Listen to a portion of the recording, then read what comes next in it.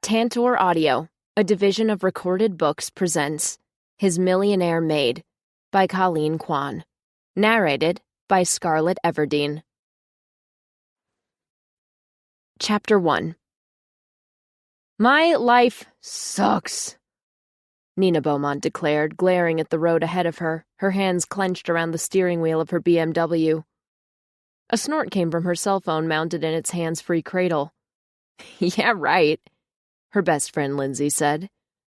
It sucks to have a mega-millionaire daddy like Carson Beaumont. I'm sure most of America can sympathize with that. Most of America doesn't know how difficult it is working for that mega-millionaire daddy. Come on, Nina. After all the clashes between you two, your dad's relieved you're finally working for him. Nina blew out a sigh. But if I wasn't working for him, I wouldn't be in this mess. What kind of mess? A horrible, never-saw-this-coming kind of mess. Nina chewed on her lip. It just hit me out of nowhere. And now, I don't know how I'm going to face everyone at the office when I get back to San Francisco. Her voice broke up and a lump formed in her throat. Damn it, why did this have to happen now? Why did being a Beaumont continue to screw with her life? Nina? Concern threaded Lindsay's voice. You sound really upset. Tell me what's going on. Nina lifted her foot off the gas pedal and eased the car down to 40 miles per hour. She was cruising through redwood forests and rolling pastures with the ocean sparkling in the near distance. Gorgeous countryside she barely noticed. She was also headed in the complete opposite direction of where she was supposed to be, and wasn't that an apt metaphor for her entire life? Instead of heading south toward San Francisco, she was going north, winding through Mendocino County, not with any specific destination in mind, but because the thought of returning to Beaumont Inc. headquarters and facing the work colleagues she'd thought were her friends made her feel sick to her stomach. I came up to Sonoma yesterday, she said. Beaumont Inc. owned a string of exclusive upmarket golf resorts, and she'd gone to the one in Sonoma County for a human resources meeting, an ordinary gathering about work policies. And this morning, before I left, Harry, my manager, called me to tell me I got a promotion. But that's fantastic news, Lindsay interrupted. You never told me you were in line for a promotion. Well, I never thought I'd be chosen. I was so stunned I was speechless. You speechless? I find that hard to believe. So what's the problem? In all the confusion, I forgot I had some questions for Harry, so I called him back. But an intern answered, and when she went to look for him, instead of putting me on hold, she left the phone on her desk. Nina sucked in a deep breath, and I overheard a couple of people talking about me. Oh, no, I'm guessing it wasn't anything good. They were talking about my promotion, and they both agreed that no one else stood a chance against me, no matter how hard they worked, because I'm a fricking Beaumont. She heard the bitterness in her voice, but couldn't suppress it. Can you believe it? Doesn't matter if I deserve the promotion or not. Everyone assumes I only got it because my daddy owns the company. You work hard. You don't trade on your name. You shouldn't listen to idle gossip. Nina shook her head. This was Ryan and Fiona talking. We've worked late nights together, gone out for Friday night drinks, talked about ourselves. I thought we were friends. Her heart panged. That was the worst part. Finding out they had never really been friends, and could never be friends because of who she was. A Beaumont heiress. She should be used to it by now. Lindsay was her only true friend. They'd met in college when Nina was going through her rebellious stage, rejecting her family and trying to embarrass them. Lindsay had always supported her, even at her brattiest worst. But even she couldn't fully understand the unique torments Nina suffered. If they say things like that behind your back, then you're better off without them, Lindsay said. The problem wasn't just with Ryan and Fiona, though. She had never fit in with the other rich kids at the exclusive school her father had insisted she attend. She'd gone out of her way to mix with ordinary people, but there'd always been a change in their attitude, subtle or otherwise, when they learned who she was. She'd become sensitized to that, hyper-aware that being rich, and obscenely rich at that, affected people's perception of her, affected how they treated her. She was never sure what people really thought of her. Like Oliver, her ex, After many dating disasters, she'd thought she'd finally found a man who loved her for herself, only to discover he was more in love with her trust fund. The memory caused the fist around her heart to clench even tighter. 6 months after their breakup, his betrayals still hurt. "Damn it," she blurted. "For once in my life, I'd like to live somewhere where no one knows who I am, without my money or my last name to screw things up." There was a pause on the other end of the call before Lindsay said, "Oh, honey, that's a nice idea, but you wouldn't last more than 2 months. Is that what you think?" Nina took the next curve in the road a tad too fast, causing her to tap on the brakes as she negotiated this twisty section of the highway. "You're supposed to be on my side." "I am, and I love you, but let's be serious. You might have been a rebel a few years ago, but you're past that stage. You're wiser now. And since you went to work for your dad, you've, dare I say it, gotten used to a cushier lifestyle. I bet you're cruising in your swanky BMW right now wearing designer jeans and sunglasses. Am I right or am I right?" Nina shifted guiltily in her leather seat.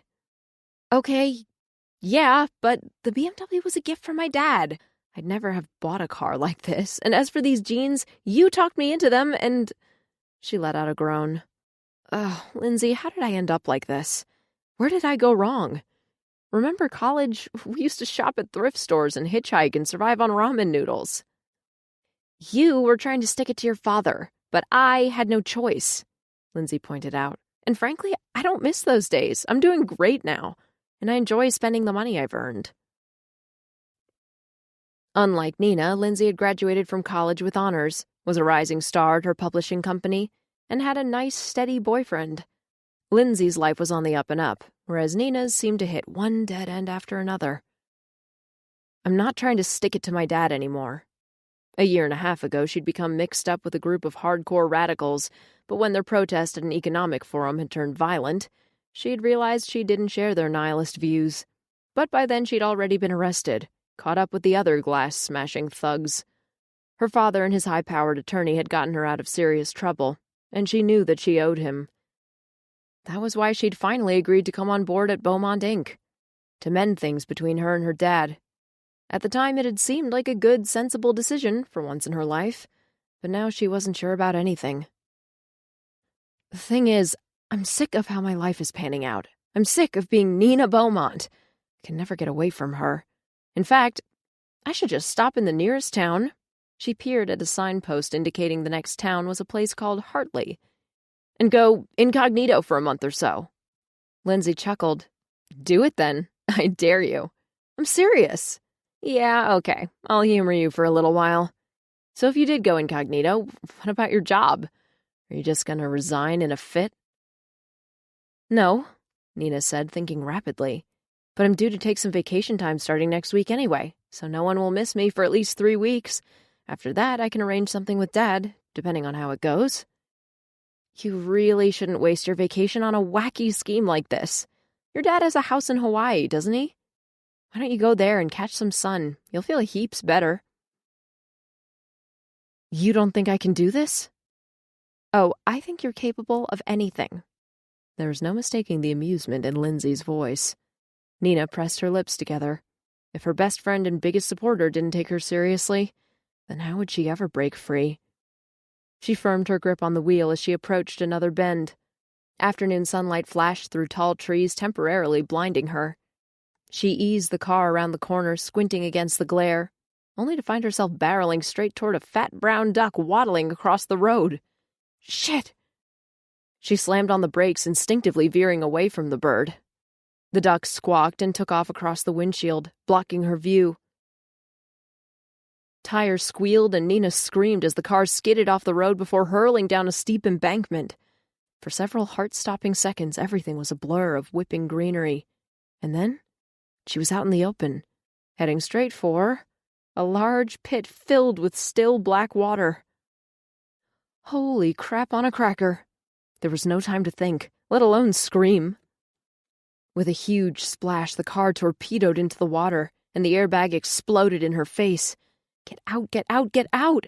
Her brain shrieked at her. The airbag deflated in her lap. She unbuckled her seatbelt and instinctively grabbed her phone. Her tote bag had fallen to the floor. She bent to retrieve it, but the car tilted forward and slid deeper into the water. Panic ruptured in her, but then she remembered an episode of Mythbusters she'd seen about what to do in this kind of situation, and pressed the button to open her window. As water rushed into the car, accelerating its descent, she ordered herself to stay calm. She pulled herself through the window, kicked away from the sinking car, then splashed and spluttered to the shoreline. Panting, she dragged herself onto the weed-infested bank and watched as her car slowly disappeared beneath the surface. "Nina? Nina, talk to me, for God's sakes!" Incredibly, Lindsay was still on the phone, thanks to the wonders of state-of-the-art water-resistant technology. In a daze, Lena lifted the cell to her ear. "I'm fine," she said, thrusting her fingers through her soaked hair. "Just had a little, accident." She picked a slimy bit of vegetation out of her hair and flicked it away. "What? Are you hurt? What happened?" Lindsay's barrage of questions floated over Nina's head as she watched bubbles popping on the surface, marking the watery grave of her BMW. Her car had sunk into what appeared to be a disused quarry. The water was deep and still, and her car had disappeared, leaving behind no trace except for a few skid marks. "My car's totaled, but I'm okay." She flexed various muscles and squinted at herself. She was soaked, but apparently unscathed. "Don't move," Lindsay ordered. "I'm going to call your dad right now. He'll come out and rescue you." Lindsay's words pierced Nina's daze.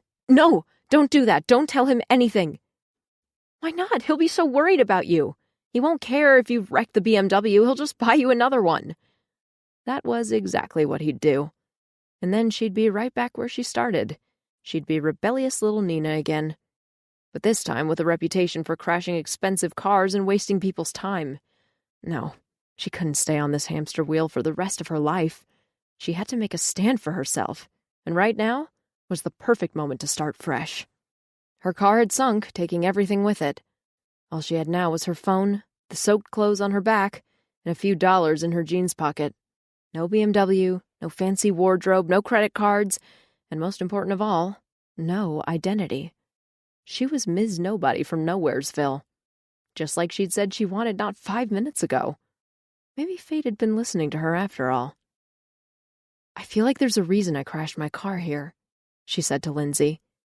"This is my chance to find out what it's like not to be me." Nina found a house about a half a mile from the quarry, and it appeared no one was home. She crouched behind the bushes, rubbing her chilled arms. On the clothesline nearby flapped some woman's clothing, cheap, plain chain store clothing that looked about her size. She needed to change out of her clothes, not only because they were wet, but because the pricey labels would give her away if she was serious about going incognito. Of course she was serious. To prove it to herself, she whipped out her cell phone and called her manager. She told him something unexpected had come up, and she wouldn't make it to the office this afternoon, and needed tomorrow off, too. Harry didn't make a big deal about it. After tomorrow she was on vacation anyway, and there wasn't anything urgent waiting for her at the office.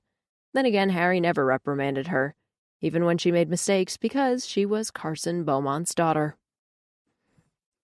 "Harry," she said, putting on a casual tone, "just out of curiosity, why did you give me the promotion and not someone else like Ryan or Fiona?" "Because you're the most qualified, of course." Harry gave a hearty, fake-sounding laugh that confirmed Nina's worst fears. She wasn't the best qualified, and Harry didn't honestly believe she deserved the promotion. He was only doing it to impress the higher-ups, or because he'd been ordered to. "I see. Okay, well, thanks." She couldn't even pretend to be pleased. She was so nauseated, and quickly ended the call. The sorry truth was, although she worked harder than her colleagues, she'd never pushed for that promotion because her heart wasn't truly in her job. She'd taken it to mend fences with her dad, but now this promotion meant she was stuck there for the long haul. Okay, that did it. She was even more determined to follow through with this screwball plan of hers. After another quick scan of the deserted yard, she darted forward and snatched a few bits of clothing off the line before scampering back to the bushes. Her heart pumped with nervousness as she stripped and changed into faded jeans, a cheap t-shirt, and a scruffy denim jacket. She would leave her designer jeans and t-shirt hanging on the line for the owner, That would more than cover the cost of these Kmart threads. The only clue to her former life lay in her striking hand-tooled cowboy boots, now soggy and squelchy and uncomfortable. But she had no way of replacing them, so she'd just have to make do. When she was fully clothed, she couldn't resist taking a selfie and sending it to Lindsay. Lindsay clearly thought she was nuts, but she was used to Nina's schemes by now, and she'd keep her secret. She slipped the phone into her pocket, squared her shoulders, and stared at the road leading into Hartley, a place she'd never heard of. A place where she could be herself. Who knew what lay ahead for her? It could be disaster, embarrassment, or total failure. But she had to find out. Going back wasn't an option anymore. With fingers crossed, she took the first steps toward her new identity. Joe Farina sat back on his heels and rolled his shoulders, trying to ease the tension knotting his back.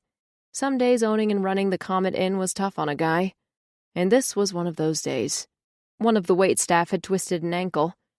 His chef was threatening to cut someone's balls off, and the new temporary employee who was supposed to have arrived at 2 still hadn't turned up.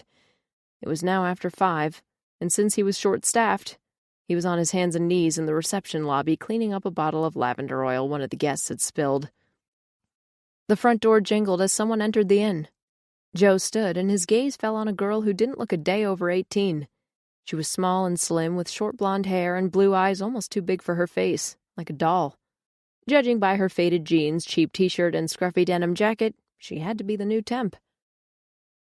"You're here, finally!" He couldn't temper the frustration in his voice. The girl stopped and raised her eyebrows. "Excuse me?" He strode forward, his mind leaping ahead to everything that still needed doing. "I'm Joe Farina, your new boss. You're the temp I've been waiting for all afternoon." Her eyes widened as they fixed on his hands. Joe paused. He'd forgotten about the rubber gloves he was wearing. Big, blinding flamingo pink gloves.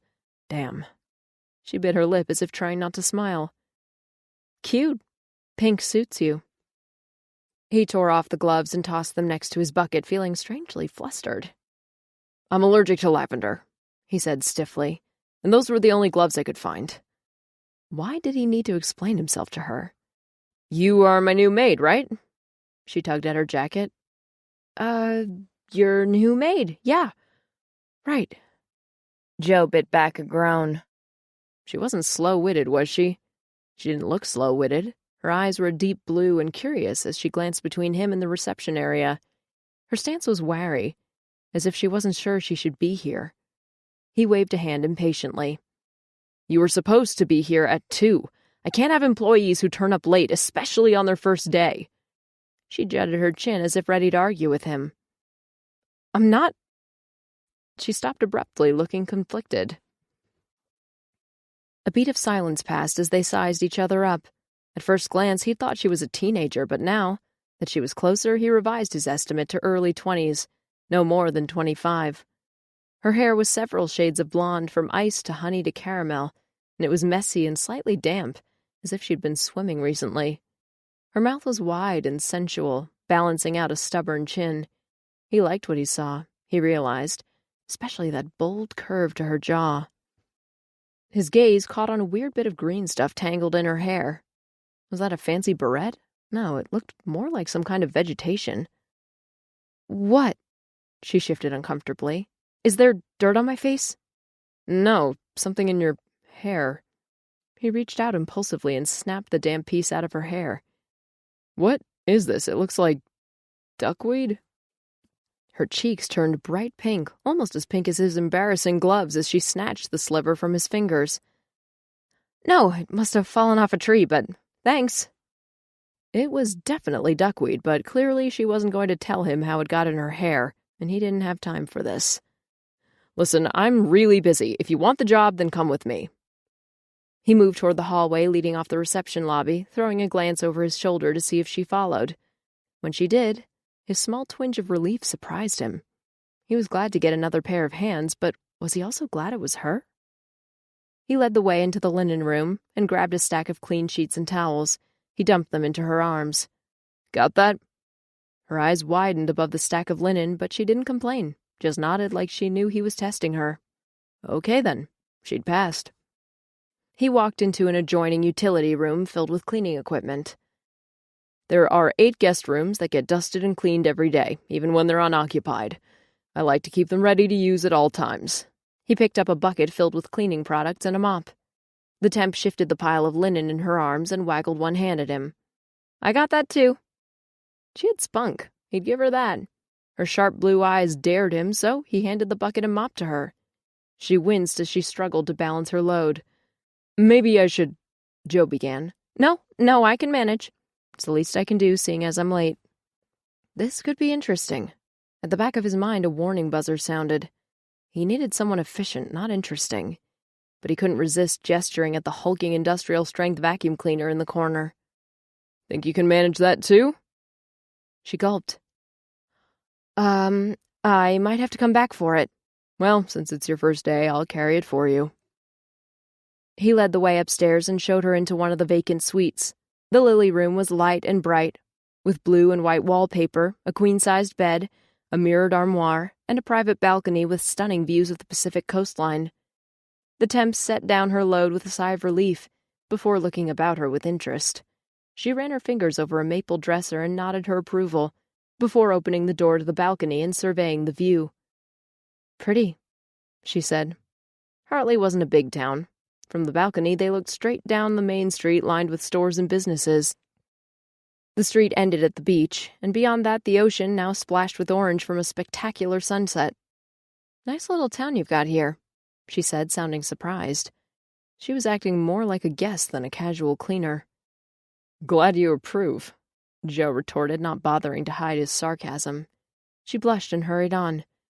I mean, it's so different from San Francisco. Is that where you're from? She hesitated before nodding. Well, don't go thinking things are slow around here just because it's quiet, he continued. I don't allow laziness. She frowned at him. What makes you think I'm lazy? The blue glitter in her eyes sent a strange frisson down his spine. Christ, what was that sensation? Excitement? You're admiring the view instead of thinking about your duties. I apologize. Please, let's get back to my duties. The corners of her lips curled up as if she were thinking of other duties she could perform for him. Joe coughed. Her brief smile disappeared and she pulled back her shoulders, but that only drew his attention to her breasts. She was small there, but that didn't stop his imagination from freewheeling, wondering what she looked like naked, slender like a dancer with firm, perky breasts. Damn it, what was wrong with him? Annoyed with himself, he gestured at the adjoining bathroom. Your first job is to change the linen and clean the bathroom here next door. But before you do that, I'll take you through the bar and restaurant and introduce you to the rest of the staff. Besides taking care of these rooms, you're expected to bus tables in the bar and help out in the kitchen. Tonight you're also on dish duty since one of my kitchen hands is off. She blinked and faltered back. Wow, okay. Joe narrowed his eyes on her fingers as she toyed nervously with a pricey silver necklace strung around her delicate throat. Despite the blue-collar clothes, she seemed too fragile for hard physical labor, which the job required. Look. He rested his hands on his hips, squaring his feet before her. If you're not up to it, just say so. I won't hold it against you. Although he'd have a few words to say to the employment agency. They'd been having trouble supplying him with reliable staff lately, but this time they'd really screwed up. His words seemed to have an electrifying effect on her. She drew herself up to full height, which wasn't much. Who says I'm not up to it? Her eyes almost spat with indignation. She was quite the fireball when she was riled. I can handle a few bathrooms and clearing tables and washing dishes. I'm not some pampered rich kid with servants waiting on her hand and foot. He blinked at her outburst and bided his time until she'd calmed down. So, he said, folding his arms. Who are you, then? You never told me your name. Nina licked her lips that had suddenly dried at Joe's question. She'd had the answers all figured out in her head, but having Joe stare at her made her thoughts scatter like that damned duck on the road that started this weird chain of events. This Joe Farina guy was one of the tallest, biggest men she'd ever come across. He towered over her, but in a good way. Good to look at any rate. His broad shoulders and lean hips were accentuated by a tight black t-shirt and close-fitting jeans. His hair was thick and dark and tousled. His eyes were the deepest mocha brown, and his movie star looks were enough to make a girl swoon. Even when he wore pink rubber gloves, her knees weakened, a bead of perspiration breaking out between her breasts. Crap! This was no time to get all steamed up over a man, especially a man she was about to lie to. She tilted her chin up and returned his blunt stare. You didn't give me a chance to introduce myself before you hustled me up here. She cleared her throat, praying she wouldn't stutter over her next words. I'm Nina Summers. She'd been christened Annette Martha after her two grandmothers, but she'd always called herself Nina, and Summers was her late mother's maiden name. Half an hour ago, while walking into Hartley and concocting her cover story, she'd resolved not to stray too far from the truth. She was Nina Summers from San Francisco, a down-on-her-luck girl hoping to make a fresh start in a seaside community. She'd entered the Comet Inn hoping for information on possible employment in the area. She hadn't expected to walk straight into a job, albeit on false pretenses. Joe stuck his hand out. Pleased to meet you, Nina. Sorry I hurried you in without a formal introduction. I'm Joe Farina, he repeated, owner of the Comet Inn. The unexpected thaw in his manner threw her, and when she clasped his hand, her wits were further confused by the sudden seductive warmth of his calloused palm. Holy hell, this man had some kind of magic touch. For a few moments all she could think about was his hands drifting over her, heating her skin, pleasuring her senses. She hurriedly pulled her hand away. Farina, that's Italian, right? She asked in an effort to mask her discomfort. Yeah, I'm told I get a little hot-tempered at times, so be warned. His mouth lifted in a quirky little smile that sent a tingle down to her toes. She groaned slightly. Why did he have such a killer smile? Why him, the first person she had to convince of her new identity? If she couldn't get past Joe's guard, then she might as well give up right now. I don't mind a hot temper. She flicked her fingers through her hair. I can get hot-tempered myself sometimes. His eyebrows lifted, and the air between them quivered with an unmistakable spark, a sharp tug of mutual attraction. Joe must have felt it too, because he stepped back, looking momentarily confused. He cleared his throat. Let's go downstairs and do the paperwork, so you can start on those guest rooms. Darn. She shouldn't have done that hair-flicking thing. What was wrong with her? Less than an hour into her new identity, and already she couldn't help flirting with her sexy new boss. She really had to get a hold of herself if she wanted this to work. Biting her cheek, she followed Joe downstairs and along a passageway that led to the back of the building, which appeared to be a private section. He led her to his office and took down her particulars. Got any ID on you? He asked. Back in college, she'd had a fake ID in the name of Nina Summers, but she'd left that in San Francisco. She'd have to ask Lindsay to mail it to her. She shook her head. No, but I'll get it to you as soon as I can. He nodded, wrote something, and then glanced back at her. Where are you staying in town? Oh, good question. I don't know. I just got in this afternoon. Yeah? His eyes narrowed on her. The agency must have interviewed you by phone, if you've only just arrived in Hartley. I caught the bus in. She pushed her hands into the pockets of her denim jacket. No luggage? She'd prepared for that question. I feel a bit stupid, she said, lifting her shoulders in a self-deprecating manner. I fell asleep on the bus, and when I woke up, all my stuff had disappeared. I made the bus driver stop and search the bus, but the thief must have already gotten off, because we couldn't find anything, and by that time some of the passengers were upset with me for making them late. Joe let out a soft whistle. That's a lousy way to arrive in town. He looked her over again. So that's all you have with you? Not even a purse? Not even a purse. That's why I can't show you any ID.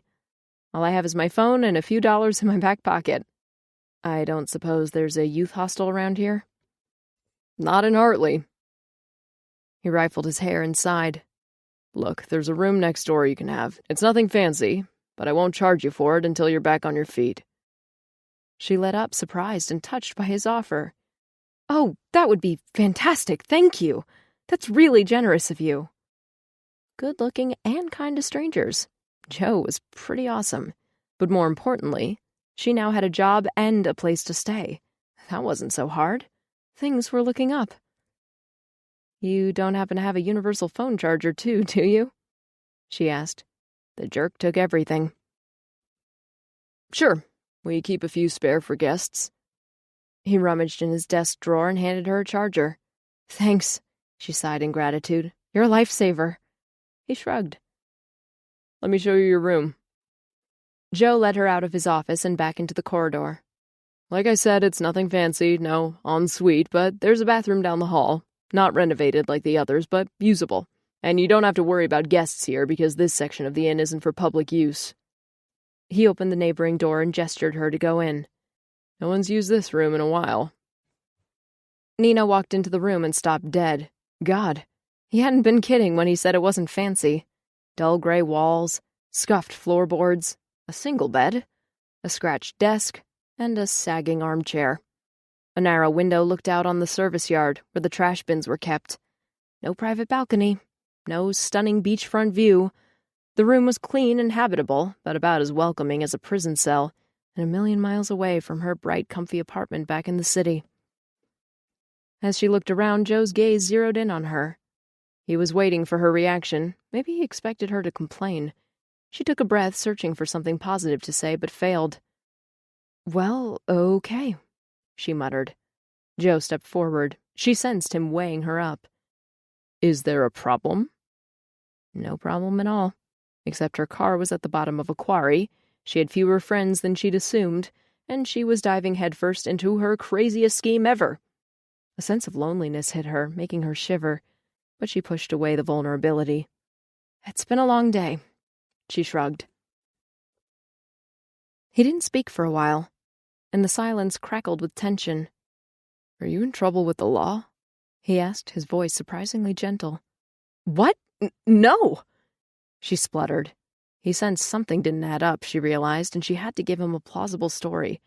I'm not running from the police. It's more of a family issue. I had to get away for a while, and this job came up.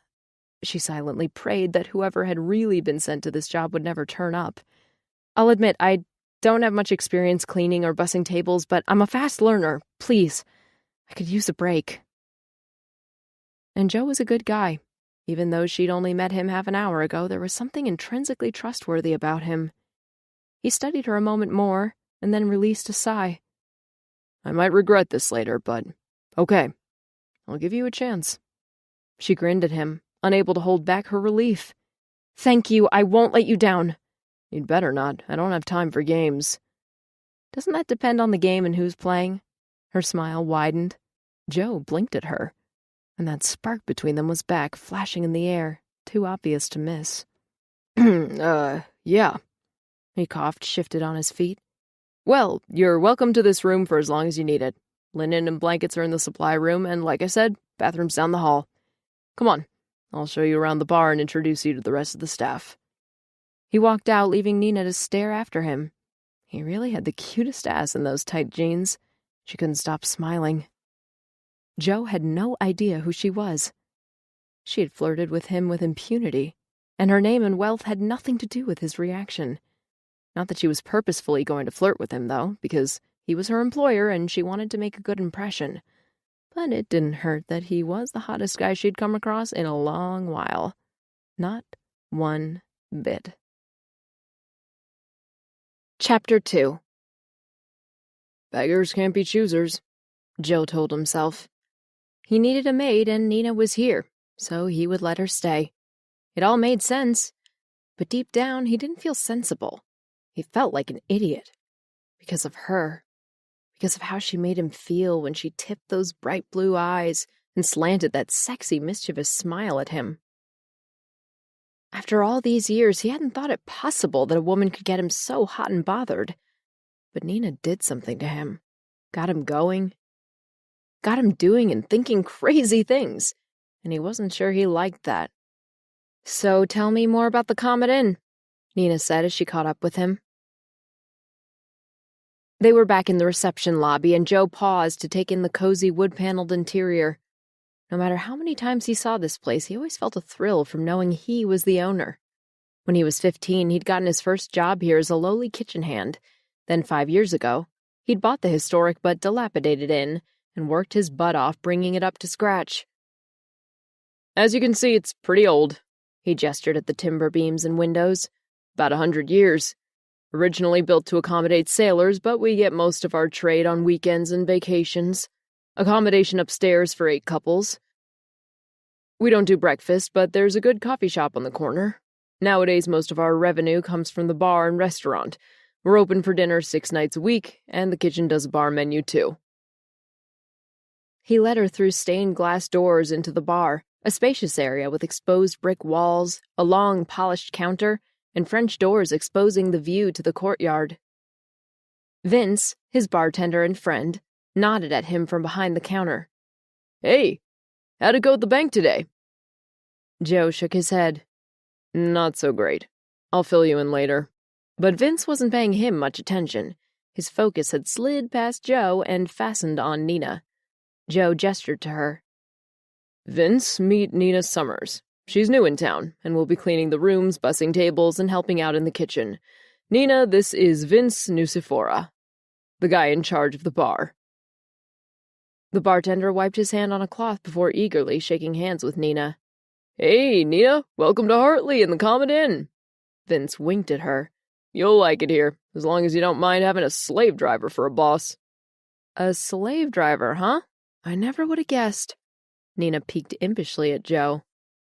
She likes to tease, Joe thought, refusing to react. "I'll take you through the kitchen and introduce you to Sarah." When Joe had started turning a profit at the inn, he'd built an extension to house the restaurant and fitted out a brand spanking new kitchen. This was now the undisputed domain of Sarah Wainwright, his exacting, talented head chef. As they entered the kitchen, Sarah was complaining loudly, and when she spotted him, she marched over. "Look at these!" She thrust a handful of mushrooms in his face. "That Greg has some nerve, trying to pass this garbage on to me.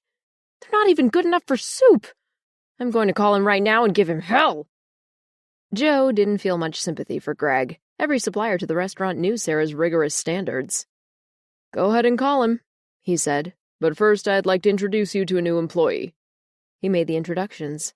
Unlike Vince, Sarah greeted Nina with some reserve. "Have you worked in hospitality long?" Sarah asked, eyeing Nina's disheveled appearance. Nina cleared her throat. "About 18 months. I was waitressing down in San Francisco." "Where in San Francisco?" "A coffee shop," Nina said. "Which one?" Nina blinked nervously several times. The Daily Grind. Good name for a coffee shop, huh?" Sarah didn't let up. "And where in San Francisco is it?" "Well, it was in the Embarcadero, but it closed down a month ago." "So you've never worked in a restaurant before?" "No." Nina stood her ground. "But I'm eager to learn." "Huh." Sarah aimed a look at Joe as if to say, "God, a newbie, what were you thinking?" He said, "Nina will be bussing tables tonight and helping with the dishwashing since Nathan's out of action." "In those heels?" Sarah gestured at Nina's fancy cowboy boots. "You won't last an hour." Nina's cheeks flushed as she lifted her chin. "I'll be fine." Joe glanced at Nina's boots. They were definitely sexy, but also impractical, and the leather looked damp. He was about to explain that Nina's stuff had been stolen, but stopped himself, figuring she probably didn't want everyone knowing her personal problems. Sarah all but rolled her eyes. "Don't say I didn't warn you." Joe tugged at Nina's elbow. "You'll meet the rest of the staff when you come on duty. Right now, I need you to get moving on those guest rooms." When they were out in the lobby, Nina turned to him. "Did I do something to annoy Sarah? I get the feeling she doesn't like me much." "But Vince likes you." The thought intruded into his mind without warning. Why did that bother him? Vince was a good friend. He was an easygoing guy who liked a lot of people. That was what made him such a good bartender. "Sarah can be prickly," he said. "She's a perfectionist, but if you work hard and pull your weight, she'll come around." Nina moved closer, near enough for him to see the faint dusting of freckles across her pert nose and the tiny pulse beating at the base of her throat. "I intend to, and I'm grateful to you for giving me a chance." Joe's concentration drifted to her mouth, those soft pink lips inciting illicit thoughts. Hell, he'd like to give her something more than just a chance. "Let's see how you do tonight," he said. Sure thing. Why don't I clean that up for a start? She nodded at the remaining spilled lavender oil in the corner of the reception lobby. I'm not allergic to lavender, so you can keep the pink gloves for yourself. He ignored the quip. That'd be great. She drew in a deep breath and flexed her arms like she was about to run a race. This is a new beginning for me. Yeah? Once again, his curiosity piqued. You're turning over a new leaf or something? Not only a new leaf, I'm turning over a whole tree. Well, just remember not to drop a load on me while you're doing all this turning. I won't, Joe, I promise. You won't regret hiring me. Famous last words. Joe rubbed his upper lip as he watched her bend over the bucket he'd left in the lobby. The sight of her tight, round butt captivated him. Those boots of hers looked expensive, especially compared to the rest of her clothes. How could she afford them? Maybe she had a shoe fetish. Oh, hell. Now he couldn't help picturing her wearing nothing but those boots. Nina was ready to lose it. If Sarah told her one more time to move her ass, she was going to tip her fully laden buspan over the chef's head. Her feet, tortured by her boots, moaned in protest as she carried the full buspan into the kitchen. Her shoulder muscles had stopped complaining an hour ago and were now numb, but she knew as soon as she sat down they'd start bitching again. It was better to keep moving. Also, staying on the move meant she was less likely to be the target of Sarah's ire. Well, this was what she'd wanted, wasn't it? No special favors because of who she was. Yeah, now she knew what life was like on the other side. If she wasn't aching with exhaustion, she'd have to laugh at the irony. Nina hefted the buspan onto the counter where Trevor, the other kitchen hand, worked. In between clearing tables, she'd helped him rinse and wash, though she was a tortoise compared to him. And a clumsy one, too, as she'd broken 2 plates, the cost of which Trevor had informed her would be deducted from her pay. Is it always this busy on a Thursday night? She asked, leaning against the counter to give her feet a break. Gets busier every month. Trevor kept on stacking dirty dishes as he talked. Sarah's new menu is a hit. You gotta try her twice-cooked pork belly with lentils. Nina groaned. Stop talking about food. All I had was a burger and fries like 12 hours ago. It felt like 12 hours, though in reality less than 3 hours had passed since she'd been allowed to chow down a quick meal before the dinner service started. The burger had been very good. Since then, she'd been working nonstop under the tyrannical rule of Sarah. Hey, Nina, quit lazing around there. The same tyrant scowled at her from across the kitchen. Make yourself useful. There's some tables in the bar area that need clearing. Sarah would make a perfect sergeant major, Nina thought as she left the kitchen. The bar was crowded too, but despite that, Vince came over while she was loading her buspan. You look wiped out, he said sympathetically. Nina was about to agree, but held her tongue. She didn't want Joe hearing from his bartender as well as his chef how inadequate she was. Squaring her shoulders, she lifted the dirty plates more energetically. I'm managing. She dropped the plates into the buspan. So, where's Joe tonight? She thought he'd be around, if only to intervene in case she was a complete disaster, but she hadn't seen him all evening. And that had made her first shift more tiring. If Joe had been there, she'd have made darn sure not to show any hint of exhaustion. Thursday night is soccer practice. Joe's the team captain, so he never messes a session. It figured that Joe played soccer. Those long legs and athletic build of his were made for the game. And she wasn't surprised he was the captain of his team. From what she'd seen, Joe liked directing the action, being in charge. She wondered what he looked like after playing soccer. He'd be all muddy and sweaty, and he'd have to strip off and take a shower. She gave herself a mental slap. Damn, she shouldn't be fantasizing about her new boss in the shower.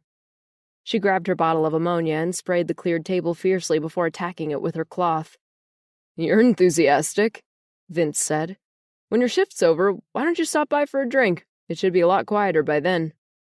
Thanks, I'd like that. Vince was a nice guy. It would be a pleasant change to chat with him instead of Sarah or Joe. But an hour later, when Sarah finally allowed her to go, all Nina could think about was falling into bed.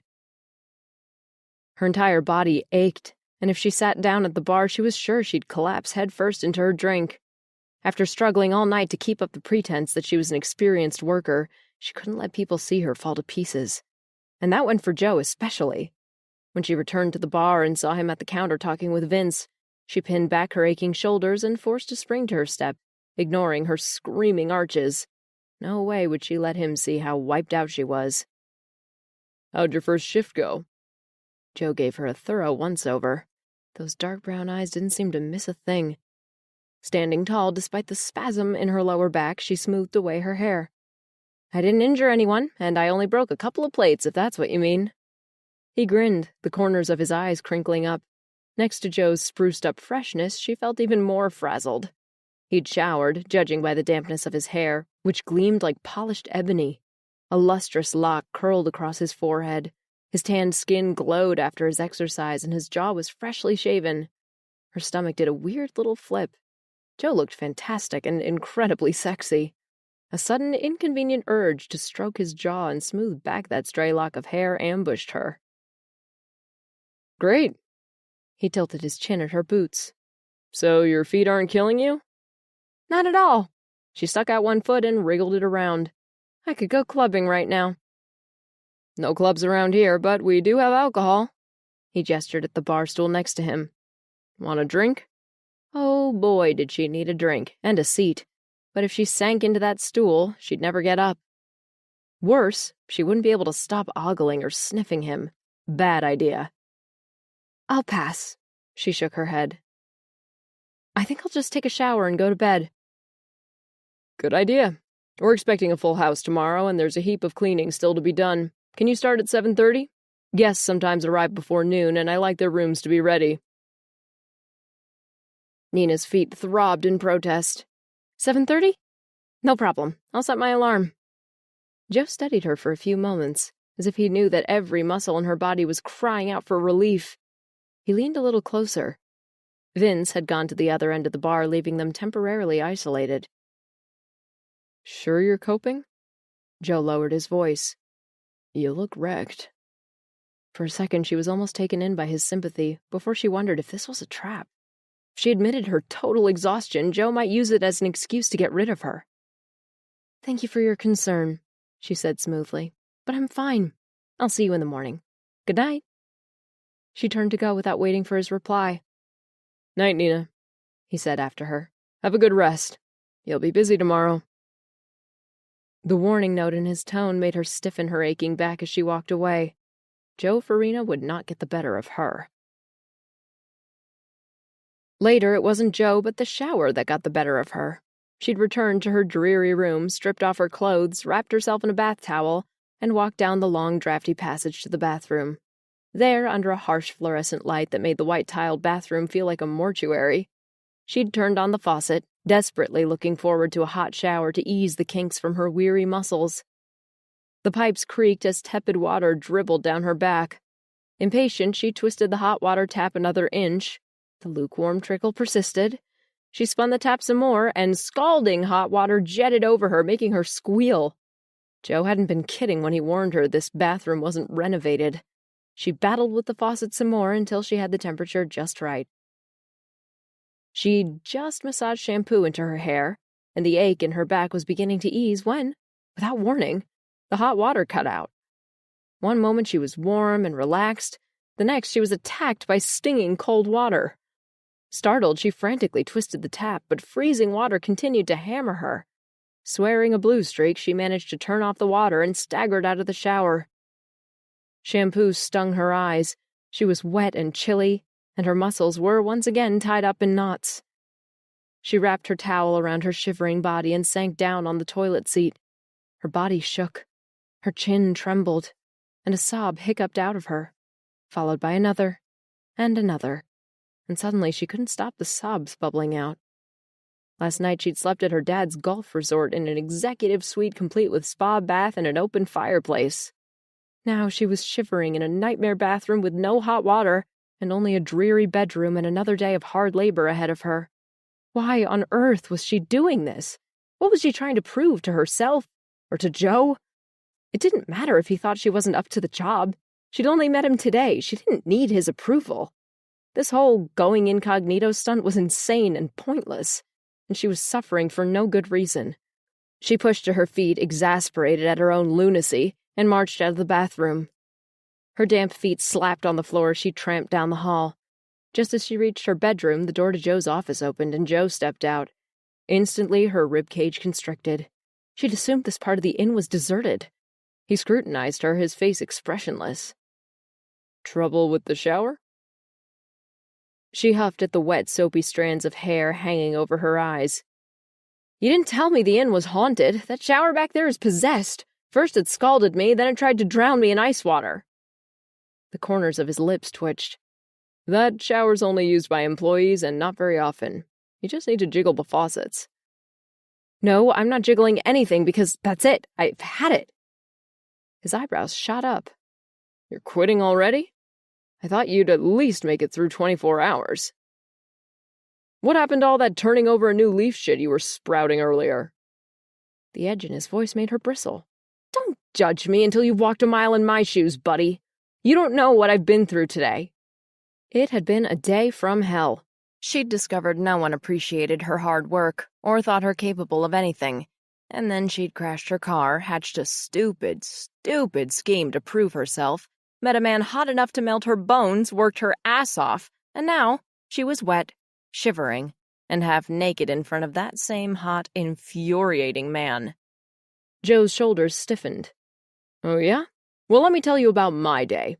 I waited hours for you to turn up, and when you finally did, you clearly showed you had no experience. But I let you stay despite my better judgment, and knowing Sarah didn't approve, and this is how you repay me, by throwing it in my face." "Hey, I haven't thrown anything at anyone. I've cleaned your bathrooms, cleared your tables, washed your dishes, let Sarah boss me around, God knows why." "For someone with no experience, you sure are picky. You should be grateful for the opportunities you've been given." He exhaled a long breath, as if struggling to hold on to his temper, and held up both hands, palms facing out. "Don't let me stop you. Frankly, I'm not surprised." "What's that supposed to mean?" "I mean, I knew from the start you didn't have it in you." She pulled the towel tighter around her chest. Joe's criticism hurt more than it should. He was a stranger, and she shouldn't care what he thought of her, but, perversely, she did. His words were an echo of the conversation she'd eavesdropped on between her so-called friends. They didn't think she had it in her to succeed on her own, and Joe shared the same view. And since he didn't know her true identity, that made it even worse. "If you thought that, why did you take me on in the first place?" "I don't know. Call me crazy." Joe's gaze wandered over her, lingering on her bare skin. His mocha eyes softened slightly, and a flush of warmth feathered through her. Why this man had such an effect on her, she didn't know, but she couldn't seem to control her reactions.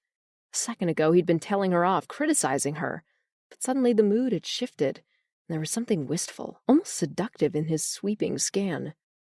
Then he shook his head, and that seemed to break the spell. "You're welcome to stay the night," he said, all businesslike. "There's an early morning bus service to Fort Bragg tomorrow. You might pick up a coffee shop job there."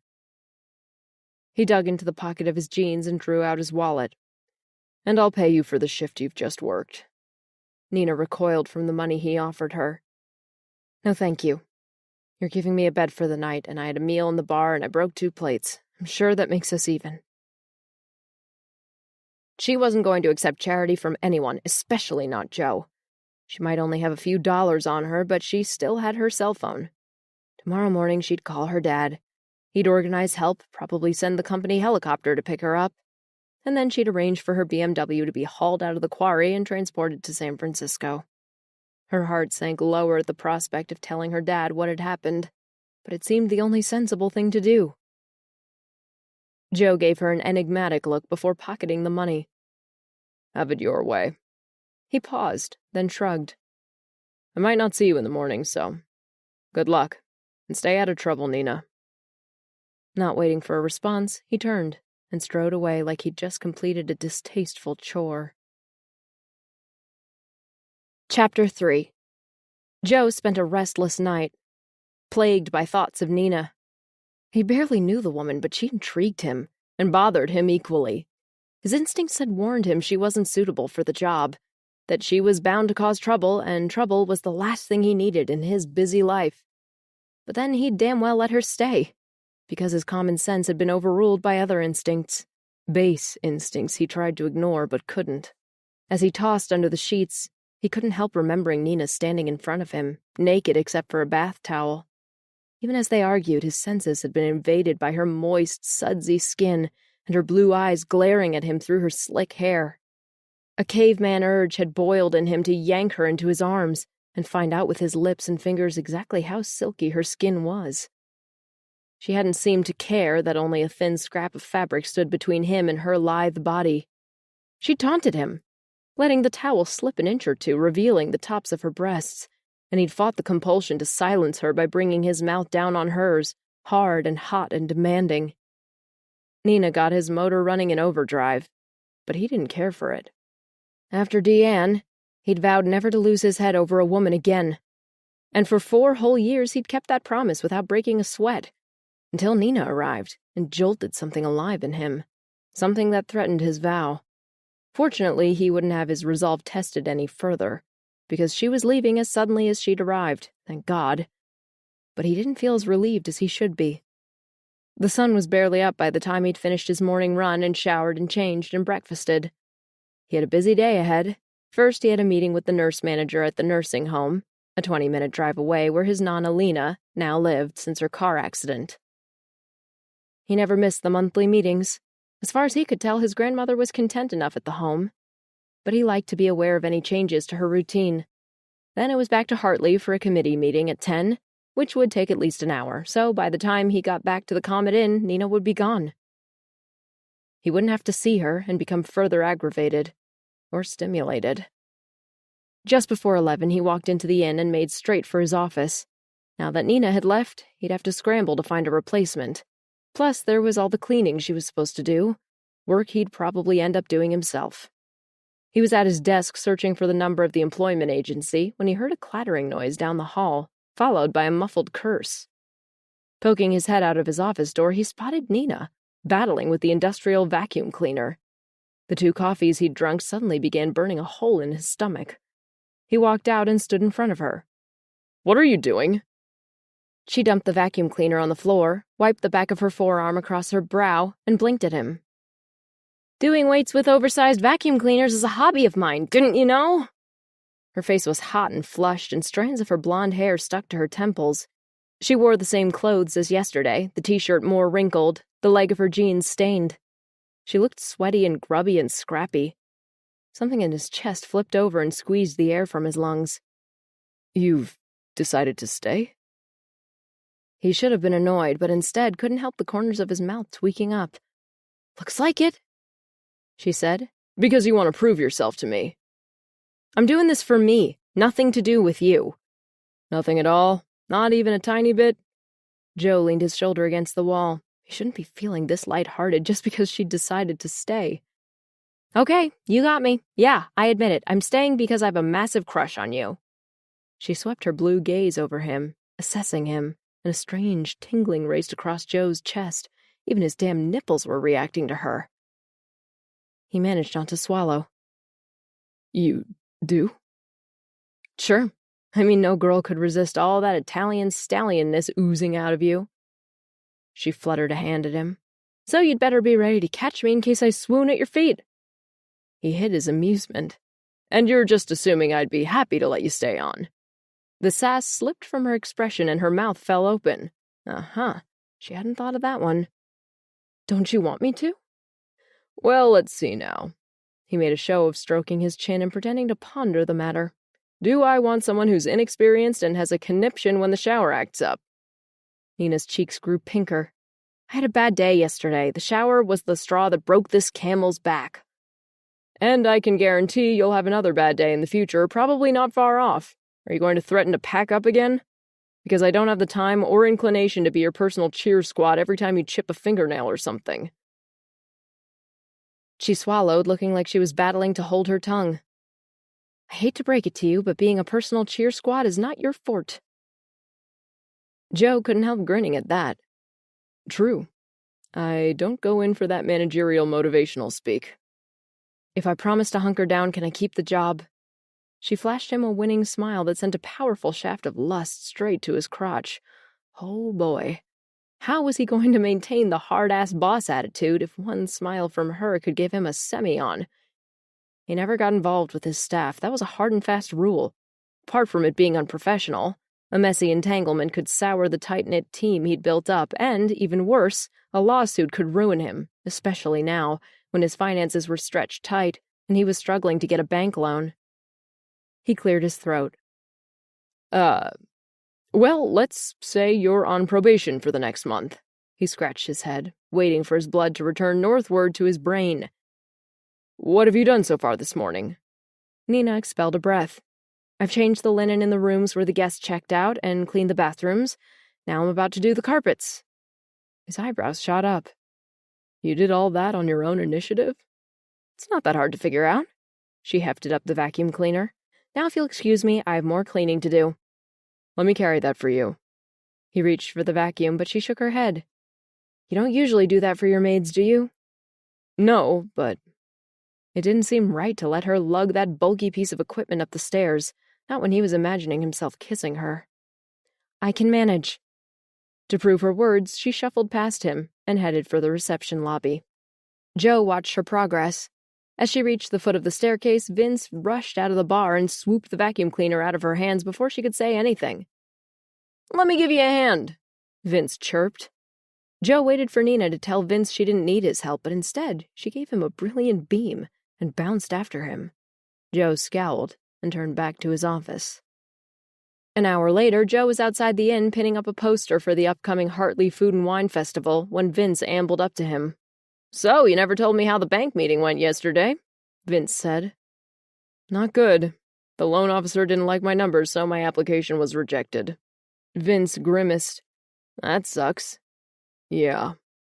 Joe shook his head. Nina's arrival had temporarily distracted him, but now he had to face his financial difficulties. The Comet Inn was doing well, but Joe wanted to expand into the high-end B&B market. 6 months ago, he'd bought a grand but dilapidated mansion on a 50-acre block just out of town. Since it was an estate sale, he'd purchased it before securing funding for the renovations. The property had great business potential, but so far, he'd had no luck finding a bank willing to loan him the sizable amount he needed. What will you do? Vince pulled on his lower lip, looking worried. You're not going to give in to those Beaumont pricks, are you? Joe's back tensed. No way. I'd sooner pull out my fingernails than let Carson Beaumont take my property. Instead, the multimillionaire jerk had sent his black-suited corporate thugs to cajole and threaten Joe into selling his proposed B&B to them. Not that Beaumont Inc. was interested in running a B&B, no. They were interested in the ocean views and the road access his property would give them to their potential new development. They were interested in razing the grand old mansion to the ground and plunking down a flashy mega-resort that would totally ruin Hartley. I'm not done yet, Joe said. There are other banks. But he wasn't filled with hope. The loan officer had been fidgety, embarrassed even when he rejected Joe's application, as if there was more to it than he was letting on. Joe was beginning to suspect Beaumont Inc. was somehow behind his difficulties in getting a bank loan. Good. Vince nodded. I'd hate to see a Beaumont resort here. They've already spoiled Sonoma. Why can't they stay the hell out of Hartley? I'm working on it, Vince. Vince returned to the inn while Joe finished pinning the poster. He walked back into the reception lobby just as Nina appeared. Hi, she said. Got a minute? Yeah. He replied, his interest piqued by her furtive manner. She plucked at her jeans, looking slightly embarrassed. The thing is, I had all my clothes stolen, remember? This is all I own at the moment. I can wash my t-shirt and underwear each night, but if I don't get some spare things soon, I'm gonna start smelling funky. And I really need to get some more comfortable shoes because these boots are killing me. I know it's a bit much to ask, but could I have an advance on my wages? Say, $40? Sure. He reached into his back pocket for his wallet and pulled out a couple of 20s. Thanks. Her cheeks were pink as she took the money from him. I'd better put this in my room. She hurried away from him, hands in the pockets of her jeans. I saw that! Sarah stood in the entrance to the bar, her arms crossed and a black scowl darkening her forehead. It's bad enough you hiring her on a whim, but now you're giving her money too? Not giving, lending. There's no way she ever worked in a coffee shop. After what I saw last night, I doubt she has any service experience at all. Sarah was getting even more worked up. There's something fishy about her. I'm convinced she's hiding something. Maybe Sarah had a point, Joe mused. Nina had seemed cagey about her past, but then again, plenty of people were. She wasn't the first to come here looking for a fresh start. Joe shrugged. Even if she is, it doesn't mean she's not honest. Are you into her? Is that why she's got you twisted around her little finger? Joe's jaw clamped tight. I think you're forgetting who's in charge of this place. He'd spoken evenly, but it was enough for Sarah to blush, a rare occurrence for her. If I stepped out of line, I'm sorry, she said. But maybe you're forgetting I'm more than just your chef. I'm your friend, too. And I'd hate to see you being taken for a ride. Joe sighed. Sarah was right. They were friends, and she had every right to call him out on his peculiar behavior. But it irked him that she thought Nina had some kind of hold over him. She didn't. Sure, he had a hard time not thinking about her, and every conversation they had set off tiny fireworks in him, but he wasn't enslaved by her. He wasn't going to let a little inconvenient lust fog up his brain. Do you really think a girl like Nina could have me twisted around her little finger? He scoffed. Sarah slowly shook her head. Guess not. You get plenty of women throwing themselves at you, and you never lose your head over any of them. Damn right I don't. Deanne had taught him his lesson. Since then, he made sure his amorous adventures were strictly temporary. That way his emotions were never in danger. Besides, he didn't have the time or energy for a serious relationship. He had the Comet Inn, his grandmother, and his serious new business venture, as well as his commitments to the Hartley business community and his soccer team, all keeping him busy. A serious girlfriend would only complicate his already overloaded life. Fine. You can handle it. Sarah turned to head back to the kitchen and said over her shoulder, Besides, that Nina Summers hardly seems like your type. Joe was left standing there, his teeth grinding. How did Sarah know what his type was? Did he have a type? Judging by the way his body reacted to Nina's presence since she'd arrived, he had to admit not only was she his type, but she was also in a unique class of her own made specifically to tempt him. Rubbing his face, Joe headed for his office. He needed some time alone. Friday passed in a blur of drudgery. Nina wasn't a stranger to hard work, but by the end of the day she realized that weekly Zumba and yoga sessions were no preparation for being a maid or bus girl. Joe ran a tight ship at the Comet Inn, and everyone was expected to pull his or her weight. Though he was the undisputed boss of the place, he pitched in wherever he was needed, worked harder than anyone else, and his employees seemed to genuinely like and respect him. Nina didn't get any special concessions from him because she was new and inexperienced. After she'd readied the rooms for their Friday night guests, he inspected her work and found several things she'd missed or hadn't done to his satisfaction. As he spelled out her shortcomings, he wore a slightly cynical expression, as if he expected her to argue, but she didn't. Determined not to give him the chance to criticize her attitude, she smiled blandly and got on with the job. Friday night at the Comet Inn was frenetic, and even though Joe hired extra staff for his busy nights, they were still swamped. By the time the kitchen closed, Nina was staggering on her feet, so fatigued that Sarah's whiplash tongue barely penetrated the fog of exhaustion enveloping her. She tossed her soiled apron into the laundry bin and trudged past the bar. She'd meant to hang out with Vince, but she was too tired to socialize, and besides, Vince seemed busy. In the lobby, she bumped into Joe, and with her last ounce of energy, she mustered up a nod for him. Good night. I'm not even attempting that freaky shower tonight. I'm going to fall straight into bed. She was too exhausted to even keep up the pretense of coping in front of Joe. His dark eyes softened as he reached out and clasped her shoulder. Didn't you have any breaks today? The weight of his hand sent a warm buzz through her. Not really. It took longer than I expected to get the last guest rooms in order. You're entitled to a 30-minute break every 5 hours. You should have taken them. His thumb rotated absent-mindedly on her shoulder at the neckline of her t-shirt, and the feel of his thumb pad against her skin emitted a rush of heat through her body. Her fatigue vanished, replaced by a startling, troublesome desire. I want to pass probation. But I don't want you passing out, Joe said, his eyes heavy-lidded, enigmatic. It's too bad the inn is booked solid, or you could have used one of the free bathrooms. He paused, then added casually, You can always take a shower at my place. With you?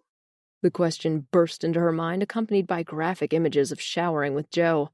Hard muscle cascading water, Joe's firm ass clasped in her hands and his hungry lips moving over hers. Sexual needs spiked in her, sharpening to a tight, hot throb between her legs. Holy hell, she had a full-on lust for this guy. "Your place?" she stuttered, her lungs not working. Where's that?" "About 10 minutes out of town. Got a house on a few acres, nice and quiet." She cleared her throat, which had suddenly become the Sahara Desert. "The others would get suspicious if a maid took a shower at your place." She could feel her face growing red. He huffed out a breath, looking almost regretful. "Yeah, they probably would." She should have grabbed his offer as soon as he'd made it, but that would have been reckless. "I don't want people to think I'm any different from the last maid you had." His eyes crinkled at the corners. "The last maid was a bodybuilder who could whip this place into shape in a few hours without breaking a sweat. I doubt you could be any more different from her, but I get your point." His hand dropped away and Nina missed the contact, but at least she could breathe again. Now that Joe wasn't touching her, common sense returned. She hadn't gone to all this trouble disguising her identity just to hook up with a hunky Italian who offered her free hot showers in his private home. Besides, Joe's offer might be perfectly innocent. He might only be a concerned employer. He might not be attracted to her at all, because how attractive could she be in these icky clothes that she'd worn for 2 straight days? Suddenly self-conscious of her grimy appearance, she ran her fingers through her messy hair and tugged at her stained t-shirt. "Are there any shops open tomorrow where I could get some cheap clothing? I really need to get out of these." She caught a sudden spark in his eyes, as if the idea of her getting out of clothes intrigued him. "Try the thrift store down the road." "Okay." "What size are you?" His gaze traveled lazily over her breasts and hips. Nina concentrated on her breathing. "Why?" "My sister Carla keeps clothes at my place. I could give you some of hers." "Wouldn't she mind?" "I doubt it. She took most of her stuff when she moved to New York a few months ago. Anything precious left behind she packed in boxes marked 'Do Not Touch.'" "Oh. Is she your only sibling?" Nina asked, curiosity overcoming her. "Yep. Our parents died more than a decade ago, so we're close." "Sorry about your parents. I lost my mom when I was 13. She paused for a breath. "So what's your sister doing in New York? College?" "She graduated from Princeton this year. Now she's taken an internship at the UN. Pride animated his voice. "Wow, she sounds like a go-getter." "That she is. She wanted to do an internship before entering grad school. She's only 22, but she's always been interested in public policy. I wouldn't be surprised if she ends up becoming the Secretary General one day." Carla Farina was younger than Nina, but it sounded like she'd had her act together for ages, which made Nina feel like even more of an underachiever. "Carla wouldn't mind if I gave you a few of her things," Joe continued, surveying her legs. "She's a little taller than you, but just as thin." Joe had given her a job and a place to stay, and loaned her money. If she started accepting clothes from him, she'd be in danger of becoming a complete charity case, and that wasn't why she embarked on this lifestyle change. "That's very generous of you, but I can't," she said. "You've already done more than enough for me, but thanks for the offer." "Sure." Joe lifted his shoulders. "Let me know if you change your mind." Wishing him good night, she inched past him. When she'd hatched this crazy scheme, she hadn't factored in the possibility of men, and even if she had, nothing in her past experience could have prepared her for the fizzing pull of attraction she felt every time Joe came near her, an attraction she couldn't seem to suppress or control. She hadn't felt that way since, well, forever. Even Oliver, her rat ex, whom she'd supposedly fallen madly in love with, had never affected her the way Joe did. Which meant staying here in Hartley could do more harm than good to her emotional well-being. If she had any sense, she'd cut her losses and leave. But she knew she wouldn't, and it wasn't just because she was reckless and stubborn, and the prospect of slinking back to her old life, a life she had to return to in 3 weeks' time, left a bad taste in her mouth. Quitting now wasn't an option, but neither was giving in to her pesky weakness for Joe. The thrift shop smelled of musty books and old clothes, but Nina didn't mind. She had Saturday afternoon off, and it was a relief to take a break and browse through the store. She'd already visited the general store and bought underwear and toiletries. Now she needed some fresh clothing and comfortable shoes. After rifling through the racks, she had an armful of secondhand gear to try on. The friendly middle-aged lady in charge of the store directed her to a tiny cubicle screened off by a flimsy curtain. She had just struggled into black denim jeans and a snug-fitting lemon-colored sweater when she heard the distinctive timbre of Joe's voice greeting the store clerk. "Morning, Mrs. Stewart. Just dropping off some extra linen from the inn." There was the sound of a heavy bag landing on the counter. "Oh, isn't that sweet of you?" Mrs. Stewart said. "And how are you, Joe? How's your grandmother and business at the inn?" For a while the two chatted warmly. Nina had frozen the instant she recognized Joe's voice. She'd hoped to remain in the changing cubicle until he left, but the way he and the shop clerk were chatting, she'd be stuck here till Christmas. Oh, well then. She'd just have to go out and face him, because there was no mirror in the cubicle. Drawing in her stomach muscles, she pushed the curtain aside and stepped out. Both Joe and Mrs. Stewart turned to look at her, but it was Joe's reaction that Nina sought out. He eyeballed the black denim that hugged her thighs and the lemon sweater that clung to her breasts. She wasn't exactly well endowed in the bosom department, but the stretchy fabric and Joe's keen inspection made her feel several cup sizes bigger, and more self-conscious too, which was weird, and weirdly exciting. "Found some bargains?" Joe nodded at Mrs. Stewart. "Nina is my new maid at the inn. She was looking for some clothing, so I directed her here." Mrs. Stewart studied Nina with fresh interest. "You're not a Hartley girl, are you, dear?" Nina smiled. "No, I'm from San Francisco." "I see. It's a permanent move, then?" Mrs. Stewart asked. "I don't think Nina's made that decision yet," Joe said. "Besides, she's still on probation at the inn." "You're lucky to have a job there," the store clerk said to Nina. "Joe's a good boss, and he's an important fella in this town." Intrigued, Nina moved forward and rested her hip against the counter. "So, Joe's the big cheese around Hartley, is he?" "That he is. We're very lucky to have him." Nina sneaked a peek at Joe. Mrs. Stewart's lavish praise made him look a little sheepish. Sheepish and cute. Oh, how adorable. She blinked in surprise at her thoughts. Adorable? Joe? How could that be? "I suppose he'll be running for mayor one of these days." Nina decided to tease him. Mrs. Stewart nodded, all solemn. "He'll get my vote, that's for sure." "I have no ambitions to run for mayor," Joe cut in. "I don't have time, for one thing, not when I have snarky new maids to supervise." Mrs. Stewart nudged him with her elbow. "Don't tease the poor girl, she's just started." "That's okay, Mrs. Stewart." Nina waved a nonchalant hand at Joe. "I know I've been giving him some attitude." His lips curved upward. "I can handle your attitude, Sweet Pea, as long as you get the job done." The Sweet Pea, coupled with the grin he flashed her, made her gulp. That lazy, sensuous smile of his was lethal. With Joe only a few feet away from her, there didn't seem to be enough oxygen in the overcrowded little store. Determined not to let him see how much he affected her, she flicked her fingers through her hair. "That's good to know, because I've got plenty of attitude to spare." He laughed a warm, indulgent chuckle. "Never a dull moment with you, is there, Nina?" Turning back to the shop clerk, he patted the counter. "Thanks, Mrs. Stewart. I'll see you around." As he made for the door, he nodded to Nina. "I like that yellow sweater. Highlights the snark in you." Nina couldn't help staring after him as he exited the store.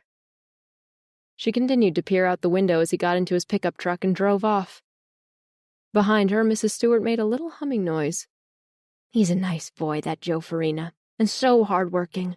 I don't know how he manages." Nina played with a bowl of bracelets sitting on the counter. "Yes, he works long hours at the inn." "It's not just the Comet Inn. He has his grandmother to look after. Oh, his uncle and aunt visit, but they have the farm to run, so poor Joe has his lion's share of responsibility." "I knew about his sister Carla, but not about his grandmother." She shouldn't be so interested in Joe's personal life, but everything about him fascinated her, and clearly Mrs. Stewart had no qualms in talking about her favorite Hartley citizen. "She helped Joe raise his sister after their parents died, but about 4 years ago, just after Joe bought the Comet Inn, his grandmother had a bad car accident, left her with long-term disabilities. Oh, she's mobile enough, but she needs 24-hour care, which is why she's in a nursing home now. I volunteer there, too. Joe visits his grandma like clockwork." "Sounds like he has plenty of responsibilities." He's also on the business council, and this year he's helping to organize the Food and Wine Festival, as if he doesn't have enough to do. Nina nodded. Busy, busy, busy. That seemed to be Joe's modus operandi. How old is he? She asked, trying to sound casual. He turned 30 in July. His sister threw him a birthday party before she left. That's Carla, right? The one who's interning at the UN? That's her. Mrs. Stewart gave Nina a mischievous smile. You seem mighty interested in Joe. Nina affected a nonchalant shrug. Yeah, well, he sounds like a regular hero around here.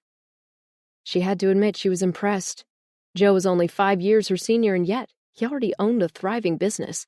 On top of that, he had an ailing grandmother in what must be an expensive facility, and had raised his younger sister after losing their parents. He'd achieved all this off his own sweat. Joe was a self-motivated, self-made success, the complete opposite of her, and that made her feel inadequate, if she were honest. She bit her lip. Feeling inadequate didn't lessen her attraction to him, though. Mrs. Stewart clucked as she tidied a stack of flyers for the Hartley Food and Wine Festival on her counter. One day that Joe Farina is going to make some lucky girl very happy, but it's not going to happen anytime soon, I'm afraid. Nina pressed her lips together. She was not going to ask. She wasn't. But it was too tempting. Why's that? She blurted. Girls are always throwing themselves at him, but he rarely goes out with one for very long. Shaking her head, Mrs. Stewart added darkly. I blame it on his last steady girlfriend. They broke up not long after his grandmother's car accident. That Deanne has a lot to answer for. Nina chewed on her lip as curiosity burned inside her. What had this Deanne woman done to make Joe gun-shy of relationships? Had he been head over heels in love with her? Had she broken his heart? Nina put a clamp on her shameful inquisitiveness. She shouldn't speculate about Joe's love life. It was none of her business, and she was already too enthralled by him. He was just her boss, and that was the way it would stay. I'd better try on the rest of those clothes, she said, heading for the changing cubicle. She picked out a few more items and decided to wear the black jeans and lemon sweater instead of changing back into her dirty clothes. Next, she moved on to the rack of secondhand shoes, but was appalled to find that the only comfortable shoes in her size were a pair of hideous turquoise Crocs. She winced at her dorky reflection in the mirror, while Mrs. Stewart hid a smile. So practical for working at the inn, Mrs. Stewart said. Will you be taking them? Her ego said no, but her toes said yes. And for now, her toes won. Nina sighed and nodded. I'll wear them. My boots are killing me. While Mrs. Stewart rang up her purchases, a couple of well-dressed middle-aged ladies entered the shop. Judging by their country club outfits, they were clearly donors, not customers. They placed their bulging shopping bags on the counter and peered at Nina with expectant curiosity. Mrs. Stewart lost no time in providing them with details. This is Nina. She's Joe's new maid at the Comet Inn. The ladies murmured greetings and studied Nina with keen interest. Just moved into town, then? One of them asked, and Nina nodded. A permanent move, is it? The other asked. Boy, how inquisitive these people were. Making a noncommittal reply, Nina backed away. Was it just Hartley, or were all country towns so into other people's business? Oh, my. One of the ladies stared at Nina's Crocs. How, colorful. Her friend nudged her. Come on, Babs, you can't help it. This is why we donate our old things. A hot flush engulfed Nina's face. Like these well-to-do women, she'd donated a lot of her belongings to thrift stores, but now she knew what it was like receiving charity out of necessity, and she'd never felt more humbled. Nina made a polite excuse and quickly exited the store, feeling everyone's eyes fixed on her. Outside, she sucked in a deep breath and tried to shake off the sensation of suffocation that had come over her. The women in the store, including Mrs. Stewart, were friendly enough, but they took an awful lot of interest in other people's business. What if someone here in Hartley discovered who she really was? Her dad wasn't exactly a secret millionaire, or a discreet one. Over the years, he'd ruffled a few feathers. Caused a stir with some of his more controversial developments, like his mega golf course resort in nearby Sonoma County. When she'd been there a few days ago, she learned how the resort almost hadn't happened. The locals had campaigned vigorously against the proposed development a few years back, and some of the protests had gotten quite nasty. Carson Beaumont hadn't been afraid to show up at some of the heated town meetings and speak his mind. He'd made some minor concessions, but the resort had been built, despite the strong opposition. Even now, resentment still lingered in the community, and these small country towns had long memories. If people found out she was Carson Beaumont's daughter, she'd be about as welcome as an outbreak of lice. She walked farther down the block. Around her, people strolled along the sidewalks, and most stores were open. It was midday Saturday. This might be Hartley's busiest day of the week, but to her it suddenly struck her as empty, isolated, and a long, long way from everything she was used to. She never consciously labeled herself a city girl, but now she had a sudden biting need for crowds, traffic, and noise. She glanced over her shoulder at the thrift store she'd just left. The store clerk and the country club ladies were still squinting at her through the window. What were they saying about her? She'd thought she could forget who she was in this small country town, but now tongues were clacking. People might not know her true identity, but they were still talking about her, and it made her uncomfortable. Maybe it had been a mistake to think she could reinvent herself here. She walked to the end of the street where the beach stretched out and sat on a bench. As the wind whipped her hair around her cheeks, a sense of loss and loneliness welled up inside her. Who was she kidding, hiding out in Hartley? She couldn't escape being a Beaumont. She couldn't suddenly change her identity on a whim. She couldn't be someone else just by wearing secondhand clothes and pretending to be a maid. And Joe only made things worse. She couldn't think straight around him when her body reacted so strongly to his presence. The more time she spent with him, the more she'd succumb to his charms. But having an affair with him was out of the question. He didn't know who she was, and he was so different from her, so embedded in the fabric of this sleepy little coastal village. She didn't belong here, and she shouldn't be hanging around Joe any longer. She leaped to her feet and hurried back up the main street. In 5 minutes, she reached the Comet Inn. Feeling like a thief, she dashed inside and scurried past the lobby, hoping to catch Joe alone in his office. But his office was empty. Disappointed, she sagged against the door jamb. "What's up, Sweet Pea?" Joe said from behind her. She whirled around, her heart jerking. That was the second time today he'd called her Sweet Pea. As Joe advanced, her libido surged in a sudden violent flood, and she couldn't drag her gaze away from him. She didn't want to, either. Joe, shirtless, showing off a sleeveless white undershirt that clung to the strongly defined muscles of his chest. A few streaks of grease were smeared on his undershirt and face. His right biceps gleamed as he gripped a heavy-looking wrench. His flash of white teeth got her pulses fluttering. "I've fixed the faucets in the bathroom. You'll be able to have all the hot showers you want now." Thanks." Oh, God, why did he have to go and do a nice thing like that for her? And why did he have to look so hot and hunky and stripped down gorgeous? As he lifted an arm to wipe his cheek, the muscles in his shoulder rippled, and her heartbeat stammered. He transferred the wrench from one hand to the other, slowly looking her over. "Glad you took my advice on the clothes." Her body tingled where his gaze lingered, as if he'd touched her. He shouldn't be looking at her like that. He shouldn't be having this effect on her, damn it. "I didn't have much choice at the thrift store." She lifted one foot to show him the Crocs, as you can see. His lips twitched. "You still look good." His expression grew a little more sober, as if he sensed something was off kilter. "What did you want to see me about?" "Joe thinks I look good." Not the most lavish compliment she'd ever received, but it threw her so completely that for a moment she forgot what she'd rushed inside to tell him. Then it came back to her. She was quitting, leaving Joe, the job, and Hartley after all. She swallowed, conscious now of the seriousness of what she was about to do. Joe hadn't thought much of her in the beginning, but over the past 2 days she'd sensed his opinion changing. So much that he'd even fixed the shower for her. That meant he wanted her to stay, didn't it? If she resigned now, he'd be annoyed, scornful. He'd accuse her of wasting his time again, of being fickle and unreliable. It shouldn't matter, because once she left, she'd never see him again, but deep down it did. Despite her reasoning, Joe's opinion mattered to her. She hunted for something, anything to say. "I went for a walk down to the beach. It's, pretty around here." "Glad you noticed." His eyes narrowed.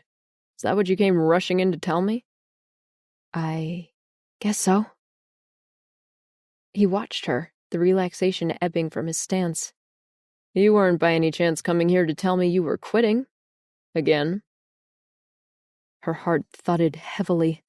Joe's stare seemed to swamp her, so she couldn't focus on anything except the probing look in his eyes. Why are you always so quick to believe the worst of me? Is that what you think I'm doing now? Well, aren't you? She lifted her chin defiant. In her experience, attack was always the best form of defense. Joe hauled in a deep breath, his undershirt stretching taut across his impressive pectorals. I'm not wedded to my opinions. I'm prepared to change my mind about you if you're willing and able to persuade me. The challenge in his eyes struck sparks in her. The old familiar recklessness stampeded to the fore. This time she was rushing in with her eyes wide open. She knew staying here was a mistake. She knew she should turn around and get out of here. And she knew she was staying because of Joe. Because of how he made her feel, all breathless and wired and thrumming and alive. And that was her biggest mistake of all. But she ignored all the flashing warnings, stared into Joe's wickedly tempting eyes and said, Joe, I'm sure if I put my mind to it, I can persuade you into anything. He sucked in a breath. Anything in particular? The heat in his eyes hit her, made her wonder if she'd gone too far. What I meant was changing your opinion of me. I'm not quitting. I'm staying right here. He rested his forearm against the door frame, leaning into her, until his in-your-face masculinity enveloped her. Are you always such a tease with men, or is it just me? I don't know what you mean. Well, know this, I have my limits. Dangle some bait in front of me long enough and I'll bite. He leaned in even closer until she thought for sure he was going to kiss her. And she didn't move. Didn't want to move, because all she could think about was his mouth pressing down on hers, scorching and sensuous and thrilling. His shadow fell over her as he closed in, and her heartbeat fluttered in her throat, wild with anticipation. But then, he pulled back, a gleam in his eyes. Let me know if you have any more trouble with that shower. He walked away, whistling casually. Dizzy, she stared after his retreating denim-clad ass. Damn him, who was teasing now? And she'd played right into his hands. Why hadn't he kissed her? Why had he pulled back at the last moment? Was it because... Lifting an arm, she gave herself an experimental sniff. Thank God he'd fixed the shower, because she was in desperate need of one. Chapter 4.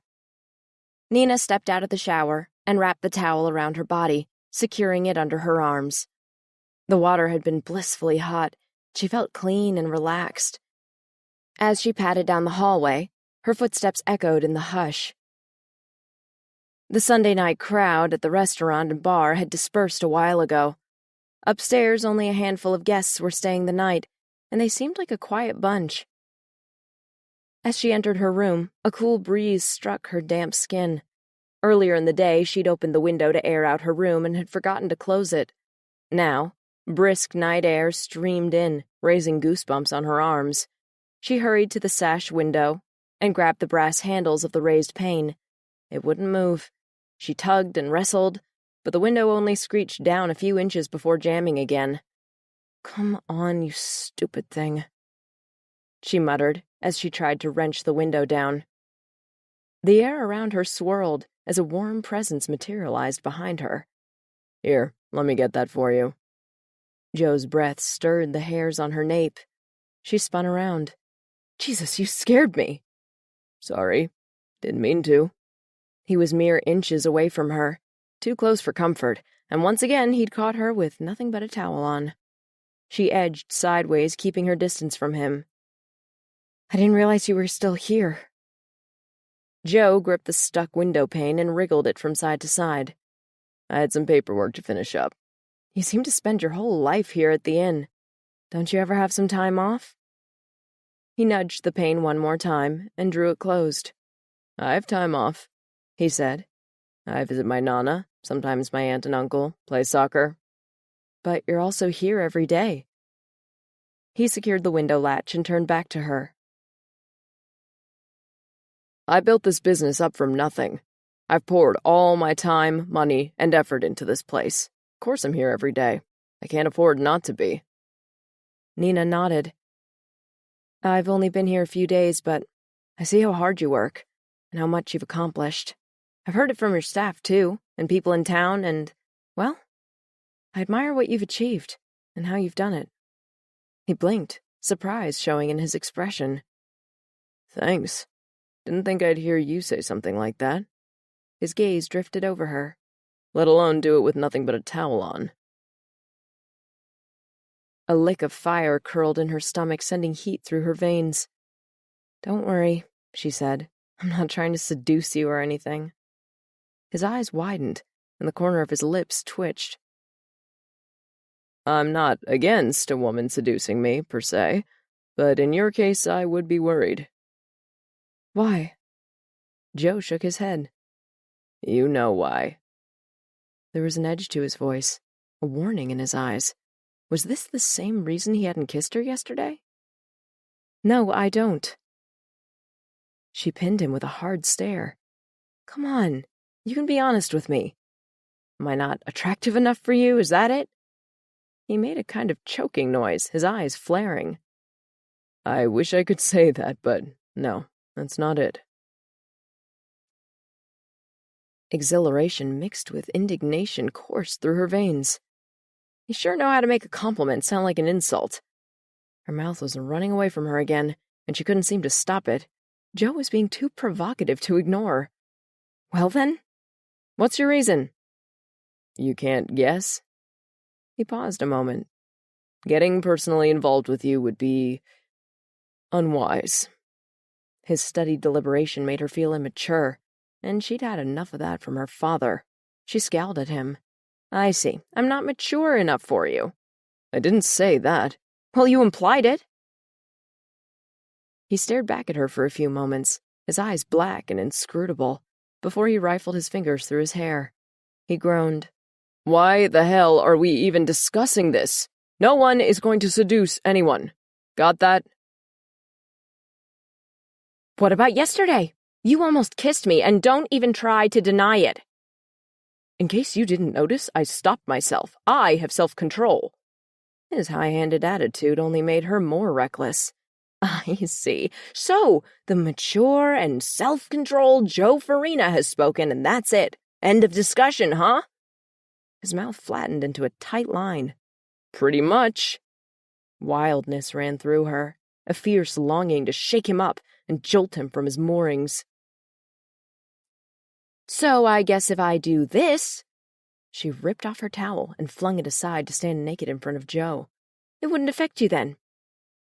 Joe swallowed, his entire body rigid, his dark, fiery gaze eating up every inch of her naked body.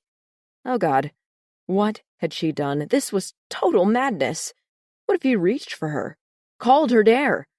She froze, caught between her impetuosity and Joe's searing examination. Joe didn't say a word. He just hauled in a harsh breath, eyes black as coal, before he wheeled around and stalked out of her room.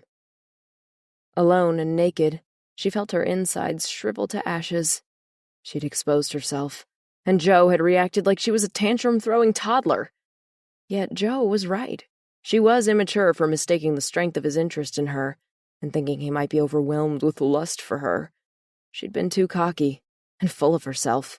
More faults he'd add to her already lengthy list. Besides, she could hardly call herself an irresistible bombshell. She liked her body, but she wasn't centerfold material. And Joe hadn't had any trouble resisting her. Her skin felt clammy, and a sharp ache tugged at her belly. Sick at heart, she pulled on clean sweatpants and a baggy sweater, then rumpled the towel over her damp hair while restlessly pacing the room. She'd never be able to fall asleep now, and when she came face to face with Joe tomorrow morning, she would die of shame for sure. She couldn't stand the idea of being tortured all night long. Before she could think twice, she hurried out of her bedroom and down the hall to Joe's office. The door was ajar. Joe stood at the window of his office looking out with hands on hips, his shoulders broad and stiff. The tension radiating off him was so intimidating, Nina was tempted to turn and run before he noticed her.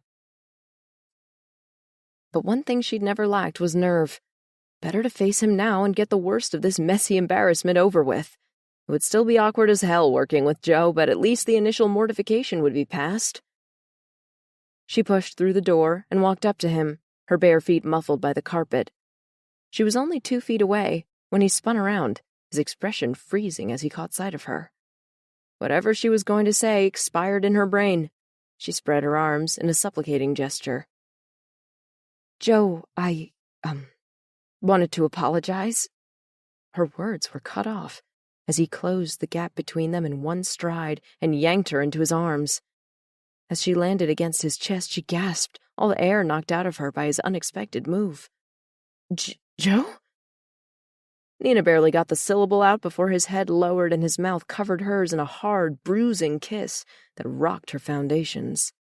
Disbelief stunned her, quickly followed by eager pleasure. His mouth demanded everything from her, and she found herself willingly submitting. The sensation of his hungry lips and his rasping stubble against her skin triggered an instant response. She moved her lips against his, parting them, encouraging him to deepen the kiss, and when his tongue curled into her mouth, she welcomed its possessive heat. Joe loosened his grip slightly to rove his hands over the back of her sweater, before moving down to the hem and slipping under. His wide, calloused palms explored the contours of her waist and ribcage, sparking wave upon wave of pleasure across her skin, each one higher until his hands closed over her bare breasts, and the wave became a tsunami. As he massaged her breasts slowly and surely, she moaned her gratification against his mouth and arched her back, desires spiraling out of control, panting for more, encouraging him to do whatever he wanted with her. Joe didn't need a second invitation. He lifted the sweater and pulled it off her. Black eyes glittered in his flushed face as he paused to drink in the sight of her body.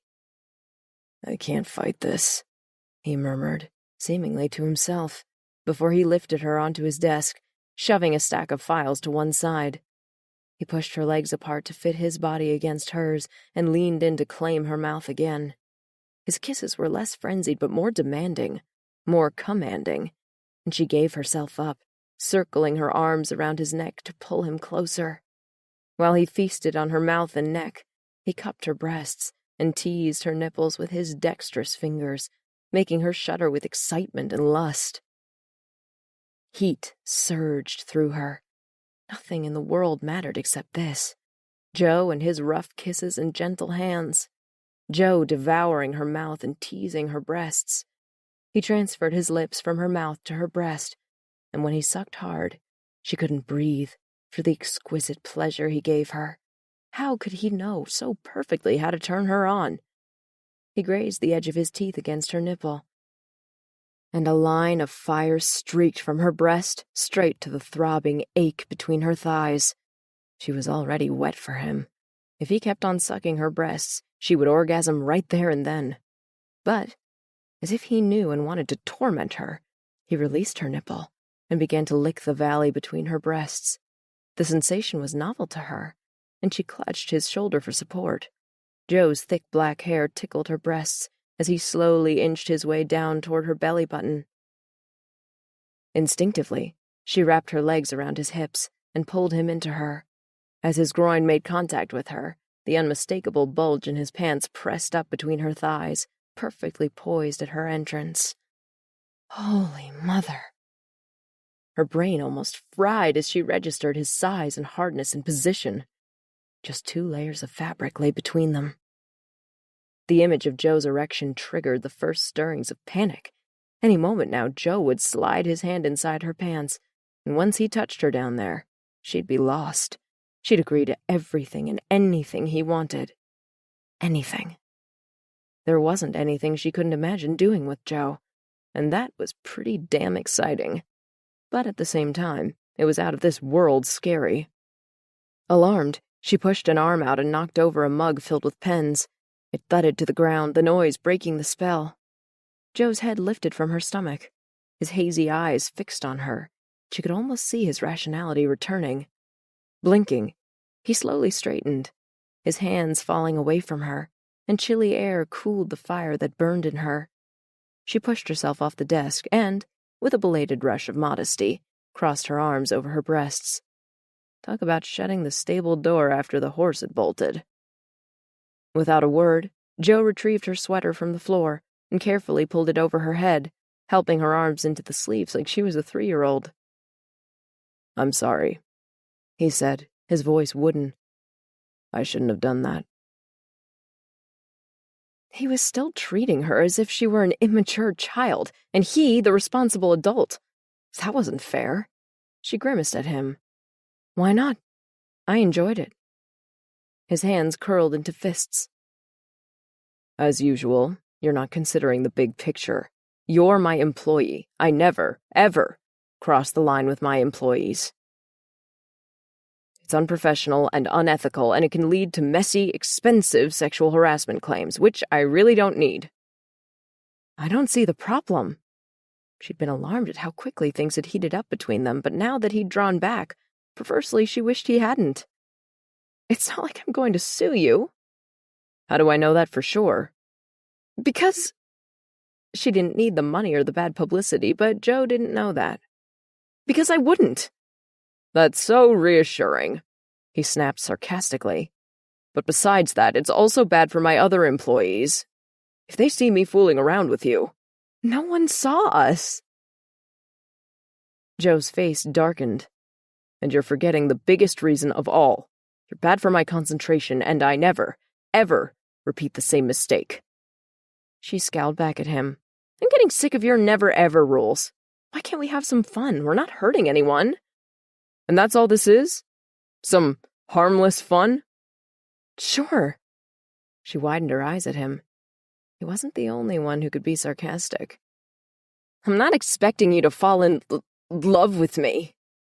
Shoot, why had she stammered on the word love, as if it meant something to her?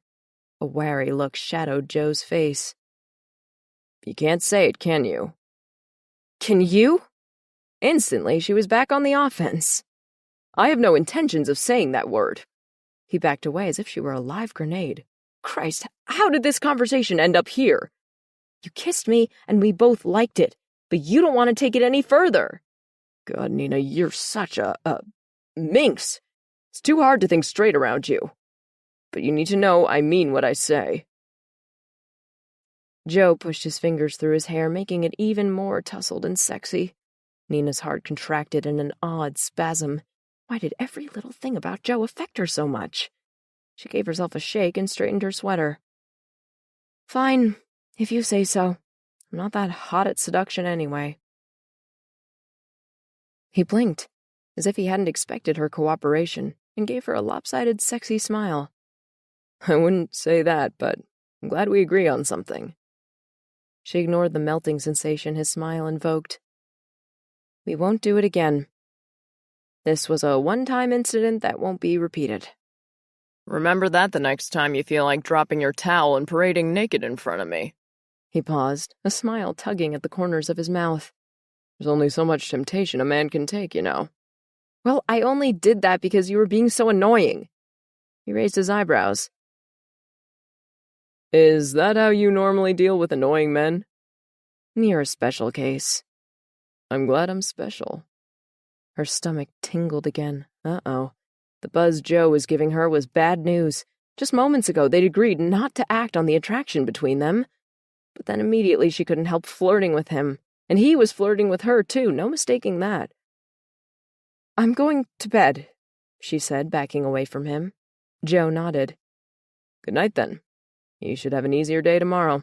Mondays, the restaurant and bar are closed, and we don't have any guests booked for the night. After you've cleaned the rooms, you can take the rest of the day off and relax. I definitely need a break, Nina thought, as she made her way back to her bedroom. But if Jo was going to be around, she doubted she'd be able to relax. Heat flushed through Jo, raising a light sweat on the back of his neck. His heart rate quickened as if he were jogging, but all he'd done was catch sight of Nina sunbathing in the courtyard next to the bar.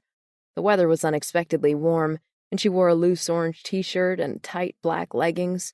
Stretched out on a wooden bench, she exuded a feline grace that had Jo's attention shackled. Earlier, he'd tried to do some paperwork in his office, but his concentration had evaporated as soon as he'd sat at his desk and been reminded in vivid detail what he and Nina had done on that slab of wood. His memories had refused to subside, along with the bulge in his groin that throbbed insistently as he remembered the hot, silky feel of Nina's body writhing beneath him. Distracted and frustrated, he'd gone to the bar to get himself a can of Coke, but only succeeded in fanning the fire when he spotted Nina outside. As he watched, Nina arched her toes. The curve of her bare feet transfixed him. He wanted to run his fingers over her delicate ankles, then wrap her legs around his hips before burying.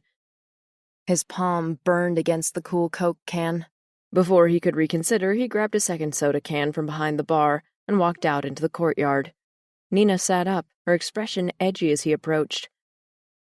"Want a soda?" He offered one of the cans to her. Sure." She took it gingerly, as if afraid to make physical contact with him. The kinetic buzz between them clearly wasn't one-sided. Maybe she also couldn't stop thinking about last night. Drawing her knees up, she motioned to him to sit beside her. He perched on the edge of the bench and popped the tab of his drink, not able to relax with her slender, lycra-clad legs so close to him. Tension hummed from Nina as she circled the top of her soda can with her fingertip. She darted a glance at him, opened her mouth as if about to say something, then closed it. The inn was deserted, and a vine-covered trellis screened the courtyard from the street. A gentle breeze rustled the leaves. Joe cleared his throat. "Nice weather we're having." She nodded. "Yeah, it's beautiful today." Christ, they'd been reduced to discussing the weather, and all because of what had happened. He turned to face her. "Look, about last night. We have to put it behind us. We both did some stupid things, you dropping your towel and me reacting like a—" He groped for the right description of the tremendous force that had gripped him last night, which was still heaving just beneath the surface. "A caveman." Yeah. As soon as he'd clapped eyes on Nina's naked body, a primitive urge to ravish her had all but overpowered him. Only by stomping out of the room had he managed to control himself, but when she'd followed him to his office, he hadn't been able to help himself kissing her, caressing her, and only a minor miracle had stopped him from taking her right there on his office desk. A caveman? Nina's lips curved into a small, delicious smile. His groin stirred. He shook his head. "You're doing it again." "Doing what?" "You've got to stop this." He flicked a finger between them. "This flirting." "I'm not flirting with you." Indignation flared in her vivid blue eyes. "You just gave me a coy smile and said, 'Caveman,' in a breathy voice. That's flirting." She swung her legs to the ground and sat up, her spine ramrod straight. "Sounds like wishful thinking on your part. I know when I'm flirting with a guy, and I damn well was not flirting with you. If I smiled at all when I said caveman, it's only because I was thinking what a good caveman you'd make, with all that lovely thick hair of yours and your broad shoulders and your big, muscly arms." Her voice trailed off. She sucked in her lower lip, looking guilty. "Okay, I admit that last part was a bit flirty." Joe let out a groan. "For Christ's sakes, woman. Can you please stop? I'm not made of stone, you know." Chuckling, she lined her legs together. "I promise to behave, as long as you do." She took a sip of Coke. He stared at her moistened lips, and the ache to suck the soda off her mouth corkscrewed his insides. "You're bad for me, Nina. You make me want to do stupid things." "And you always do the smart thing?" "I thought I did." Dating Deanne had seemed like the smart thing to do at the time. He'd known her since high school, and she knew his family, his responsibilities. He'd assumed they were well matched, but look how wrong he'd been there. Nina shifted on the bench. "For the record, I wanted to kiss you the moment I laid eyes on you." Color glowed in her cheeks as she peeped at him through her eyelashes. Yeah? He was ashamed at how much her confession gratified him. Uh-huh. She smiled again. "There's something about you that's so dark and irresistible. Plus, you do have a gorgeous body, what I've seen of it. Those lips of yours, oh, mama." Heaven help him, but there was only so much a man could withstand. "I'm going to regret this, but What the hell? Leaning forward, he captured her hand and pressed his mouth into her palm, keeping his gaze on hers. She gasped, the blue in her eyes deepening, challenging him. When he flicked the tip of his tongue against her hand, her entire body shivered. Coke cans clattered to the ground as he pulled her closer, his animal hunger breaking free. He laid a trail of quick kisses across her palm before transferring his attention to her neck. Nina arched her back to accommodate him, her little moans guiding him to all her delightful sensitive spots. Her mouth lured him, but he held himself back, wanting to spin out the anticipation, to tease them both a little, knowing that when he finally kissed her lips, fireworks would explode. But just as he couldn't hold out any longer, a beeping cell phone interrupted them. He hesitated, cursing the interruption and wanting to ignore it, but Nina was already stretching away from him as she picked up her phone from the bench. Her expression was half dazed, but when she answered the call, she instantly snapped to attention, the bliss wiped off her face. "Dad? Oh my God, is it really you?" She scrambled away from Joe, tugging at the hem of her t-shirt. I wasn't expecting to hear from you." God damn it. Why hadn't he kissed her while he had the chance? Seconds ago, Nina's body had been soft and supple, but now she was stiff, her rising tension palpable. She took a few steps away from the bench as the conversation continued. Joe's body cooled fast. Nothing like an unexpected call from her father to ruin the fun. Nina sounded agitated on the phone. She paused a long while, listening intently. After a few minutes, she muttered goodbye and slipped the phone into the pocket of her t-shirt. "That was my dad," she said unnecessarily, dragging her fingers through her mussed-up hair. She seemed at a loss for words, and Joe recalled something she'd mentioned a couple of days ago. "Is he the family problem you touched on earlier?" Nina chewed on her lower lip, clearly debating whether to confide in him, and he found himself hoping she would. Yes." She hesitated again. "Can I tell you something?" Joe nodded. "Of course." "I came to Hartley to get away from my father." "Why?" His fists clenched as he jerked upright. "Is he abusing you or something?" "No! Nothing like that." She shook her head quickly. "We just don't see eye to eye. He's controlling and I don't take kindly to his interference." She paused to swallow, and he could have sworn he caught a glimpse of tears in her eyes before she looked away. "Something happened the other day, and it was the last straw. I couldn't take it anymore, so I left." Joe frowned as he digested Nina's confession. "You left? Caught the first bus out of San Francisco?" She pursed her lips and nodded. Suspicion rose as the truth dawned on him. "Hang on. You weren't the person I was waiting for the day you arrived, were you?" Nina lifted her shoulders in admission. "No." He pushed to his feet. "Why didn't you tell me?" "You didn't give me a chance. You rushed me inside and shoved a mop and bucket at me before I could say anything." "Don't give me that. You had plenty of time to tell me the truth, but you didn't. You deliberately misled me." "No, not really. My intention was to find a job here. It just so happened that I walked into one completely by accident, and the person who was meant to show up never arrived. Why are you mad at me? You needed a maid and I turned up. What's wrong with that? It's a win-win situation." "It's anything but." He glared at her, not exactly sure why he was so riled. Maybe because he hated being duped. Maybe because within 5 minutes of meeting Nina, he'd wanted her. Still wanted her, even now. That made him more annoyed. "If you lied to get this job, what else have you lied about? What else should I know about you?" A beat of silence passed. Something flickered in her eyes. Was it guilt or anxiety? Then she drew herself upright, hair gleaming in the sunlight. "You know all you have to know. I don't owe you my entire life history." Hell, 1 minute she was melting in his arms, and the next she was proud and uppity. God damn it, if that didn't make her even hotter. He burned to bend her over his arm and silence that pouty mouth of hers with his. Lust flared in him, and for a moment he teetered on the edge of giving in, before he pulled back. "Fine," he conceded, muscles tensed against the temptation to grab her. "As long as you don't lie any more." From now on, you have to be honest with me. Got it?" Nina gulped hard.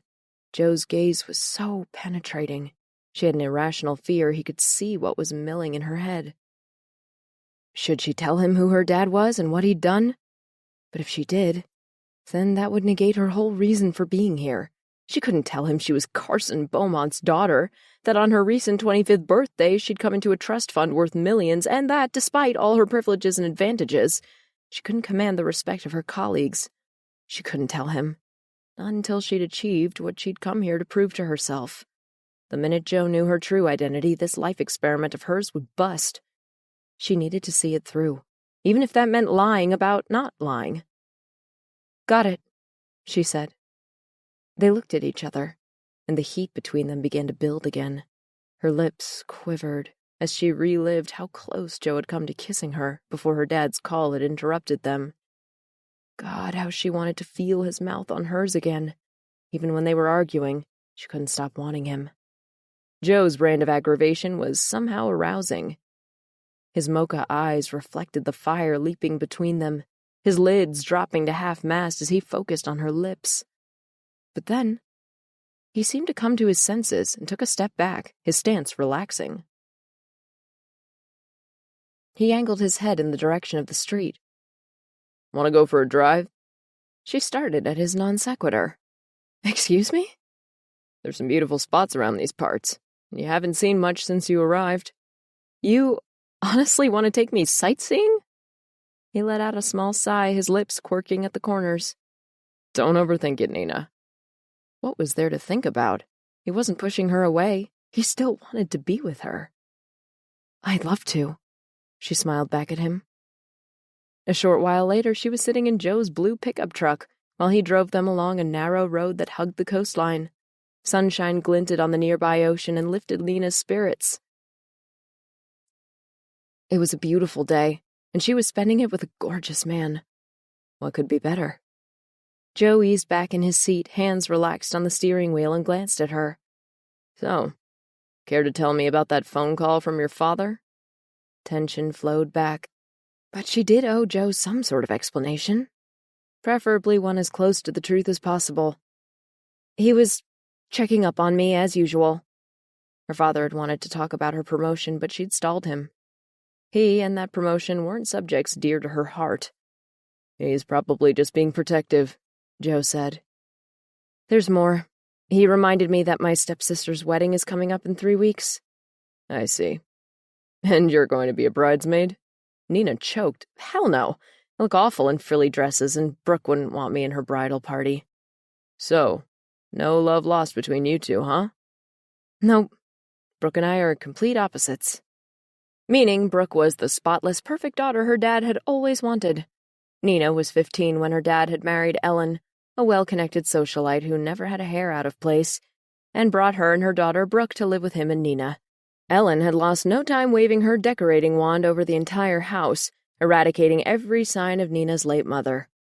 Nina was quite happy to hate her new stepmother. And then there was Brooke, 1 year her senior and superior to her in every way that mattered to her dad. Brooke was a straight-A student, class president, captain of the debating team, and she never cursed, drank, smoked, or cut class. Or if she did, she was way better at hiding it than Nina. Her father doted on Brooke, and when he adopted her and gave her the Beaumont surname, to Nina, it felt as if he'd finally gotten the daughter he'd always wanted. With Brooke set to marry the son of a senator, Nina was more than happy to fade into the background, hoping even to skip the event, which had been billed the party of the decade. Lavish society weddings were so not her, especially with the memory of her two-faced ex-boyfriend still fresh in her mind. "I really don't want to go," she said to Joe. "But they're your family. You have to." "You don't know my family." "What's so special about your family?" Trepidation danced down her spine. She wasn't ready to confess to Joe she was a Beaumont. She felt bad lying to him, but she'd feel even worse if she told him the truth and saw his attitude toward her alter. People always treated her differently, once they knew who she was and how much money she had. "They're difficult," she said. "And not just my dad, but also my stepmom and my stepsister." You mentioned earlier your mom passed away. He offered a sympathetic look. How long ago was that again? She died when I was 13. Dad remarried 2 years later. Can't have been easy for you, but you're no cakewalk either. His voice held a teasing smile. I'd say you gave as much as you got. Or more, Nina admitted. Families aren't always easy, are they? Minutes later, Joe pulled off the road and parked the truck in a small clearing. She followed him through the scrub until they came to a rocky cove, where glistening dark rocks tumbled down to a deep cerulean ocean. "Oh, it's beautiful!" she exclaimed, gazing down at the seawater that swirled and crashed against the boulders. I used to come here all the time when I was a teenager. When the winter storms hit, it's amazing to see the waves crashing against the cliffs. Look over there. Nina pointed farther below at a ledge of rock jutting out high over the water. 3 teenage boys stood on the platform, and as she watched, one of them leaped off the edge, whooping as he disappeared. Are they insane? I've done that plenty of times, Joe assured her. It's safe, as long as the sea's not too rough. Come on, let's take a closer look. As he led her down to the ledge, the 2 other boys jumped off too, hollering and cackling. When they reached the rock platform, Nina peeped over the edge. Wow, the ocean was a long way down, at least 30 feet or more. Below, the 3 teenagers swam for the water's edge, whooping and high-fiving. Nina turned back to Joe. Well, are you game? What? He said before comprehension dawned on his face. Oh, no, I don't think so. Why not? I only brought you here for the view. I haven't jumped off that cliff in ages. Okay, old man, I'll go on my own. She started kicking off her Crocs. Joe stared at her. You're serious? If those boys can do it, so can I. She rolled off her black leggings, pausing when she caught Joe's eye. What? I'm not taking everything off, and besides, it's not as if you haven't seen the full buffet already. He muttered something under his breath. It might have been a curse word. She turned away from him and edged toward the precipice. Her heart revved in her chest. She was nervous about the jump, but she wanted to have some fun, needed some pure, mindless joy in her life. If Joe didn't want to make out with her, then jumping off a cliff was the next best thing. She shuffled forward, filling her lungs with the fresh, briny air, as her body tingled with excitement. Wait, Joe ordered. There was a faint clink of a belt being unbuckled, and when she turned, she almost swooned at the sight of Joe standing in just his black boxer briefs, his jeans, t-shirt, and shoes discarded. Oh. She couldn't focus on anything except his abs, his arms, his waist. That package snugly encased in tight black cotton. Good God, she needed oxygen. He plucked at her t-shirt. Take that off, too. You'll need something dry to wear afterward. She nodded, wordless, and obeyed. When she was stripped down to bra and panties, Joe appeared to have a hard time looking elsewhere, too. He swallowed, hard, and then he took her hand and nodded down at the ocean below. We'll jump on 3. Ready? She nodded again. The feel of his fingers wrapped around hers and the tickle of his arm against hers sent the adrenaline soaring. Holding hands with Joe felt even more exciting than jumping off this cliff. 1, 2, 3. She didn't stop shrieking as they plummeted down. Her senses were assaulted by the rushing wind, the feel of Joe's body falling with her, and her own weightlessness. They plunged into the ocean and cold water seized her. Bubbles filled her vision before she kicked her way to the surface, popping up at the same time as Joe. She let out a few whoops of exhilaration. That was awesome! Joe wore a big grin on his face. Yeah, I'm surprised I can still hear. She splashed some water at him and laughed. Admit it, you enjoyed it too. I did. Moving closer, he wrapped his arms around her. You're a very bad influence on me. His chest pressed up against her breasts, and suddenly there was a lot more to get excited about. But just then a wave slapped into them, dragging them under for a few seconds. Let's get out before we freeze to death, Joe said when they reemerged. He kept beside her as they swam toward the rocks and scrambled out of the water. Nina stood shivering on the damp rocks, not regretting one moment of the experience. Those teenagers aren't far away, Joe said. They're not going to move while you're showing all that. With a lazy smile, he dropped his gaze to her chest, and she saw that her white bra was now practically transparent and her nipples had pebbled from the cold. She swallowed. The heat in Joe's look made her nipples even harder and achy for his touch. She drew in a breath and waved at the teenagers. "Hiya, boys." They gawped and waved timidly back, looking skinny and raw compared to the alpha male next to her. But when she turned back to Joe, he was already heading up to the rock platform, so she fell in behind him. Watching Joe's ass clad in wet boxer briefs was no hardship at all. All too soon, they arrived back at their clothes, where Joe dressed with brisk efficiency. She would have liked to linger for a while, maybe watch the sunset, but it was obvious Joe was eager to get back to the inn. He'd already spent more time than he'd bargained taking her out for a drive, so she couldn't complain. They drove back to town in companionable silence. "Thanks for taking me there," she said when they entered the Comet Inn. "I really enjoyed myself." "I'm glad. Hartley's full of hidden gems like that. You just have to know where they are." "Maybe you could show me another one next Monday." Joe paused and gave her a sharp, assessing look. She didn't care for that look. It always seemed to conclude in some deficiency on her part. Or any other Monday would do, too, she added, trying to force a response from him. "You're planning on sticking around, then?" Oh, yes. She had been right about that look of his. She propped one hand on her hip as she faced him fully. "Why wouldn't I?" "You have a wedding in San Francisco in 3 weeks." "What are you implying?" Joe pushed his fingers through his salt-stiffened hair. "I'm not implying anything, but look at it from my point of view. You might be pissed off with your dad, but he wants you at your sister's wedding.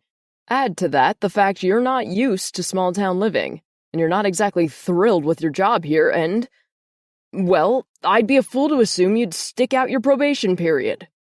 His cool, dispassionate reasoning made her clench her fists. "I'm not a quitter.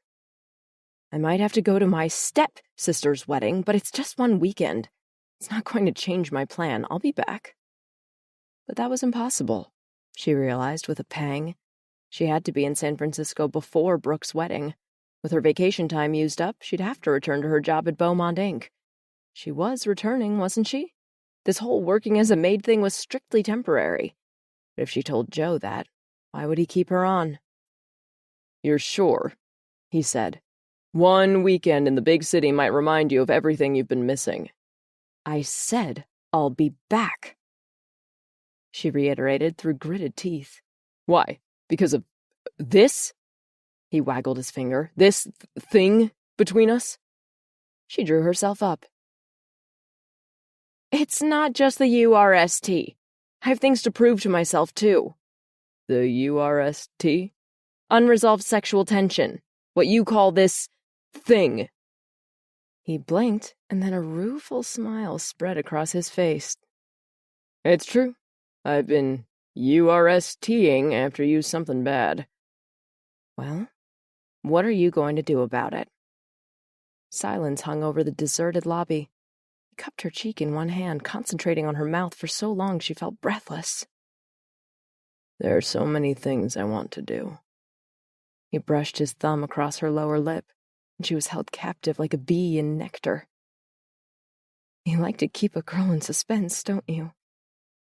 Her words came out unsteady, needy. "No. You're a special case, Nina. I've never met anyone like you." Her heart flipped a somersault, painfully, and suddenly all her sass dried up, and she could only stare mutely at him, waiting for him to make the next move, to kiss her. Because surely he'd wanted to kiss her.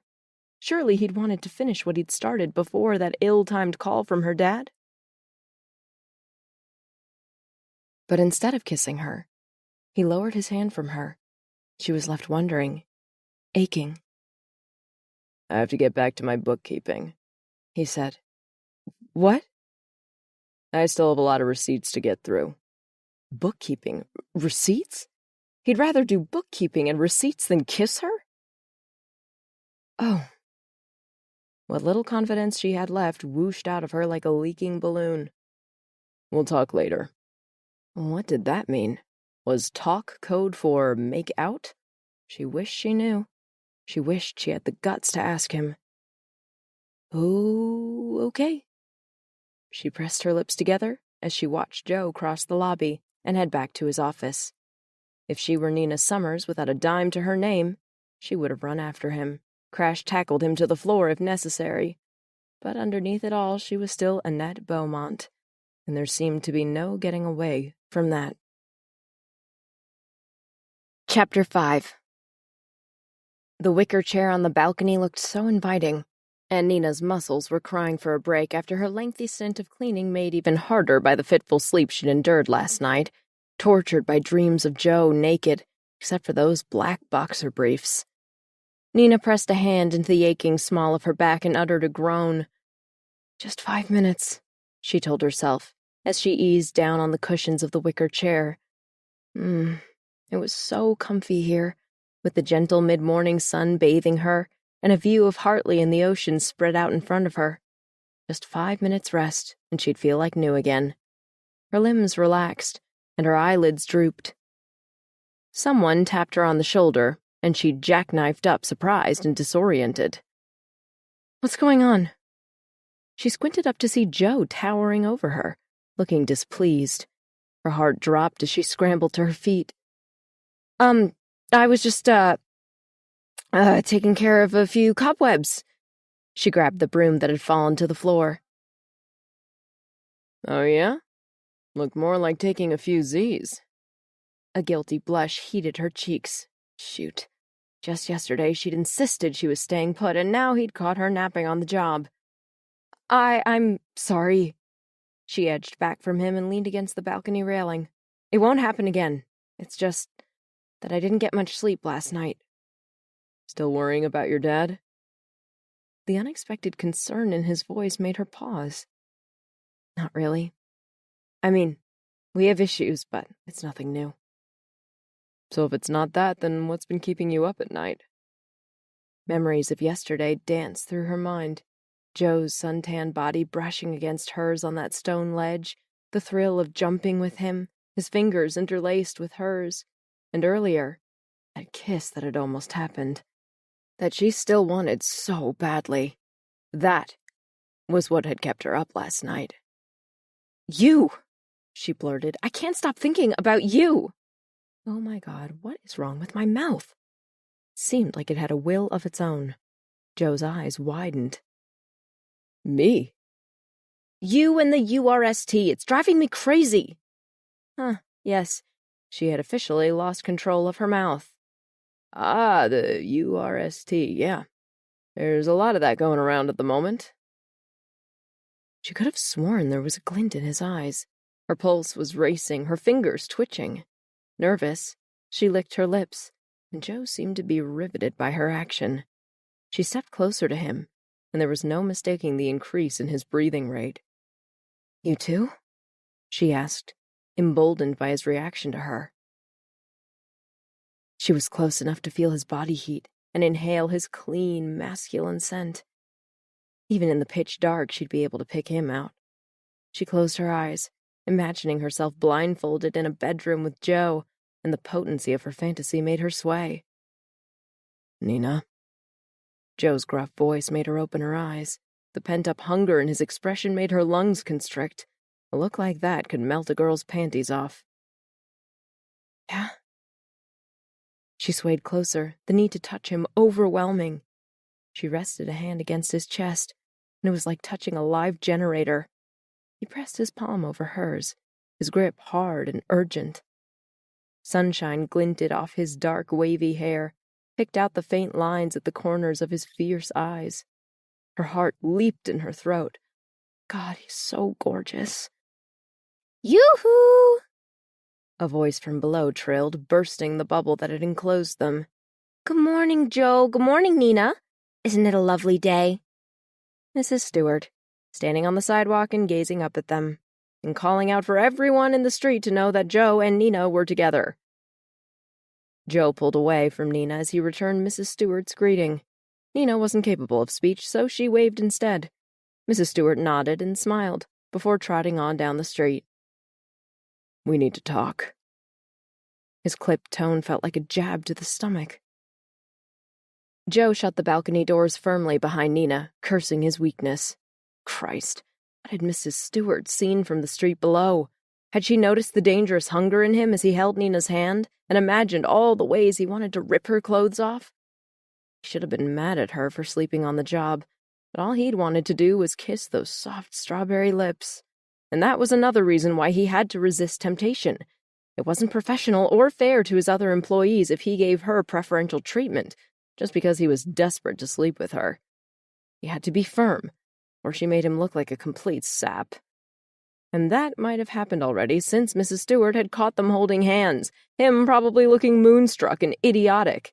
She was a sweet lady, but the biggest gossip in town, and God knew whom she'd already told. Nina was studying him with a slightly apprehensive expression. He was uneasy, too. Nina was just about as predictable as a tornado. "I've been thinking about us." The words jerked out of him. "Okay," she said, caution clouding the fire in her eyes. "We shouldn't fool around or flirt with each other anymore. We should go back to being just friends." Clearly, there was no way they'd ever go back to being boss and employee, if they ever had been in the first place. She stared at him, clearly perplexed. "I have to point out that we aren't actually friends." "I took you for a drive yesterday. I've jumped into the sea with you." And he'd never felt more alive and carefree as when they'd hurtled through the air hand in hand, Nina's shrieks of joy echoing his exhilaration. "Doesn't that count?" "Maybe." She tilted her head. "And when you say friends, you don't mean friends with benefits?" "No," he retorted. "I mean platonic friends." But there'd been nothing platonic in his reaction to seeing her step out of the sea with her semi-transparent bra clinging to her breasts, her perky nipples provocatively outlined. If it hadn't been for those gawking teenage boys, he wasn't sure he could have resisted temptation. No, they definitely weren't platonic friends yet, but he could work at it. "Why?" Nina asked. "Why?" He widened his eyes at her. "Because it's better this way. All this flirting going on between us can't stay secret forever. I don't want it upsetting the rest of the staff, and to be frank, it's messing with my concentration, too. Got a lot to deal with at the moment. The inn, my new business, my grandmother, the food and wine festival." Plus, he didn't have time to find a replacement for Nina. Yesterday, he'd contacted the employment agency and discovered the person they were supposed to have sent him had changed her mind at the last minute. The agency hadn't bothered to notify him, which meant he wasn't using that agency again. "Right." Nina pressed her hands to her hips and glowered at him. "So I'm just an inconvenient little itch that's screwing up your wonderful, busy world." Little itch? That was hardly the right description for the raging lust she induced in him, but that wasn't the point. "There's your dad, too." Her brows drew together. "My dad? What's he got to do with anything?"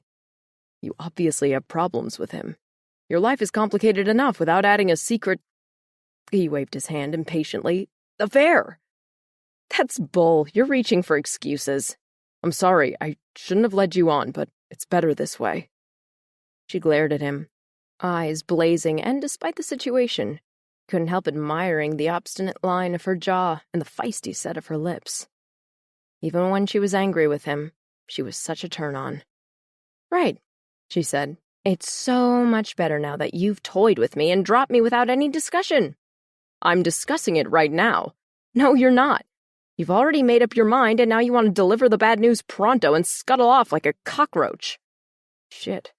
The woman had a tongue like a razor. "If you want to take a shot at me, then go ahead. I'm not scuttling off anywhere." "How big of you?" Nina ran her fingers through her hair, pushing up sheaves of golden strands. "But don't worry. I'm not going to have a huge meltdown just because you're tired of me." Tired? Of Nina? Was that even possible? She tugged at her t-shirt, stretching the material across her bust.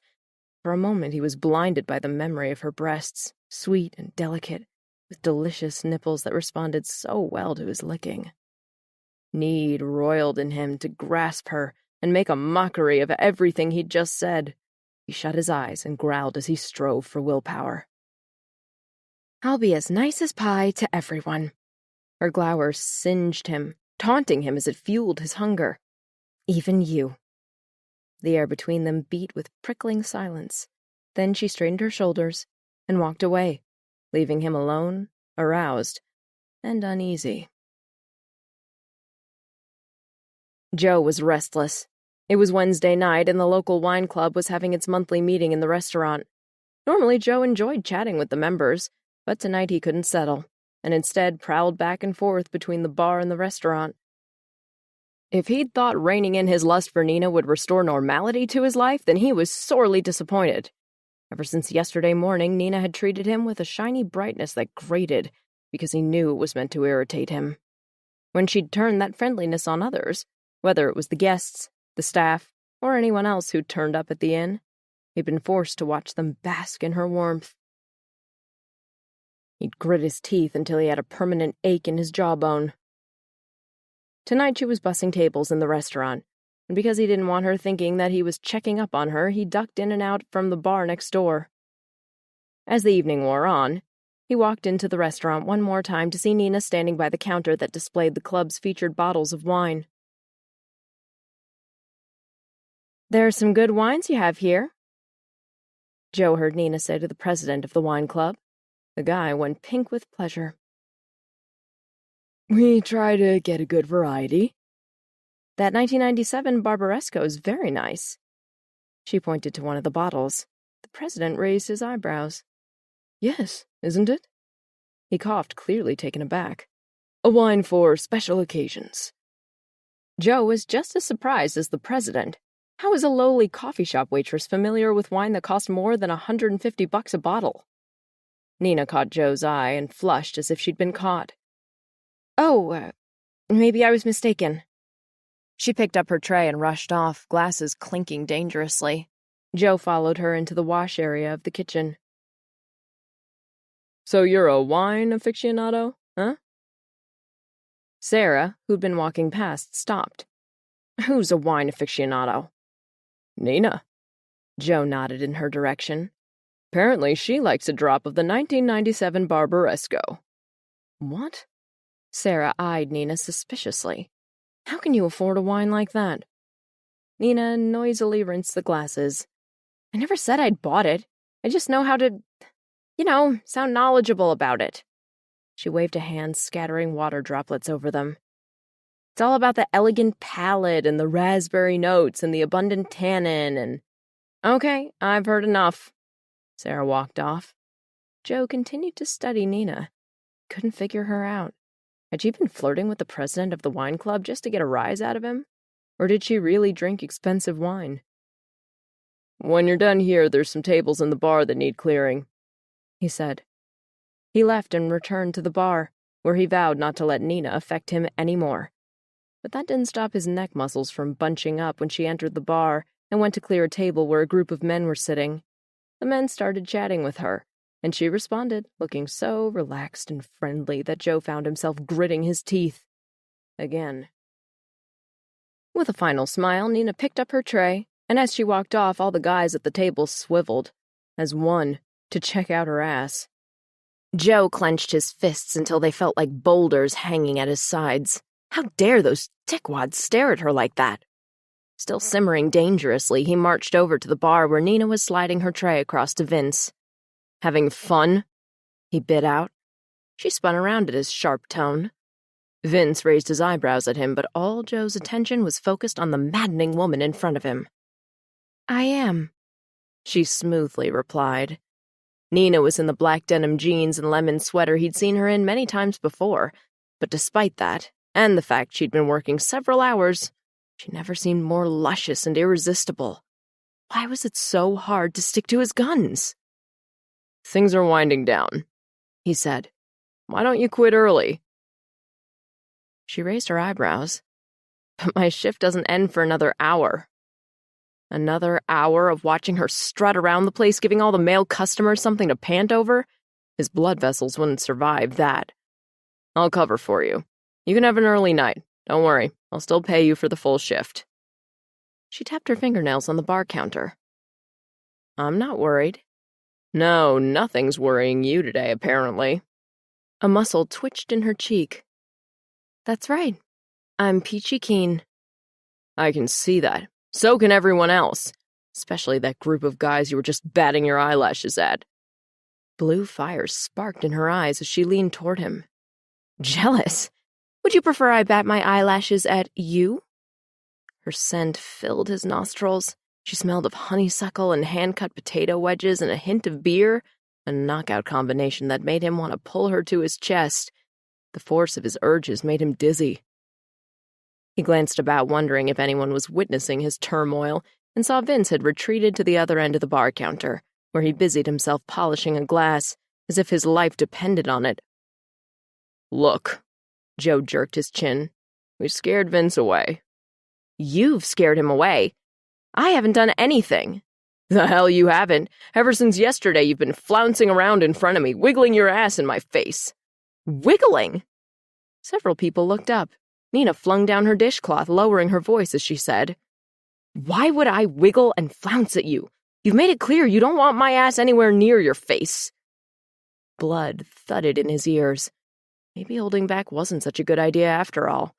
For a start, it was bad for his blood pressure. And how could he concentrate on anything if he constantly had to fight his urges?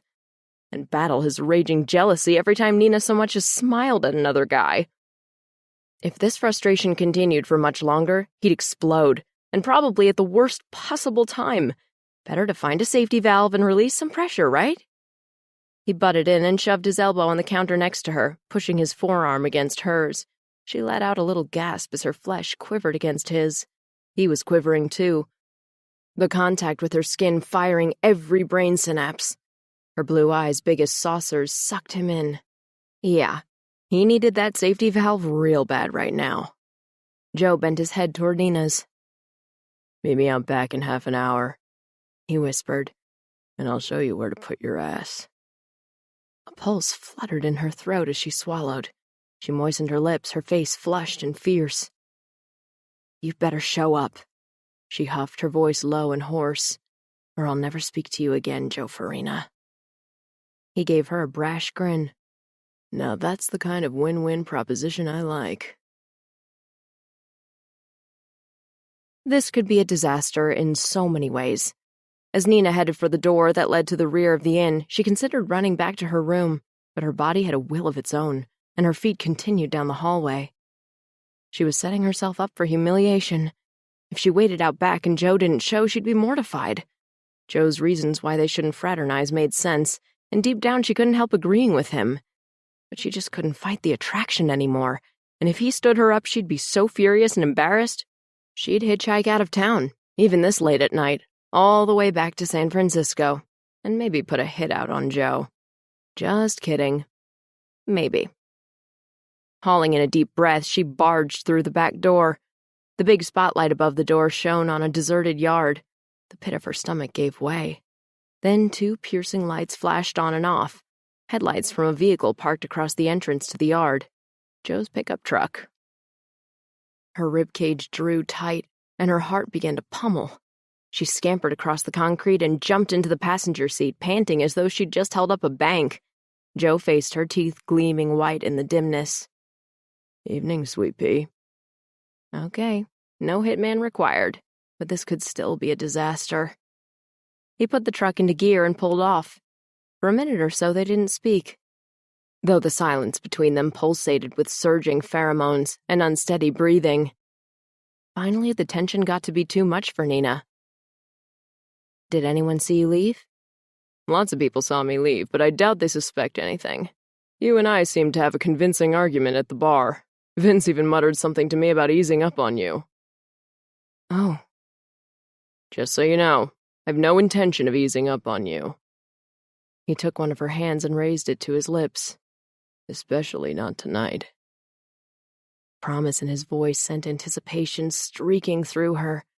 She stroked her fingers over his jaw, relishing the prickle of his stubble, looking forward to feeling its rasp against her naked body.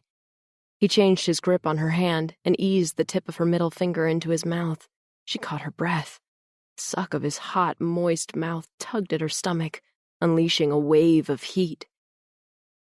Oh, God. She couldn't deny the naked hunger in her voice. Joe slowed the truck.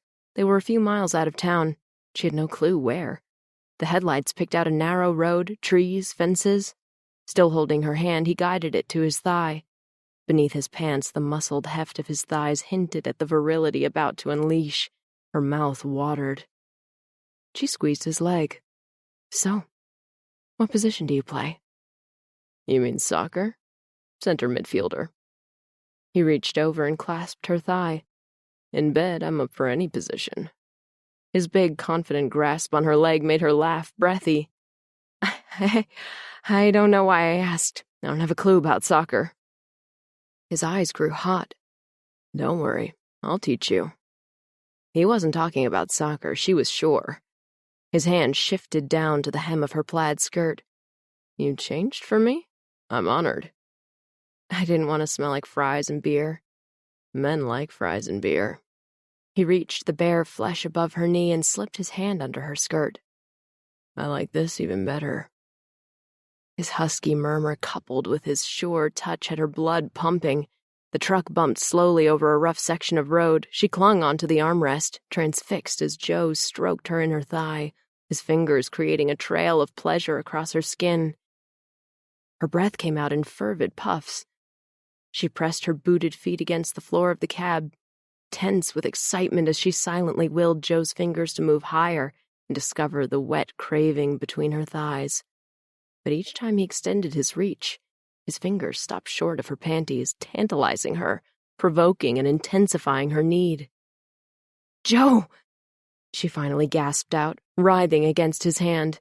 You're driving me crazy! He'd slowed the truck until they were inching along. Sweet pea, I've been going crazy myself thinking of all the things I want to do with you. And believe me, making you come in my truck while I'm driving is right up there on my list. But I like to do things in the right order. My first priority is to get you into my bedroom, where I'm going to take off your clothes, one piece at a time, and then I'm going to kiss you all over and get to know every inch of you, before we even think about orgasmic penetration.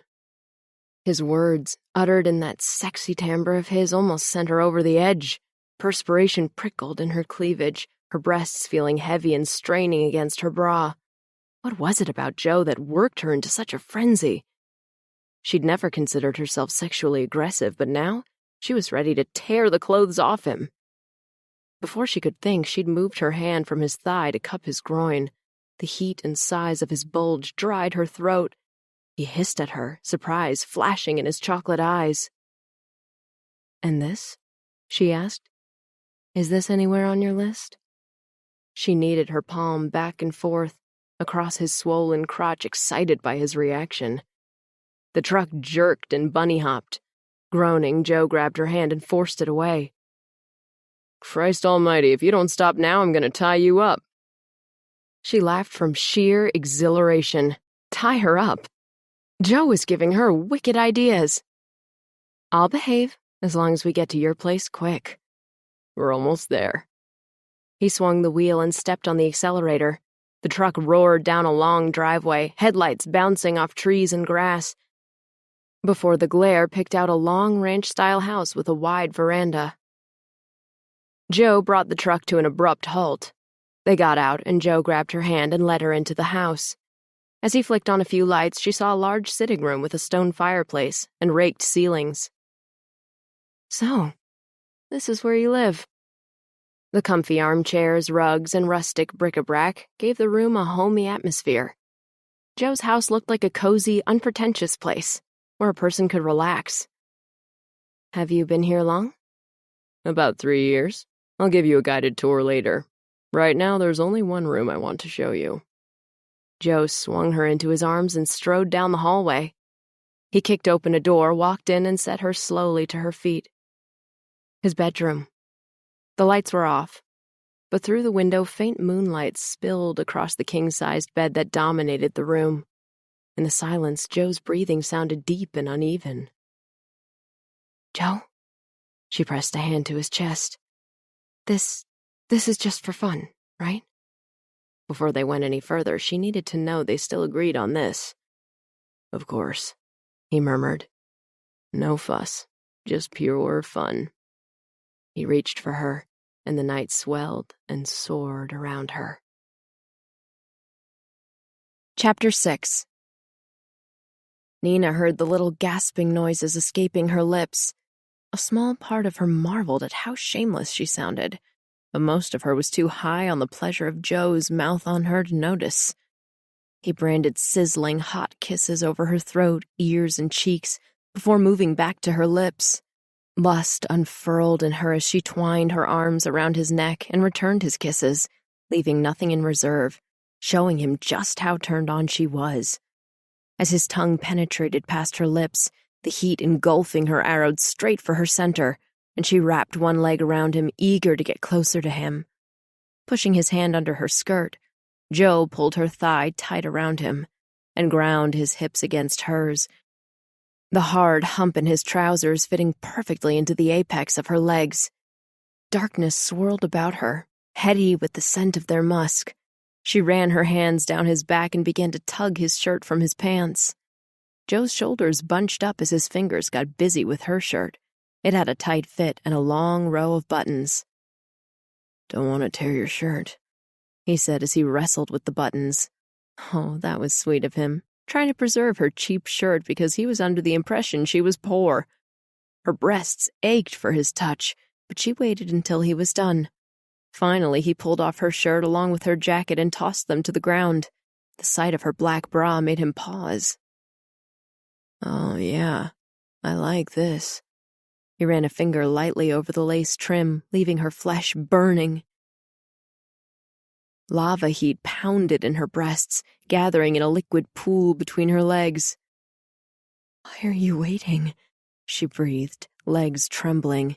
"You've seen the goods before." "I like seeing them wrapped up in a pretty package." His eyes feasted on her as he drew his fingers over one bra cup and rested them against the peak. The way Joe ogled her breasts made her feel like a centerfold model. He curved his hands around her waist, found the zipper of her skirt, and made short work of it. The skirt fell around her feet with a soft whoosh. Eek! Now he could see the plain beige panties she'd been forced to buy. She hadn't minded showing them when they jumped off the cliff, but now they were in his bedroom, and she wished she had her usual sexy silk thongs.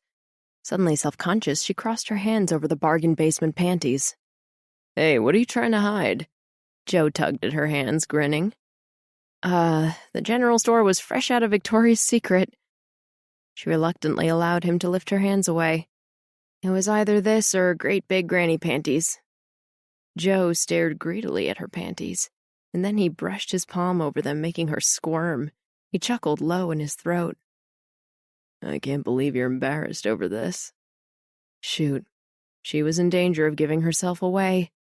Ordinary working-class people didn't get hung up because they weren't wearing expensive lingerie. "I just want to look my best, Joe." His eyes flared.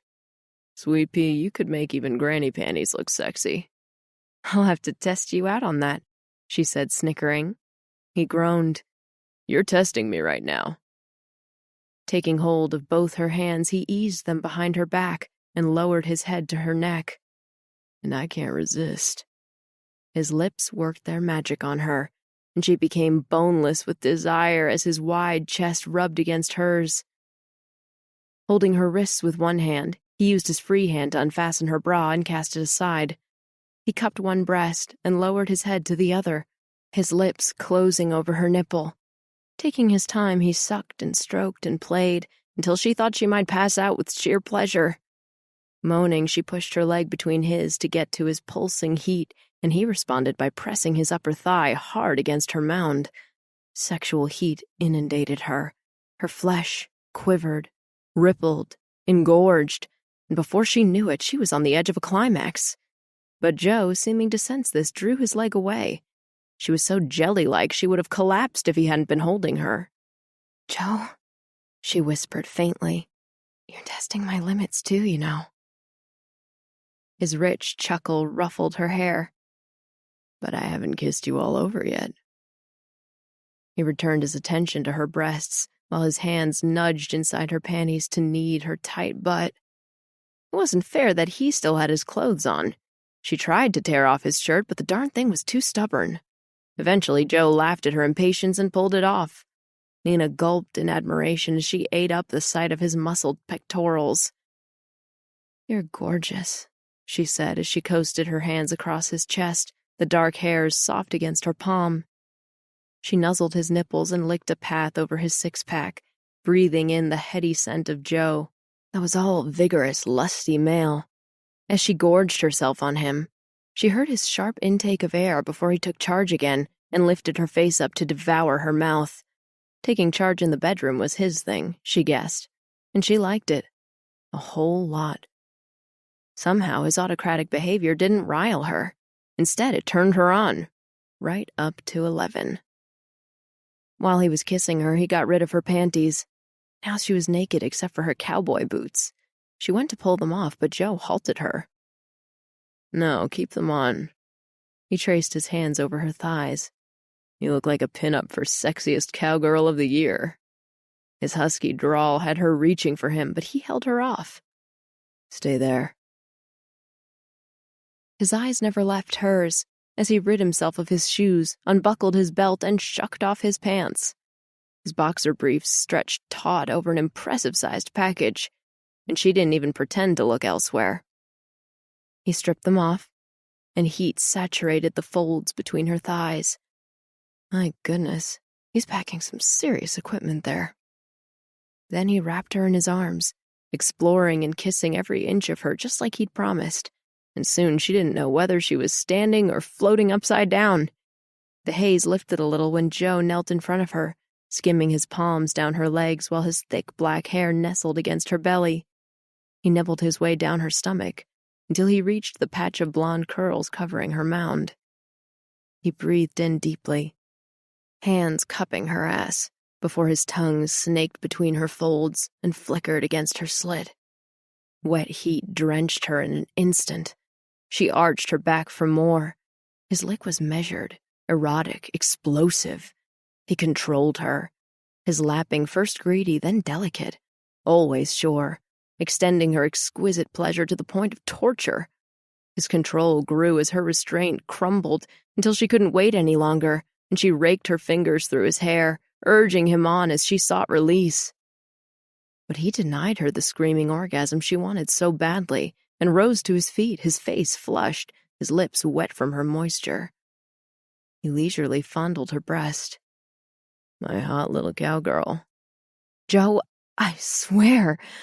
She could barely speak. He smiled, cocky, but damn how she wanted him. "Wait."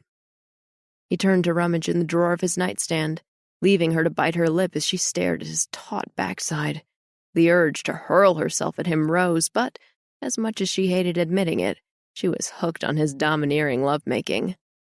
When he turned back, he had a condom on and a burning look in his eyes. He sat on the edge of the bed.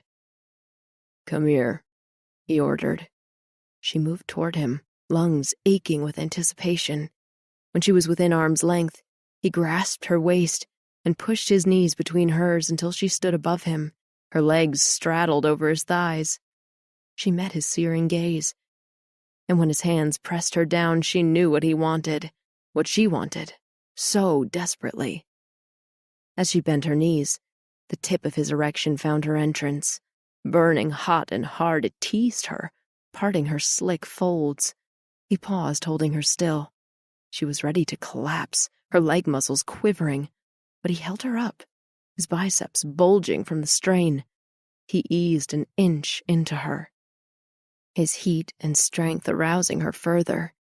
Bending her head back, she let out a growl of pure animal need and tried to push herself down on him, but Joe prevented her, still controlling her descent. As he let her down, 1 solid inch at a time, his thickness stretched her, filled her, melted her. After several breathless seconds, he settled her on his lap, sheathed in her flesh to the hilt, breathing hard as he smiled at her. "You feel so good." He took her mouth in one bruising kiss after another until her head was swimming. She moved against him, hands on his shoulders, arching her back as she sought the sweet friction between them. As she'd come to expect, he took over, using his impressive strength to shift her up and down, while he thrust himself slowly and evenly into her, Tension built in her to fever pitch. She tossed her head, wild for release, seeking the button to unleash the pressure. When Joe took her nipple between his lips, she almost bucked right off him, but his hands held her firm. His teeth rifled against her nipple. His thrust pushed her higher, and suddenly, she was an explosion of wet, molten flesh, and stars were falling around her, and someone was moaning out, "Oh, God! Oh, Joe!" over and over again. Joe's grunts filtered through the hot mist. She was vaguely aware of his hands digging into her hips and his mouth nipping her shoulder as he drove hard into her. It could have hurt, but it didn't, her wetness assisting his fierce pounding. He gripped her tight, his body tensed as he growled and spasmed deep inside her for several fiery moments before his body gradually grew slack. Sighing deeply, he wiped his forearm across his sweaty brow. "Sweet pea, that was the most incredible ride." She gulped, shaky and throbbing. "You can say that again," she whispered. He was still buried deep inside her, and she didn't want to let him go. For a while, he scattered kisses over her face and neck again, this time his mouth soft, gentle, and reassuring. When he finally lifted her off his lap, the night air nipped at her, raising goosebumps on her bottom. Joe got rid of the condom, pulled off her boots, and held up the quilt covering the bed. "Come here, sweet pea." She slipped gratefully under the covers, Joe quickly joining her.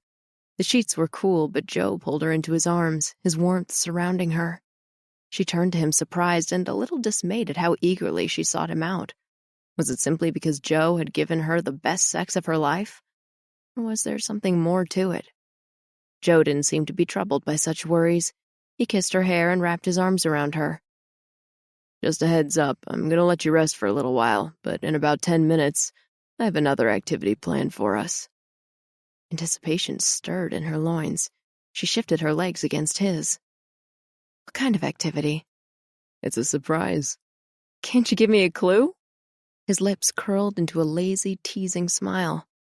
"All I'll tell you is that I'm going to make you say, 'Oh God' and 'Oh Joe' again, several times. Maybe if I make the right moves, I'll even get you to scream it out. Sound good to you?" Nina nodded, her hunger already returning. Whatever Joe did to her would be good, as long as she remembered that this was just sex. Great, awesome sex, yes, but that was all it was. It couldn't change anything between them. Joe peered down at Nina's prone form. She looked deeply asleep, which was no wonder considering the epic sex they'd enjoyed through the night. But Dawn was touching the bedroom curtains, and he had to rouse her. Gently, he shook her awake. "Hey, sleepyhead, it's time to get up." "What?" She yawned, blonde hair sexily tousled, lips still swollen from all that kissing. His cock stirred. If only he could strip again and join her in the bed for an early morning quickie, but that was asking for even more trouble. Nina blinked several times before her blue eyes cleared and focused on him already dressed in jeans and a t-shirt. "Where are you going?" "I'm taking you back to the inn, before anyone else gets there." He paused before sinking on the bed next to her. "Nina, last night was incredible, but..." Her mouth turned upside down. "But you don't want to repeat?" "Of course I want to repeat," he answered quickly, even as the logical part of his brain told him that was a dumb idea, even dumber than last night. But his body was completely enthralled with her. "I want you in my bed as often as possible, but it has to stay between us. Can't have the rest of the staff finding out. Not because I'm ashamed to be with you, but..." "I understand." She squeezed his hand briefly. "This is just a bit of fun between you and me, right? Nothing serious.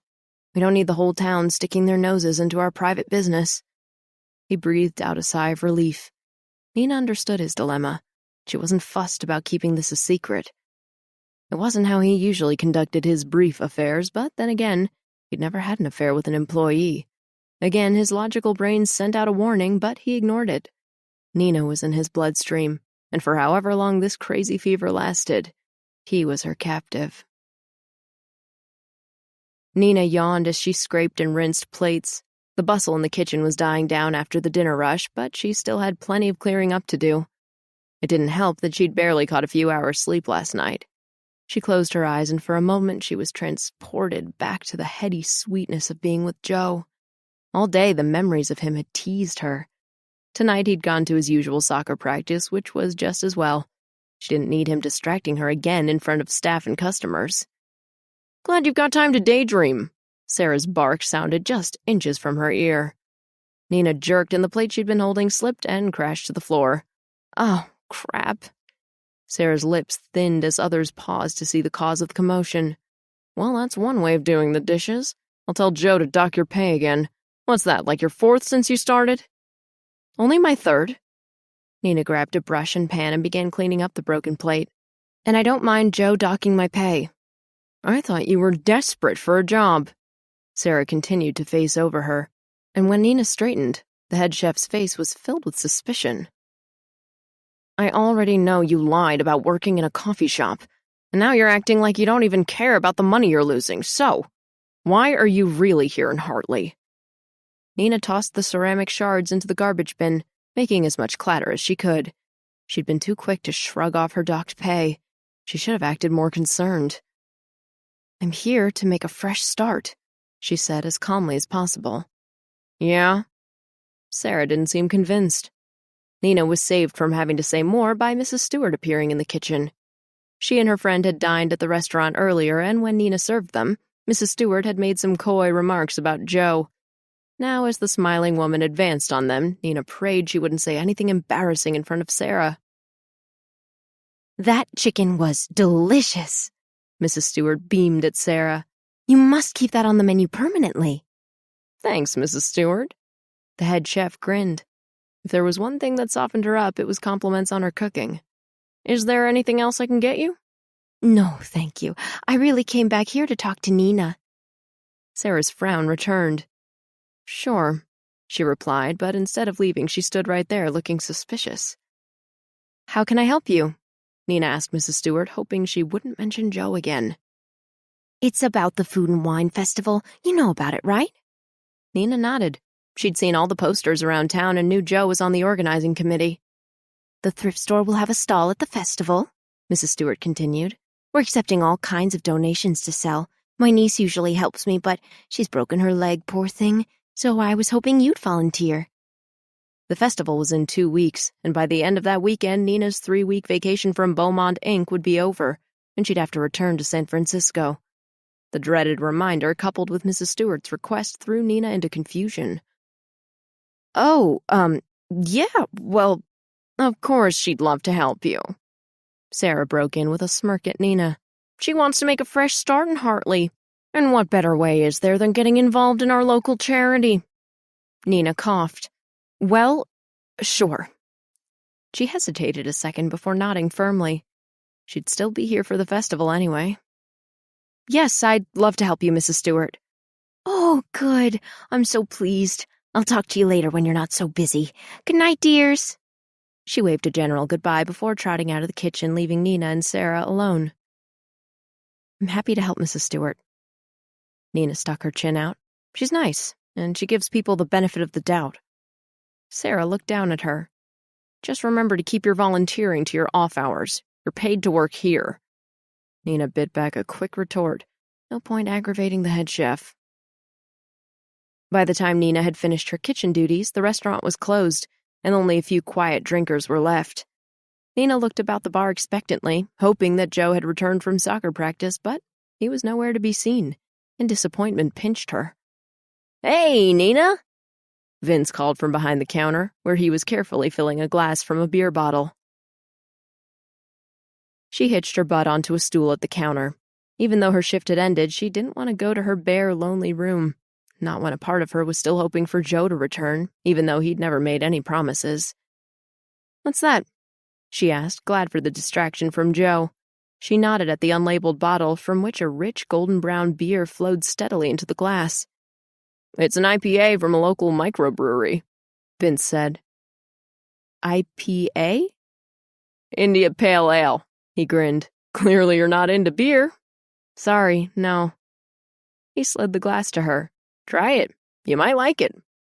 Shrugging, she took a cautious sip and rolled the liquid around in her mouth before swallowing.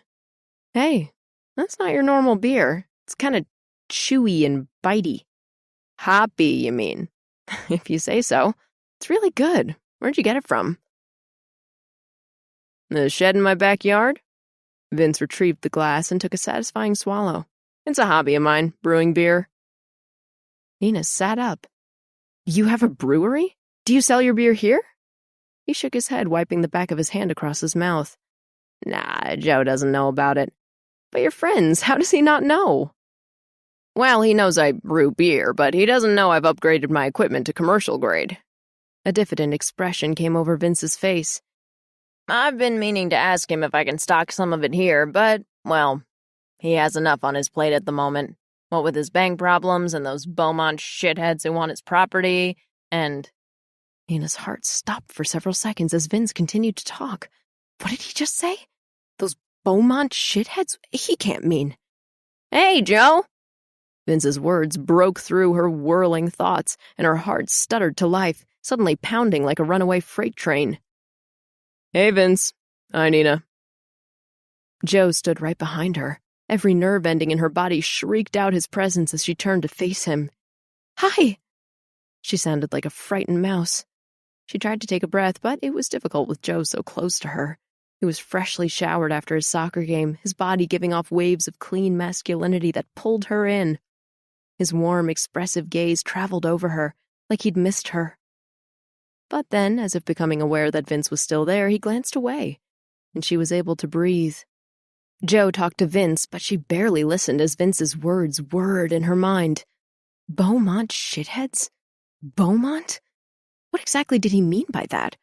Was there some connection between Joe and her dad? Unlikely, she told herself. Beaumont was a common enough surname, and why would a billionaire like her dad be interested in a small place like the Comet Inn? It didn't make sense. Vince must have meant someone else. Penny for your thoughts? Joe said. She came to with a start. The bar was emptying and Vince had been closing up. She was alone with Joe. He rested one elbow on the counter, and although his stance was casual, the look in his eye was anything but. She swallowed, deciding to set aside her concerns about what Vince had said. It was much nicer to concentrate on Joe. Just one penny. Is that all my thoughts are worth? He glanced quickly about, then angled his body so that no one but she could see his face. That depends. If you're thinking what I'm thinking, then I'd be willing to pay you more. She sucked her lower lip, wondering what he was thinking. From last night, she knew Joe had some pretty dirty thoughts. He uttered a groan so soft only she could hear it. Don't do that with your lip, unless you want me sporting wood in public. She sputtered with laughter. Only Joe could get her so excited with so little. Before she could respond, Vince came back behind the counter and shot a weird look at her.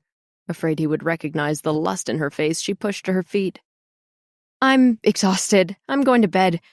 Good night, all. She made a general wave to encompass both Joe and Vince before beating a hasty retreat.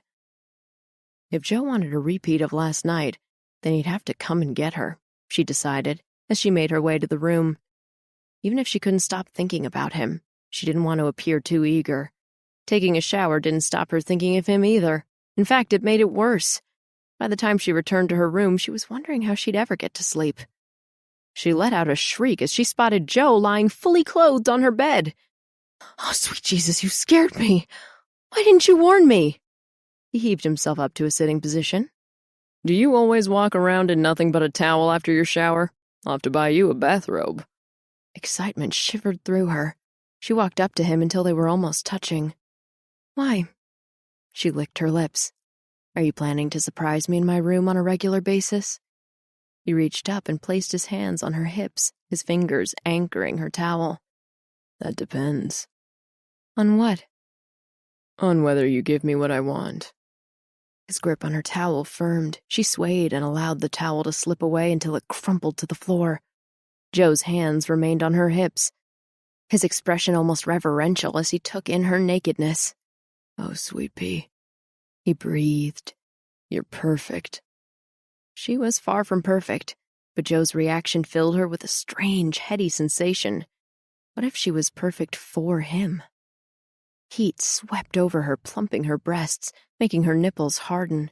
Joe cupped a hand to her breast, fingers teasing her nipple even harder. Yes. Perfect. He stared up at her with hunger stamped across his face. Her knees buckled as she slid onto his lap, straddling his denim-clad thighs. She speared her fingers through his hair, and then their mouths met and fused with desire. They kissed frantically, his fingers imprinted into her back, she pressing herself into him, desperate for contact. "Wait," she panted when she was forced to come up for air. "What about Vince?" "Damn." He gave her ass a soft pinch. "I'm sure as hell not sharing you with Vince." "Ooh, I like that," she thought in surprise. She liked Joe pinching her ass. She let out a mock growl. "I meant, is there any chance he might have seen you come into my room?" "No, he's gone home, and I locked up the inn." His thumb absently stroked her butt cheek where he'd pinched her. "There are only 2 guests upstairs, so it's just you and me, Sweet Pea." Every time he called her Sweet Pea, it sent a thrill straight to her heart. She brushed her lips teasingly against his. "That's good. Why didn't you take off your clothes while you were waiting for me?" "I didn't want to be presumptuous." His eyes glinted as his hand wandered around her ass. He began stroking between her thighs. Her breathing stalled as his fingers caressed her, sweeping from front to back, exploring every inch of her. She didn't have time to be embarrassed at how thoroughly he was touching her. She was too caught up in the magic of his fingers. Blood thudded in her veins, desire coiled in her center, tension winding her up tighter and higher. "You're so wet," Joe murmured, his eyes on fire. Suddenly she was mad for him, mad to feel him inside her.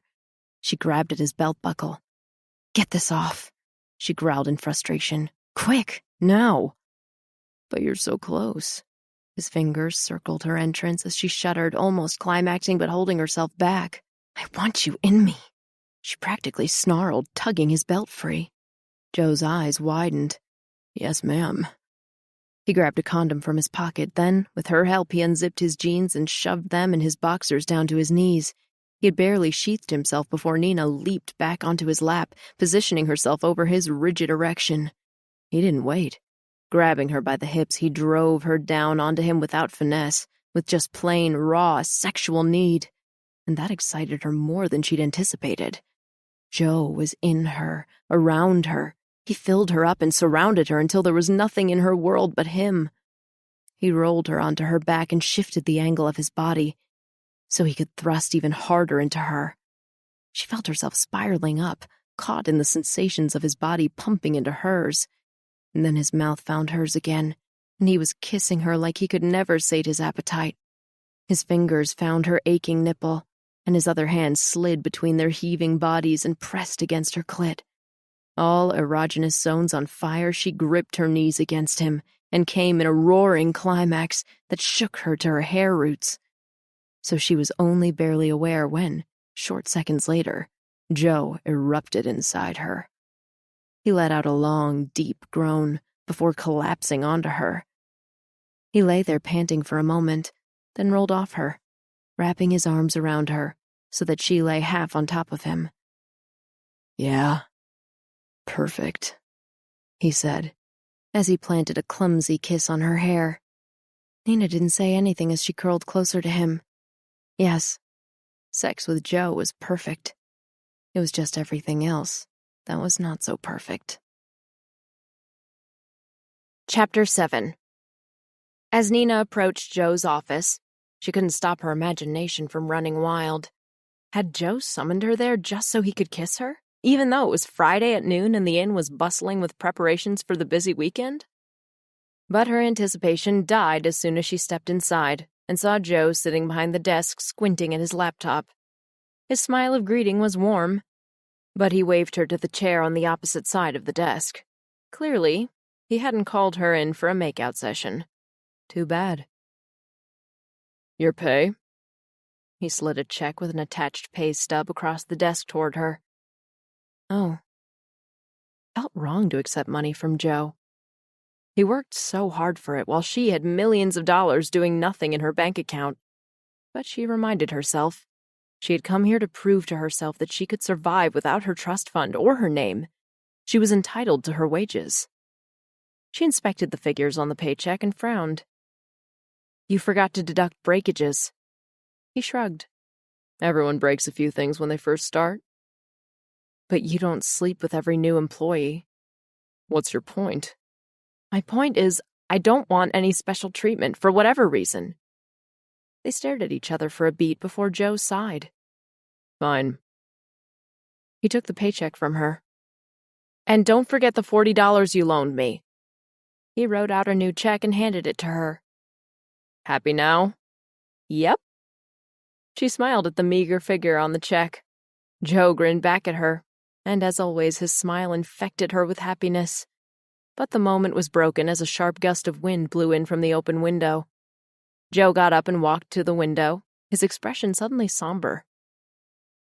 Outside, storm clouds were rolling in, black with thunderous intent, and in just a few seconds the room had noticeably darkened.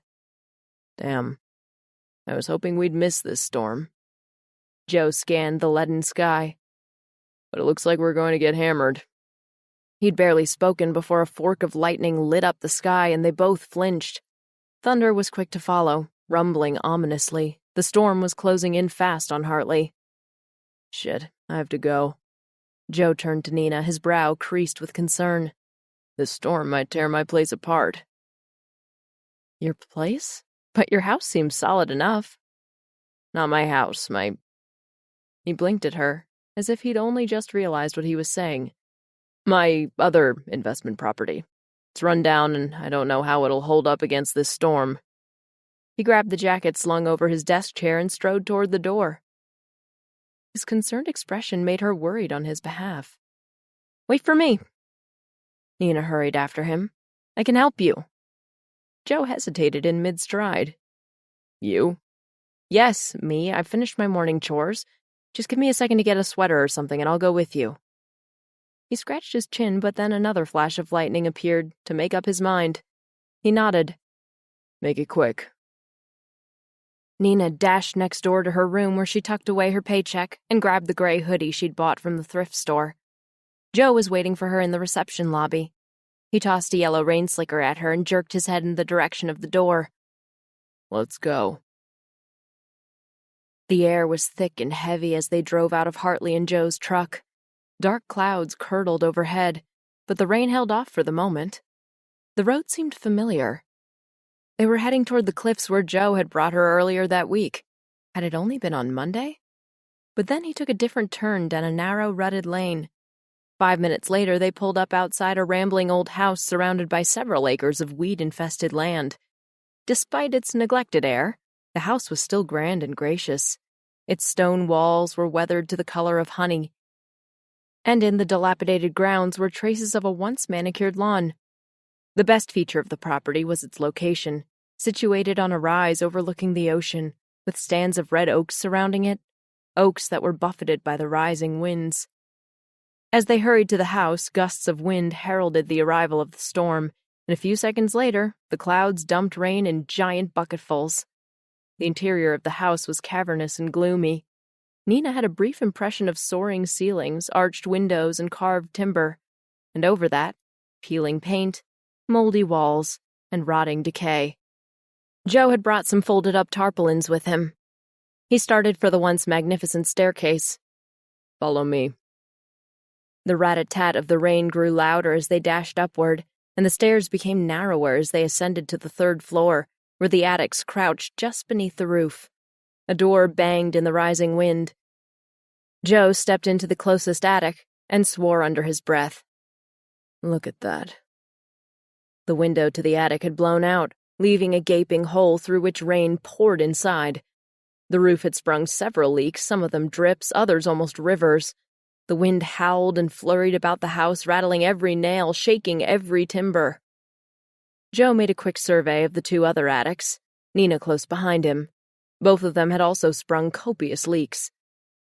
Let's fix that blown-out window first, Joe said, throwing down his pile of tarpaulins. Nina helped as best she could, following his instructions and trying to ignore the rain slapping at her. She'd never experienced anything like this before, and soon she was soaked and freezing despite the rain slicker. But she didn't allow herself to complain. How could she, when Joe was working even harder than she was? Together, they fastened a tarpaulin over the broken window, which required Joe to hang out dangerously from the ledge. They rigged up the other tarpaulins beneath the worst of the leaks, so that the water was diverted outside the house. Smaller leaks were dealt with using the pails and cans that had obviously been put to the same use before. The violent storm passed as quickly as it came, leaving behind a sodden, dripping house. They trudged downstairs to the first floor, where a few more windows were broken and water pooled in several places. "What made you buy this place?" Nina asked, unable to contain her curiosity any longer. Joe swiped a hand across his damp brow as he glanced around the reception room they stood in. "I've always admired this house. As soon as it came up for sale, I had to buy it. It's a wreck now, but it's got great potential. I want to turn it into a high-end boutique B&B. Hartley's becoming more popular, and an upmarket B&B will fill a gap. It's definitely got loads of character." Something about the house reminded her of the faded mansion she'd grown up in. Her mom had adored grand old houses, and her dad had indulged her. Nina had fond memories of sliding down banisters and running through half-finished rooms. Then her mom had died, and when her dad had remarried, her stepmom had turned her childhood home into a mini Palace of Versailles. Nina flicked a piece of peeling wallpaper. "But you'll need a lot of money to turn this into a B&B. Tell me something I don't know." The odd note in his voice made her frown as a memory triggered. What had Vince said about Joe's bank problems? "Are you having trouble getting a loan?" she asked before she could stop herself. His eyes sharpened on her. "Who told you that?" No one, just a guess." Uneasiness rolled in her stomach. Money, always rearing its ugly head. Joe wasn't like her jerk of an ex, though, was he? He wouldn't ask her for money. But what if he found out how wealthy she was? Would that make a difference? Joe rifled his fingers through his hair as he gazed out a missing window at the storm-churned sea. "Well, it's true," he said reluctantly. "But that's not the half of it." "There's more?" "Yep. Someone's trying to make me sell this place." The uneasiness in her stomach congealed into a cold dread. "Who?" she forced herself to ask, sensing she wouldn't like the answer. "A billionaire bastard named Carson Beaumont. Ever heard of him?" Thank God he had his back to her, or he surely would have noticed her shock. She felt the blood draining from her cheeks, leaving her shaky and weak. No, don't think so?" What else could she say? She hated lying about such an important fact, especially after she'd promised him no more lies. What choice did she have when he'd just labeled her father a bastard? "You're lucky, then." Joe was still staring out the window. "Beaumont wants this property because of sea views and because it's the only access to a huge plot of land farther back, where he wants to build another of his obscene mega-resorts. He's already made me several offers. Oh, not him personally, of course. He sends his goons to do his dirty work." Dirty work? She felt as hollow as she sounded. "Yeah. I think they've been whispering to the banks, discouraging them from giving me a loan." His hands curled into fists, and his shoulders grew rigid. "And they know my grandmother is in a nursing home. They know, to the dollar, how much it costs me each month. So they're trying to use that as leverage on me." Veins bulged in his hands. Fuckers. Nina sucked in tiny sips of air as her ribs threatened to crush her lungs. "That's vile," she choked out. God, this was so much worse than she could have imagined. How dare her father treat Joe or anyone like this? It was contemptible, immoral. Were Beaumont Inc.'s managers acting on their own or only carrying out orders? It didn't really matter. Her father had always been a ruthless businessman. He pressed his subordinates to get results no matter what. He was responsible. What could she do about it, though? Should she call her dad and demand he back off from Joe? But he wouldn't, because he'd never taken her seriously, and she wasn't the apple of his eye like Brooke was. He wouldn't because business always came first. He wouldn't because she never came first with him. What she wanted and what she cared about didn't matter to him. "Hey, what's wrong?" Joe's soft query came from closer than she'd expected, and she saw that he was right in front of her, eyes dark with concern. She folded her arms around herself, feeling sick and cold. "I wish I could help you." You have helped me, just now. His mouth lifted in a small smile. Thank you, Nina. His thanks only made her feel worse. She didn't deserve his thanks. She was the enemy because of her name. I didn't expect such a bad storm. I've been trying to find time to weatherize this place before winter comes, Joe continued. Guess I should get a move on it now. Let me help you, she said, consumed by guilt. When I'm free, of course. I won't neglect my duties at the inn. He seemed surprised but pleased. That'd be great. Thanks.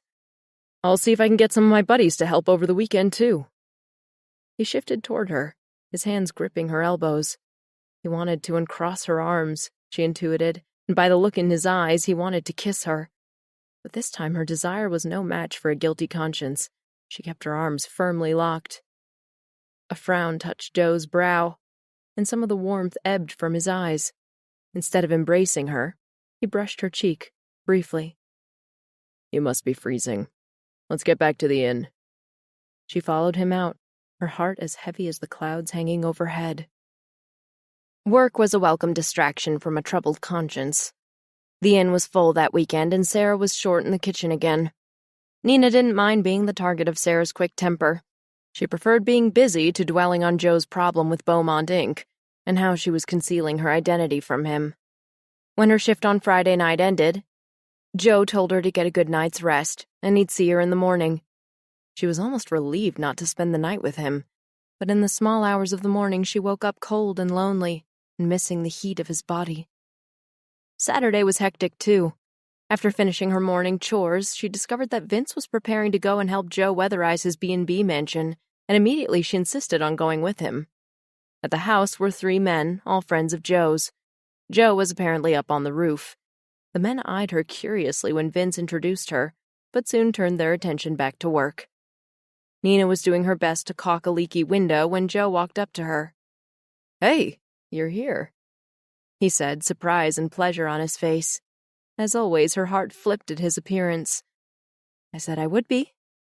You didn't have to, you know. But she did. She really did, to make up for her dad causing him trouble, however small the gesture. The more she got to know Joe, the more she admired him. He didn't deserve to be bullied into selling his dream. She wanted to help him succeed in any way she could. I know I don't have to. I want to. But I'm not exactly the world's best handyman. She gave a wry nod at the smeary line of filler she'd laid down.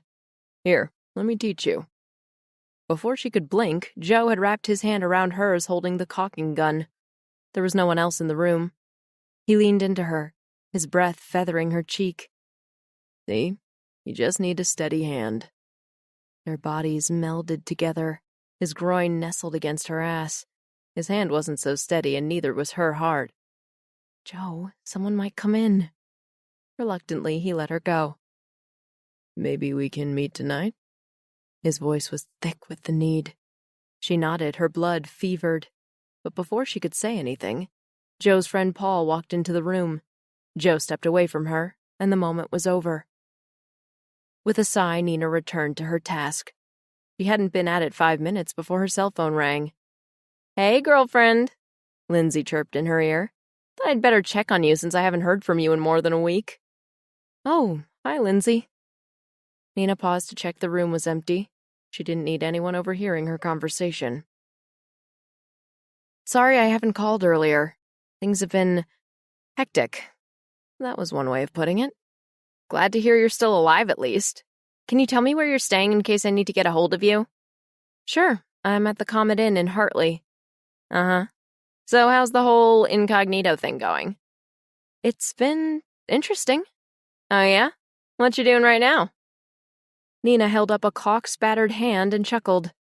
You'd never guess. I'm covered in grime, I look awful, and I have hours of work ahead of me, but somehow I'm enjoying myself. You sound different. More relaxed and carefree. Lindsay paused. So, what's his name? Nina spluttered. His name? The name of the guy who's made you so relaxed and carefree. Nina rolled her eyes. Lindsay knew her too well. His name is Joe, and it's not what you think. I'll bet it's probably worse. Lindsay chuckled. Have fun, darling. just don't get too involved. Remember, you're returning to San Francisco in 2 weeks. Nina sighed. I won't forget. But she had managed to push that inconvenient fact to the back of her mind. I'll leave you to your fun with Joe. Just be careful, okay? Yes, Mom, thanks for calling. Lindsay's advice was sound, but how could she be careful around Joe when all he had to do was walk into a room to get her hormones jumping? She'd practically swooned when he'd suggested they might meet that night, and as the afternoon wore on, she found herself praying her hopes would come true. To make matters worse, it was such a struggle pretending there was nothing going on between them when she was microscopically aware of his presence. Each time he came close to her, her entire body fluttered with anticipation, and just the sound of his voice in another room was enough to make her prickle with pleasure. She wasn't being honest with him about her identity, but there was nothing fake about her body's reaction to him. She wanted to be with him, desperately. She wanted another blissful night with him, where hot, earthy sex would make everything else inconsequential, where she could forget who she was, where she came from, everything. She wanted to lose herself with Joe. But Saturday night, she fell asleep on her own, again. After several hours at Joe's B&B, she and Vince returned to the inn to prepare for the evening rush. Joe stayed behind and didn't come back, even when dinner was in full swing. She overheard Sarah asking if Vince knew where Joe was, and Vince had replied that Joe was still at the B&B and wasn't expected back. Nina went to bed wondering if she'd ever spend another night with him. Joe shifted in his seat as he tried to stay awake, while Nana Lena rambled on about the dog she'd owned when she was a little girl. He never missed his visits to his Nana, and his Sunday visits were longer. He could have used a morning to sleep in after his long night on Saturday, but he was up bright and early at the inn to make sure guests were checked out properly and handle any possible complaints. Then he'd gone back to weatherizing his B&B before it was time for his soccer match. He'd almost decided to skip soccer until he realized they had no substitutes. His team was almost in the semifinals, and he couldn't let them down at the crucial moment. He'd have to return to his B&B after his visiting Nana, but for now, he should give her his full attention. What was his name again? Nana Lena's brow puckered up with the effort of remembering. Was it Lucky or Patch? Oh, dear, I'm getting too old. Your dog's name was Samson.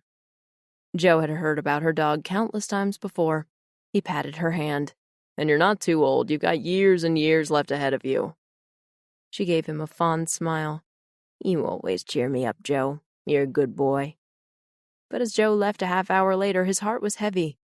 What would happen if he could no longer afford the fees of the nursing home? What if he couldn't get his bank loan? And the mortgage repayments on the potential B&B slowly bled him dry. In that scenario, he would sell the property to Beaumont, of course. No contest there, not with his Nana's well-being in the balance. But his soul flinched at the thought of caving to Beaumont, of losing his dream and saddling the town with a resort most locals didn't want. He had to stay positive, he told himself, and get his property weatherproof so he wouldn't have to spend even more money on it. When he reached his B&B, he was surprised to see Vince and Paul's trucks already parked there. But inside, the first person he bumped into was Nina. She beamed at him. Hey, boss. Nina, I didn't expect to see you here. His spirits lifted. Her hair was disheveled, her clothes were crumpled, and her garish turquoise Crocs were dull with dust. And she'd never looked more ravishing. Actually, I didn't expect to see anyone here again today. Nina roped us in, Vince said as he clomped down the stairs with Paul, a stepladder balanced between them. She said she'd buy us each a case of beer, Paul added, winking at Nina. A case? She chuckled. Liar, it was 1 beer each. 1 beer? Paul sighed as he shook his head. You're lucky I'm a sucker for a pretty face. They all laughed, but Joe felt a tightening in the tendons of his neck. Paul was one of his closest friends, but damn if he didn't feel a twinge of jealousy at his blatant flirting with Nina. Beers are on me, Joe said loudly, when we're done. Shouldn't take long, Paul said. We're going to seal up some of the shutters. The 2 men trooped out with their stepladder, leaving Joe alone with Nina. Thanks, he said, rubbing the back of his neck. He wasn't used to feeling grateful to her. She shrugged, looking just as discomfited as him. It was nothing. I knew you were busy with soccer and your grandmother today, and you're worried about the weather, so I was hoping to spare you some hassle. Nina rattled on like she was nervous about something, but what? He'd caught her giving him some strange looks ever since she found out about his B&B, but he couldn't figure out the reason. Maybe she was worried he'd made a bad investment. "Thank you," he said quietly. "I really appreciate it." She wriggled her foot, still looking a little jumpy. "You're welcome." Her soft voice pierced him with longing, and he wished they were alone so he could kiss her nose, or, better still, he wished they didn't have to pretend they were nothing to each other. He wished they could touch each other in public and not give a damn about onlookers. Well, he could hardly complain since he'd made the rules, only sometimes he wasn't so sure about the reasons for those rules anymore. On impulse, he stepped right into her personal space and cupped his hands around her face. She blinked up at him in surprise, her cheeks cool and creamy beneath his rough palms. Her eyes were deep aquamarine as she quivered in his hold, and once again he wondered about the cause behind her tension. Then he dropped his mouth onto hers, a brief, starving kiss that didn't satisfy, only whetted his appetite. But that was all he could allow himself right now. "I'd better go check up on those two," he said gruffly, "seeing as I promised them beer." Chapter 8. "Got any plans for today?" Joe's eyes gleamed at Nina, indicating he definitely had a plan or two. The last of the weekend guests had just checked out, meaning Nina had no more duties at the inn that day. Nina grinned, trying and not succeeding to tamp down the fluttery feelings he always triggered in her. Honestly, her feelings for Joe were beginning to verge on serious, which was kind of scary. "Why?" She couldn't stop herself batting her eyelashes at him. "What do you have in mind?" "I thought I could make it up to you for being so preoccupied these past couple days."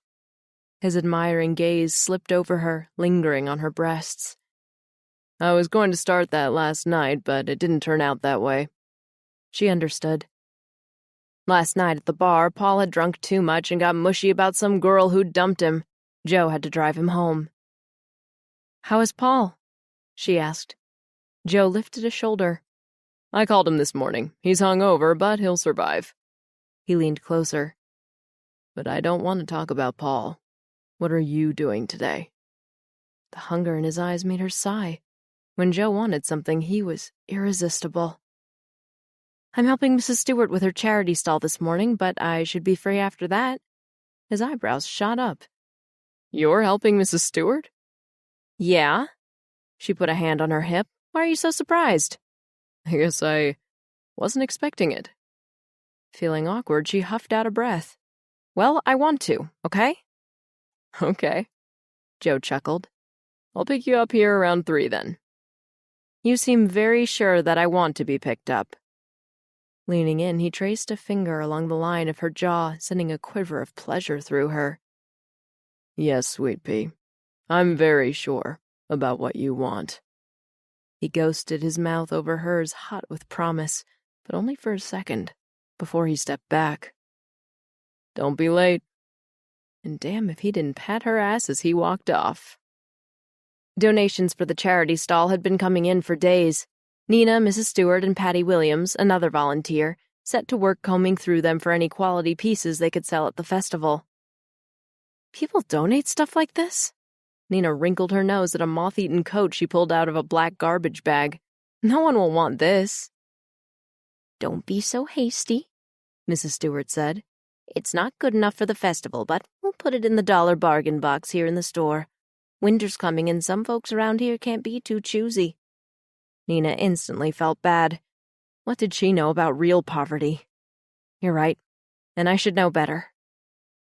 She folded the coat and placed it in the box for the thrift store. "No, it's good you haven't reached that level." Mrs. Stewart smiled at her. "You seem to be settling in. Everything okay at the Comet Inn?" Nina nodded. "I'm still breaking dishes, but I'm getting better." "Joe's a good boss to have, and a good friend, too." Mrs. Stewart paused, and Nina knew she was thinking about last week when she'd seen Nina and Joe together on the balcony. "Yeah, Joe's nice," Nina replied, keeping a straight face. She delved into the next garbage bag. Expecting another bunch of ratty clothing, she wasn't prepared for what she found. "Hey, Mrs. Stewart, look at these." She held up several dresses, all of them simply designed in muted shades of taupe mushroom and ivory. Mrs. Stewart gave them a cursory glance. They look nice. Patty squinted at the dresses. I don't know, they seem a bit dull to me. But they're Favreau. Nina didn't need to check the labels to know these were the same chic, expensive French-designed dresses that her high society stepmother favored. Favreau wasn't as instantly recognizable as other big French designers, but wealthy people like Ellen preferred the exclusivity. They're made in France. These dresses should definitely be in the charity stall. Are you sure? Patty eyed the dresses doubtfully. Yes. Nina nodded eagerly. Price them at $50 and they'd be gone in a flash. In fact, you could probably sell them for $60, $70. Each of these dresses would retail for several $1,000s. She scrambled through the bag and pulled out more clothing. Look, there are pants and jackets, too. You could make a fortune here. Mrs. Stewart and Patty both stared at her. I've never heard of this Favreau. Patty sounded accusing. He seemed to know a lot about French clothes. Nina halted, belatedly, realizing her faux pas. Mrs. Stewart also appeared confused. Okay, she'd slipped up again. An ordinary working-class girl like she was meant to be might know about Christian Dior and Valentino, but she shouldn't recognize a niche brand like Favreau. I used to do some babysitting for a rich woman in San Francisco, she quickly improvised. She wore dresses like these, that's how I know. I see. But Patty still seemed a little suspicious. It's just that you knew what they were so quickly. You didn't even read the labels. Nina shrugged. I guess I have an eye for detail, that's all. She turned to Mrs. Stewart. So, should I price them and put them aside for the festival stall? Maybe just a few. Mrs. Stewart was still doubtful. And definitely don't price anything above $30. We don't want to end up with a lot of unsold stock. $30? They might as well give them away. But Nina held her tongue, afraid she'd blow her cover, and did as she was told. At lunchtime, they stopped for coffee and a quick sandwich. Patty seemed to have gotten over her doubts about Nina as she chatted to her about her family and her occupations. She was working on the festival organizing committee, it turned out, and was another fan of Joe's. Under Joe's leadership, the festival had grown each year and was now a great tourist attraction. We pride ourselves on our individuality and craftsmanship, Patty said, sounding like a brochure. People visit here because they like a personal touch. That's why we're so opposed to having a Beaumont resort foisted upon us. Nina's heart sank at the mention of her dad's hated company again. Not everyone is opposed, Mrs. Stewart said mildly. Some people think a resort would be good for jobs. Patty snorted. A few jobs in exchange for ruining our peaceful environment? It wouldn't be worth it. There are other ways of generating new jobs. Like Joe's proposed B&B, Nina thought. He'd need to hire extra staff, and the kind of guests Joe wanted to attract would likely spend more money in the area, too. What do you think of the resort? Mrs. Stewart asked Nina. She looked up at the two women. It shouldn't happen. It has to be stopped. Because Joe's dream had to come true. Patty and Mrs. Stewart exchanged looks. See, Patty said, everyone thinks it's a terrible idea. Fortunately, they dropped the subject after that. Should I lie low until we get to your place? Nina's eyes sparked with mischief as she squirmed in the passenger seat of Joe's pickup truck. It was broad daylight, and he had just picked her up from the inn after she'd helped Mrs. Stewart. I could put my head on your lap, she said, licking her lips. That way no one would know I was with you. Lust surged through Joe at the prospect of having those luscious lips of Nina's so close to his crotch, but he manfully tamped down his desires. Sweet Pea, it's sweet of you to offer, but I don't want the sheriff pulling me over because I'm sure I can't drive straight with your head in my lap. Laughter bubbled out of her. Well, as long as you don't mind being spotted with me. He'd been careful to park at the back of the inn when he'd picked her up, and now instead of driving down the main street, he was taking a detour through the quiet part of town. He didn't particularly enjoy keeping his affair with Nina a secret, but he knew he had to be careful. If anyone asks, Joe said, we're picking up supplies for the inn. Good thinking. But she seemed a little deflated. as if the secrecy was getting to her. He lobbed her a quick glance, noticing the gold glimmers in her hair and the soft poutiness of her lower lip, and his blood stirred again. He could stare at her all day and never get his fill. She'd surprised him over the last few days, the way she'd leaped in so enthusiastically to help him without a second thought. His heart warmed once again. Impulsively, he reached over and squeezed her free hand. "Thanks for all your help with the B&B. She grinned sheepishly back at him. "You've said thank you already. You don't have to keep saying it. And besides, I wasn't the only one. You had your friends there, and they probably helped you more." "Yeah, but I expect them to turn up. Not you."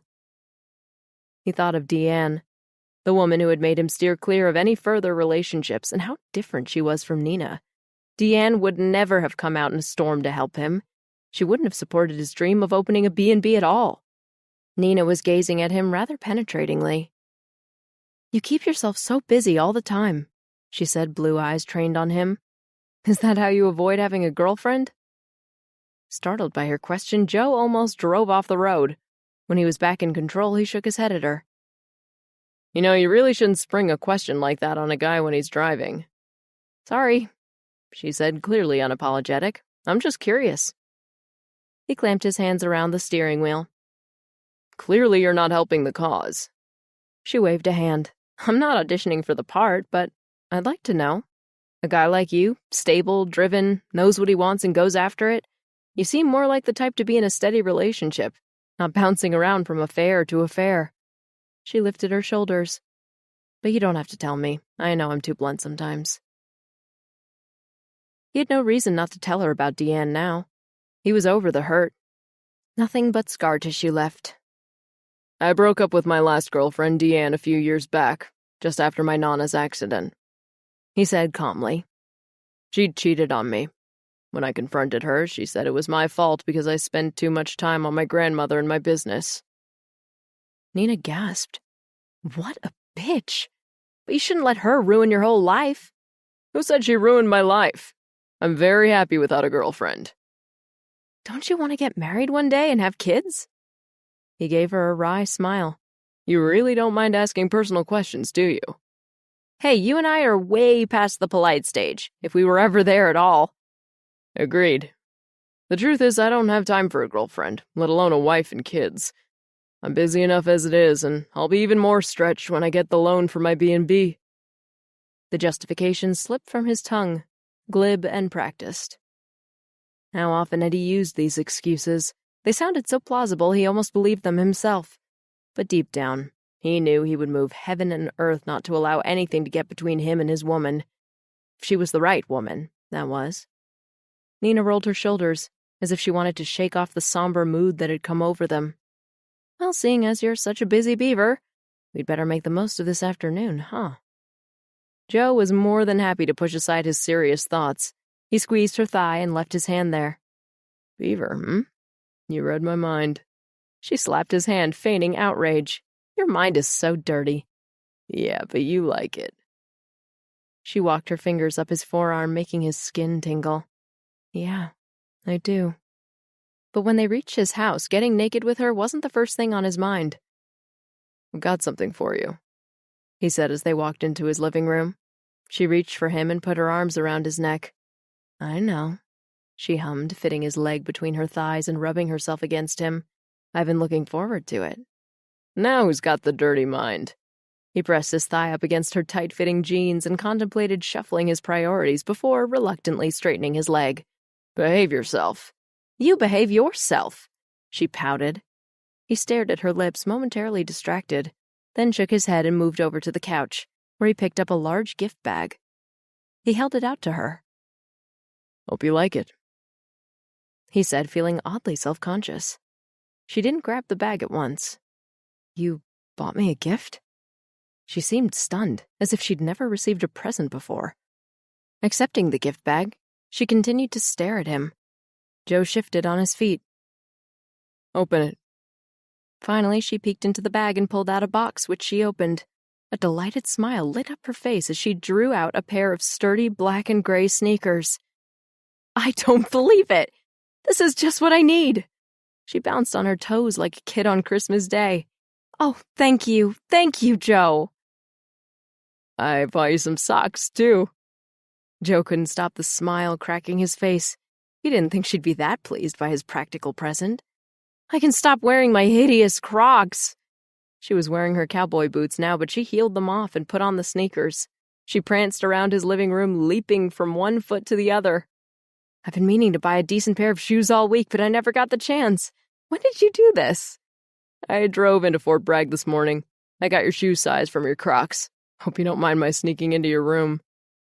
How could I mind? She spun around one more time, then came to a halt in front of him and grabbed both his hands. Thank you, Joe. Emotion choked her voice. No one's ever given me such a thoughtful gift. Really. Thank you. Her face was flushed and her eyes overbright, and he didn't quite get why she was so emotional over his gift, but he was glad she liked it. You're welcome. He drew her into his arms and pressed a kiss on her forehead. Nina never ceased to amaze him. Most women he knew would have expected a gift of flowers or chocolates or even jewelry, but not Nina. She was unique.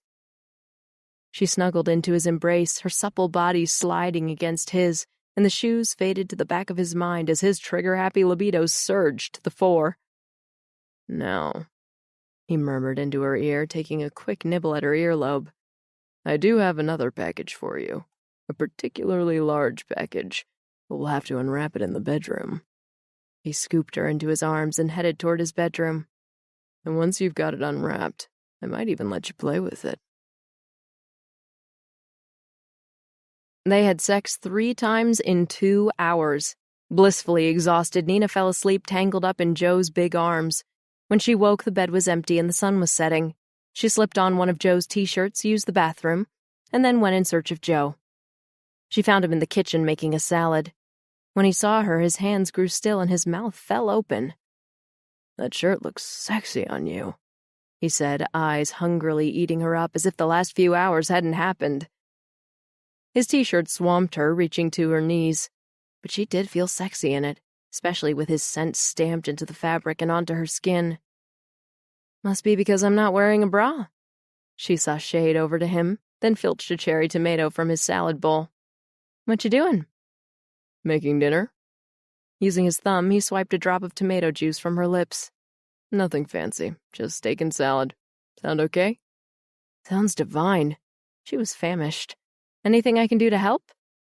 How about fixing us some drinks? There's beer and wine in the fridge. She opened a bottle of beer for him and poured herself a glass of white wine. Joe was neat and competent in his kitchen. He put sourdough rolls in the oven to heat up and grilled 2 thick New York steaks to juicy perfection. They ate in the dining alcove off the kitchen, where Joe had a wooden table and shaker-style chairs. Nina couldn't remember when a lover had cooked her a meal before, and she couldn't remember when she'd last felt so relaxed and comfortable. Some would say his house was modest, but to her it was honest and simple, and everything you could wish for in a home. They talked about Joe's plans for his B&B, about his grandmother and his sister. Finally, when their plates were empty, Joe leaned back in his chair and studied Nina with a speculative look. Feel like we've talked about me for way too long. What about you, Nina? Tell me something about yourself. She was instantly on her guard. Like what? I don't know anything. He waved his beer bottle. Any serious boyfriends in the past you want to blow off steam about? Oliver? She chewed her lip at the memories of her ex. Joe rested his elbows on the table. Hey, he said softly. It was just a suggestion. You don't have to. She met his eyes. But if I didn't, that would mean I'm not over him, and I am. I am so over the bastard. A bastard, huh? Yeah. She fiddled with her knife and fork as she wondered how much she could tell Joe without arousing his suspicion. I don't want to go into the gory details. Suffice to say that I fell for Oliver. I thought he was special. I even thought he might be the one. But then I found out that he had ulterior motives for being with me. He didn't really care about me, just what I could do for him. She pressed her lips together, surprised by the sudden pang in her chest. Not because of Oliver, but because it hurt to know she wasn't as important as her money. That wound still festered in her soul. Joe reached for her hands and squeezed them, his fingers warm and gentle. He sounds like a complete jerk. But if there's one thing I know about you, Nina, it's that you're a fighter. Forget about him. He's pond scum. Don't let him sour the rest of your life." The tenderness in his face broke her, and emotion stung the back of her throat. Joe was the complete antithesis of her ex. Just based on what he'd done for her this afternoon, buying her a thoughtful gift, pleasing her in bed, cooking her dinner, making her the focus of his attention, Joe cared more for her than her ex ever had. Joe was wonderful. A man in a million. A man she could fall head over heels in love with. Love? Her heart seemed to stall for several beats. She started to cough and couldn't stop. "Nina, are you all right?" Joe got up to fetch her a glass of water. As she spluttered, she gave herself a severe talking to. No way could she let herself fall in love with Joe. Not when she was hiding such huge secrets from him. The guilt welled up again, more biting than before. "Thanks," she whispered hoarsely after she'd drunk the water and recovered herself. He patted her shoulder, still looking concerned. "Sorry," he said. "Didn't mean to get you all worked up over your ex." "It doesn't matter." "I've got ice cream," he smiled. "Chocolate chip and raspberry swirl." "Why didn't you say so earlier?" While Joe busied himself getting the ice cream, Nina hauled in several deep breaths to steady herself. She really couldn't fall in love with Joe.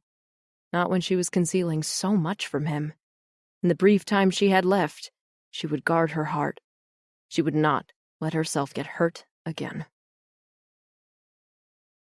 Chapter 9. "Got your wine orders figured out for the festival?" Joe asked Vince. Joe was sitting in the bar with Vince and Sarah while they went over their preparations for the Hartley Food and Wine Festival. The days were ticking down fast, and he had so many other tasks to complete that he felt he'd been neglecting business at the Comet Inn. While Vince went over the wine, Joe couldn't help sneaking a glance at the other side of the room, where Nina was busy wiping down tables and chairs. She was making slow progress, but he noticed she was thorough. He pulled his attention back to the meeting to find Sarah eyeing him suspiciously. "Sounds great," Joe said. He knew he could count on Vince to keep the bar side of things running smoothly.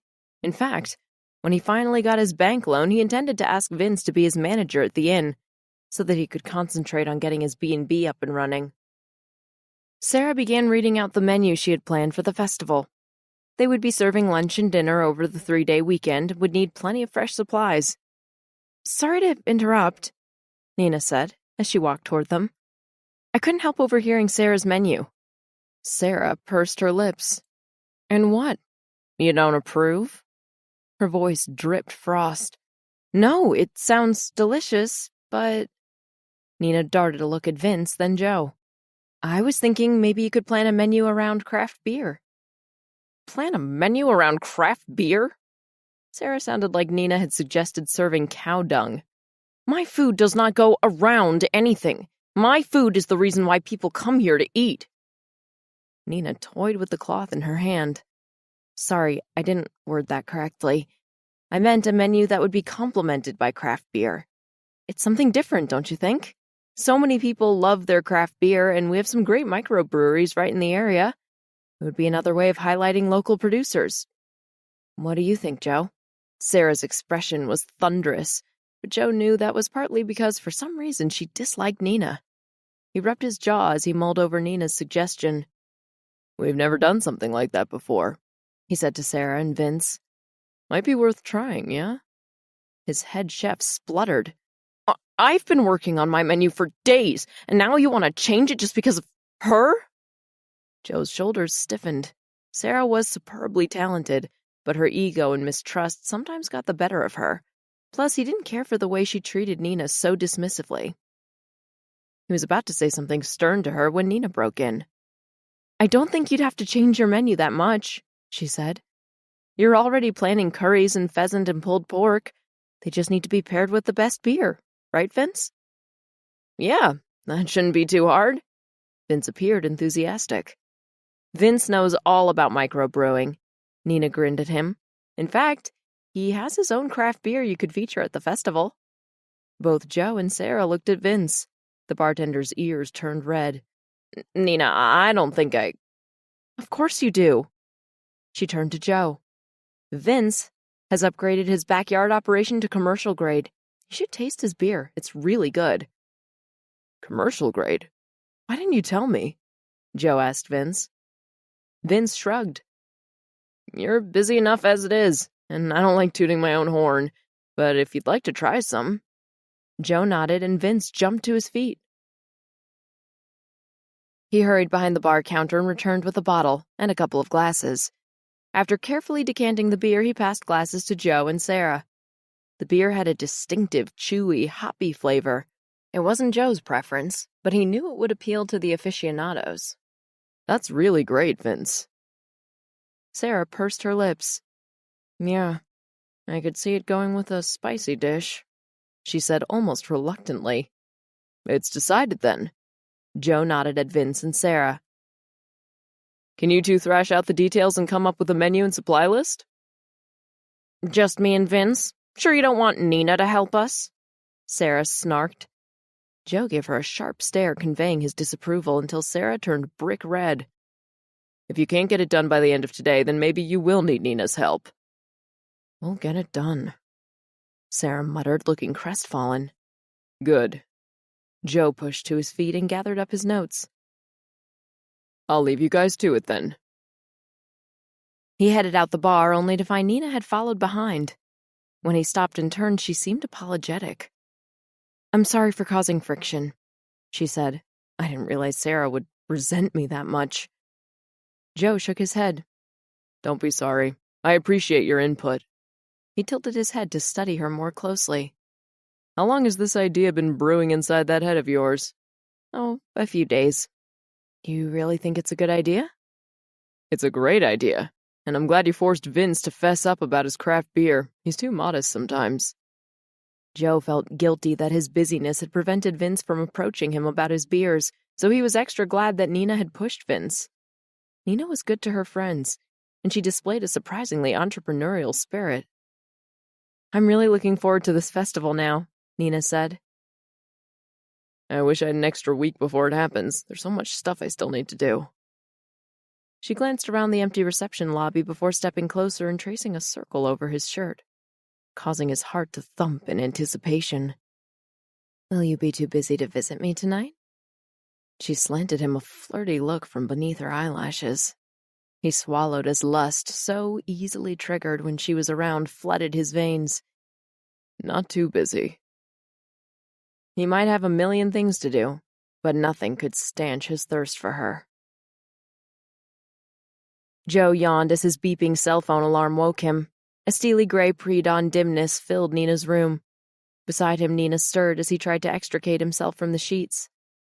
Her single bed hadn't bothered him when he'd reached her room last night, and the tangled, sweaty sex they'd enjoyed had been as intense as ever, but the few hours' sleep he'd caught afterward had been fractured and cramped.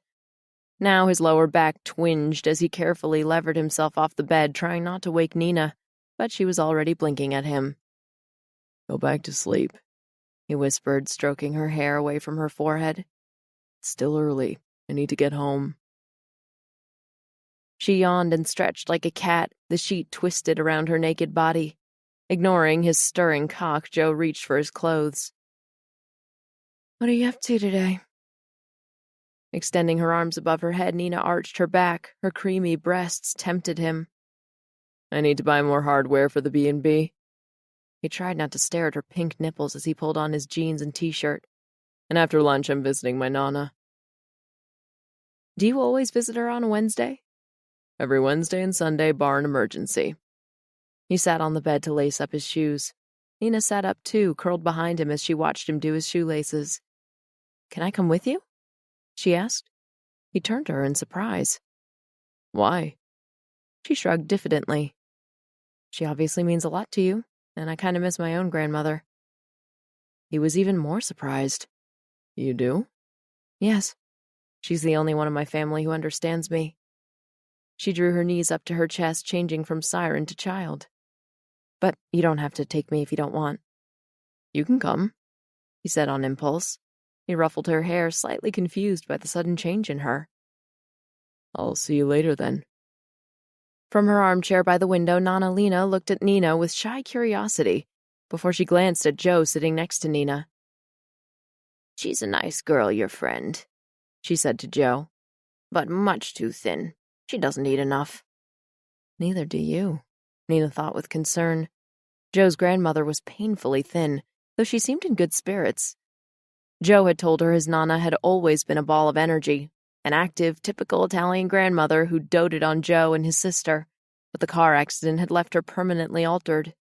She didn't recognize many of her old friends and was afraid of sudden changes, so Joe's regular visits were vital to her. "Don't worry, Nana," Joe said. "She eats plenty." "Oh?" Nana Lena cocked her head. "Bring her to dinner next time. I'll make her my rigatoni beef ragu, your favorite dish." "I'm sure she'll love it." Joe smiled, but when he met Nina's gaze, his eyes were sad. Nana Lena didn't realize it, but her days of making rigatoni beef ragu were long gone. "Why doesn't Deanne visit?" Nana Lena suddenly asked Joe. "I broke up with Deanne a while ago, Nana," he said quietly. It was plain that his grandmother had asked him this question many times before. "Broke up?" Nana Lena's hands trembled. "Who'll look after you?" "I can look after myself. I'm fine, Nana." It took Joe a while to reassure her. A few minutes later, their visit was over. Joe was silent as they walked out of the nursing home. "She seems well cared for there," Nina said, wishing there was more she could say to comfort him. Joe gave her an absent-minded smile as they got into his truck. "She's been at Pine Groves 4 years now. I can't move her." He started the engine and looked at Nina, his expression dark. "If I can't get my investment loan soon, I'll have to sell to Beaumont. I can't afford not to." Guilt knotted her stomach at the mention of her dad. How she hated lying to Joe. Maybe there was a way of telling him the truth without losing his respect, but as yet she hadn't found it. And somehow she had to help him get that loan and achieve his dream. How, she didn't know either. Nina reached for his hand. "You'll get your loan. I'm sure of it." He didn't speak, but he held her hand until they reached Hartley.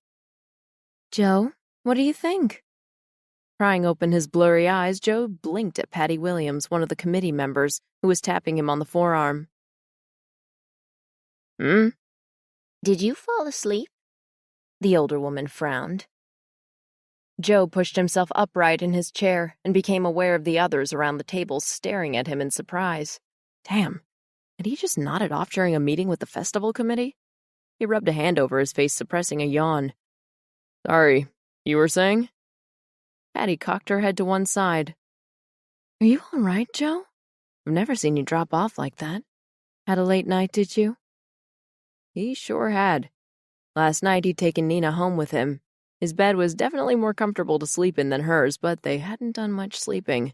They'd stayed up late again, then caught a few hours of exhausted sleep before he'd driven her back to the Comet Inn before dawn broke. He'd returned home, collapsed in bed again for an hour, and somehow managed to drag himself to the festival committee meeting, only to succumb to fatigue once he'd sat down. "I'm fine," he said, even as the muscles in his lower back twinged. 3 late nights in a row. 3 nights of incredible hot sex. Now he was paying for it. "Okay." Patty didn't look convinced. She pushed a printout toward him, her expression still concerned. "Think you'll have time to review the financial statements? We really need your input." Some of last night's euphoria ebbed away as guilt took over. He had a responsibility to the town, and he shouldn't allow this affair to distract him from his duties. The Food and Wine Festival was a huge deal for Hartley, and it deserved his proper attention. Instead, he was falling asleep on the job daydreaming about Nina.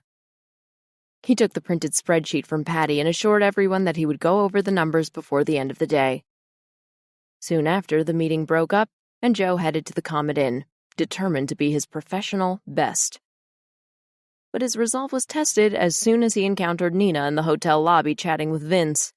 When she spotted him, she flashed him a dimpled smile that tied his stomach and sent lust shooting through his veins. "Hi," she murmured, a dreamy, sleepy look to her eyes as she twisted the mop handle. "Hi," he replied, sounding husky. Belatedly, he realized Vince was studying them. Was it obvious that he and Nina couldn't stay away from each other? If Vince suspected, then it wouldn't take long for the others to notice it too, and he didn't want to have to deal with the possible fallout right now. He schooled his face into a bland mask. "Hey, Vince, everything okay here?" "Sure," Vince replied. "Everything's fine here." Damn, Vince did suspect something. Nina gathered up her mop and bucket. "Better get going with my chores," she said, hurrying up the stairs. It took an almighty effort for Joe not to stare after her. Vince was still eyeing him. Joe cleared his throat. "I'm going to Fort Bragg this afternoon. Got a meeting with another bank." "Good. Maybe that'll keep your mind occupied." Vince walked off, leaving Joe to frown after him. "And this is my spatchcock with sage and wild mushroom," Sarah announced as she laid a platter on the table where Nina was sitting with Vince and the other kitchen staff. Vince sat up. "Let's see how it goes with the old ale, then." Nina and the others had just finished staff dinner, but Vince had saved his appetite to sample Sarah's dishes for the festival. Sarah placed some clean plates on the table. "It looks delicious," Nina said, "but I'll let you experts try it first." "Suit yourself." Sarah shrugged. She swiveled round and waved at Joe, who'd just entered the restaurant. "Come and try my spatchcock." As Joe walked toward them, Nina couldn't keep her eyes off him. After 3 late nights spent with him, she'd been lethargic all day, but suddenly she was wide awake. Joe wore a business suit because of his bank meeting in Fort Bragg. His jacket was slung over his arm, revealing a soft gray dress shirt and close-fitting charcoal pants. Joe, in corporate attire, was just as smoking hot as Joe in jeans and a t-shirt. Nina's brain turned woozy as she imagined running her hands over his shirt and pants, feeling his muscles bunch up beneath the fabric. She curled her fingers into her palms as she struggled to contain her fantasies. "How did your meeting at the bank go?" Vince asked Joe. "Don't ask." A vexed look passed over Joe's face, but was quickly gone. "I need food. Looks like I arrived at the right time." Sarah motioned for Joe to sit next to her, but instead he rounded the table and slid into the chair beside Nina. His nearness set her body humming, the attraction sparking and pulling her into his thrall. She drew in a breath to steady herself, but instead inhaled a whiff of Joe's crisp cologne that went straight to her head. Sarah frowned, but continued to divide the spatchcock into 3 portions. She passed plates to Vince and Joe. When Joe saw Nina had been left out, he turned to her, his eyebrows lifted in query. "I'll let you 3 be the judge," she said, striving to sound normal. Joe sampled the spatchcock and nodded at Sarah. "This is incredible." He ate another mouthful and sipped at the old ale beer. "Amazing how the beer complements all the flavors." He nodded at Sarah and Vince. "Great work, guys. Sarah, I think this is going to be one of your signature dishes." Sarah went pink. "Thanks. I've been working really hard to get it right." Joe turned to Nina. "You should taste this, seeing as it was all your idea." He forked up a morsel of meat and held it to her. "Here, have some of mine." Nina blinked at him in surprise. Beneath the table, his knee nudged against hers, causing her thigh to quiver. The glint in his eyes told her it was no accident. So Joe wanted to tease her in front of his staff? Well, 2 could play at that game. Angling forward, she wrapped her fingers around his hand and guided the fork into her mouth. She let the fork slowly glide out past her lips, all while keeping her gaze locked on Joe, her provocation deliberate. A spark flared in his eyes. He pressed the length of his thigh against hers, and she almost choked on her mouthful of food. Oh, Joe was too good at this game. As she leaned back in her chair, flushed and aroused, she realized everyone at the table was staring at them. Sarah pulled a face. "Are you 2 finished?" Vince coughed uncomfortably. "I'd better get back to the bar." He pushed to his feet and hurried out of the restaurant. The other staff members scattered too, except for Sarah. Nina swallowed her mouthful of spatchcock. "It's, delicious." "Really?" Sarah was giving her the stink eye again. "How could you tell when you gulped it down in 1 second?" Joe cleared his throat. "Sarah?" he warned in a low voice. Thoroughly discomfited by the situation, Nina pushed to her feet and grabbed the empty plates. "I'd better get these to the kitchen," she said, and beat a hasty retreat. As the evening wore on and the place got busier, Nina concentrated on her work and pushed all thoughts of Joe to the back of her mind. She hoped the incident with the spatchcock would be forgotten, but knew it was a vain hope when, later that night, as she stepped out the backyard with 2 bags of garbage, Sarah's tall figure loomed up beside her like a prison guard. Still, Nina tried to keep the atmosphere neutral. Lovely night tonight. She walked toward the dumpster, tilting her head up to the sky. Look at all those stars. Sarah kept pace with her, ignoring the stars. What's going on with you and Joe? She asked bluntly. Nothing's going on, Nina insisted. Technically, that was true. Joe hadn't made any promises, and she didn't want any. She opened the dumpster and heaved the first bag in. Bullshit. Are you and Joe having an affair? Nina stood her ground. That's none of your business. It is my business. Joe's my friend. I won't stand by and let an oversexed tramp mess him around. Nina gasped. Oversexed tramp? You got one hell of a nerve calling me names. Sarah stepped closer, tall and menacing. You talked Joe into hiring you when you're obviously unqualified. You've been here 2 weeks and already he's drooling over you. You've schemed and seduced your way in here and you're up to no good. Of course you're an oversexed tramp. Nina let out a furious laugh. Ha! If I'm such an oversexed tramp, then why am I the one taking out the garbage? It's all a stunt to cover. You're not really here because of the job. Anyone can see that. There's something else going on. Indignation boiled in Nina. I might not be as quick as everyone else, but I can pull my weight around here. And even you can't deny that. As for Joe, he's a big boy. He can take care of himself. He doesn't need a mother hen like you flapping around him. Sarah gasped and faltered back as if Nina had pushed her. For a few seconds, she appeared to struggle for breath. Joe takes care of everyone else, but he needs someone watching out for him. Sarah sniffed and fisted her hands. And I am not his mother hen. Nina bit her lower lip as the truth sunk in. Oh, shit. Sarah had a crush on Joe, and he probably had no clue. No wonder Sarah was so ready to bite her head off. Nina and Joe had shamelessly flirted over the spatchcock right in front of Sarah, and that must have hurt. She found out that Nina had been spending nights with Joe. Nina's animosity against Sarah subsided. Look, I appreciate your concern for Joe, but he's in no danger from me. Sarah shook her head morosely. You don't convince me. I knew you were trouble the moment I saw you. Nina sighed, her patience slipping. Well, maybe you should speak to Joe instead of me. She tossed the second garbage bag into the dumpster and slammed the lid shut. I'm going back inside.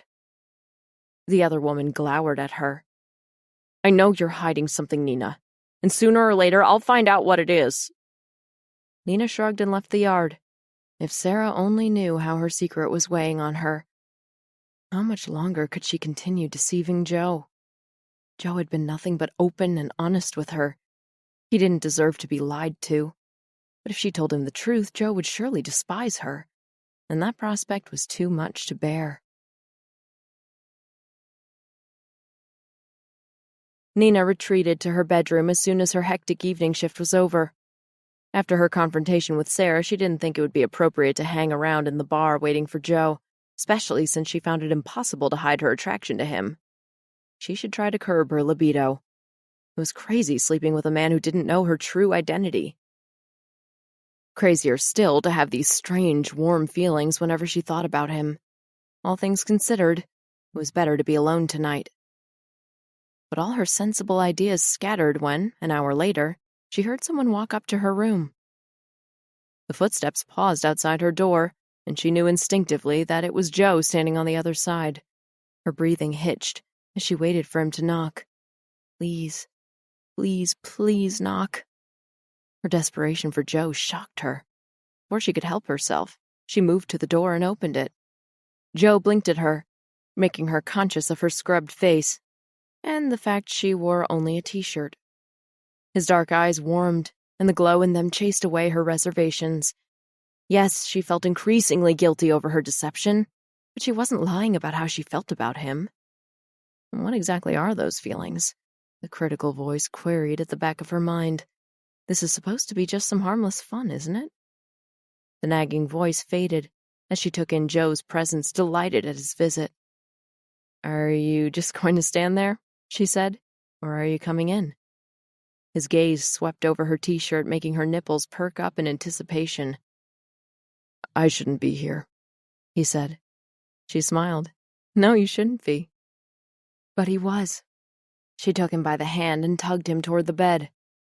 Tired? She asked and sat next to him. A little. It's been a busy day. She recalled his bank meeting earlier that hadn't gone well and bit her lip. To help ease her conscience, she shifted behind him and squeezed his shoulders. Want a massage? That'd be great. He sounded surprised. She began working on his muscles, kneading the tight knots in his back and shoulders. Joe groaned in relief, lowering his head. The sight of his bowed head made her heart twinge in a novel way. She was only giving him a massage, and yet it felt more than that. It felt as if he was letting down his barriers, allowing her into his citadel. She slid her palms over him, relishing the flex of his muscles, the scent of his skin. She wanted to do this every night, wanted to be the one he turned to for comfort at the end of a tiring day. Her heart panged with deep longing.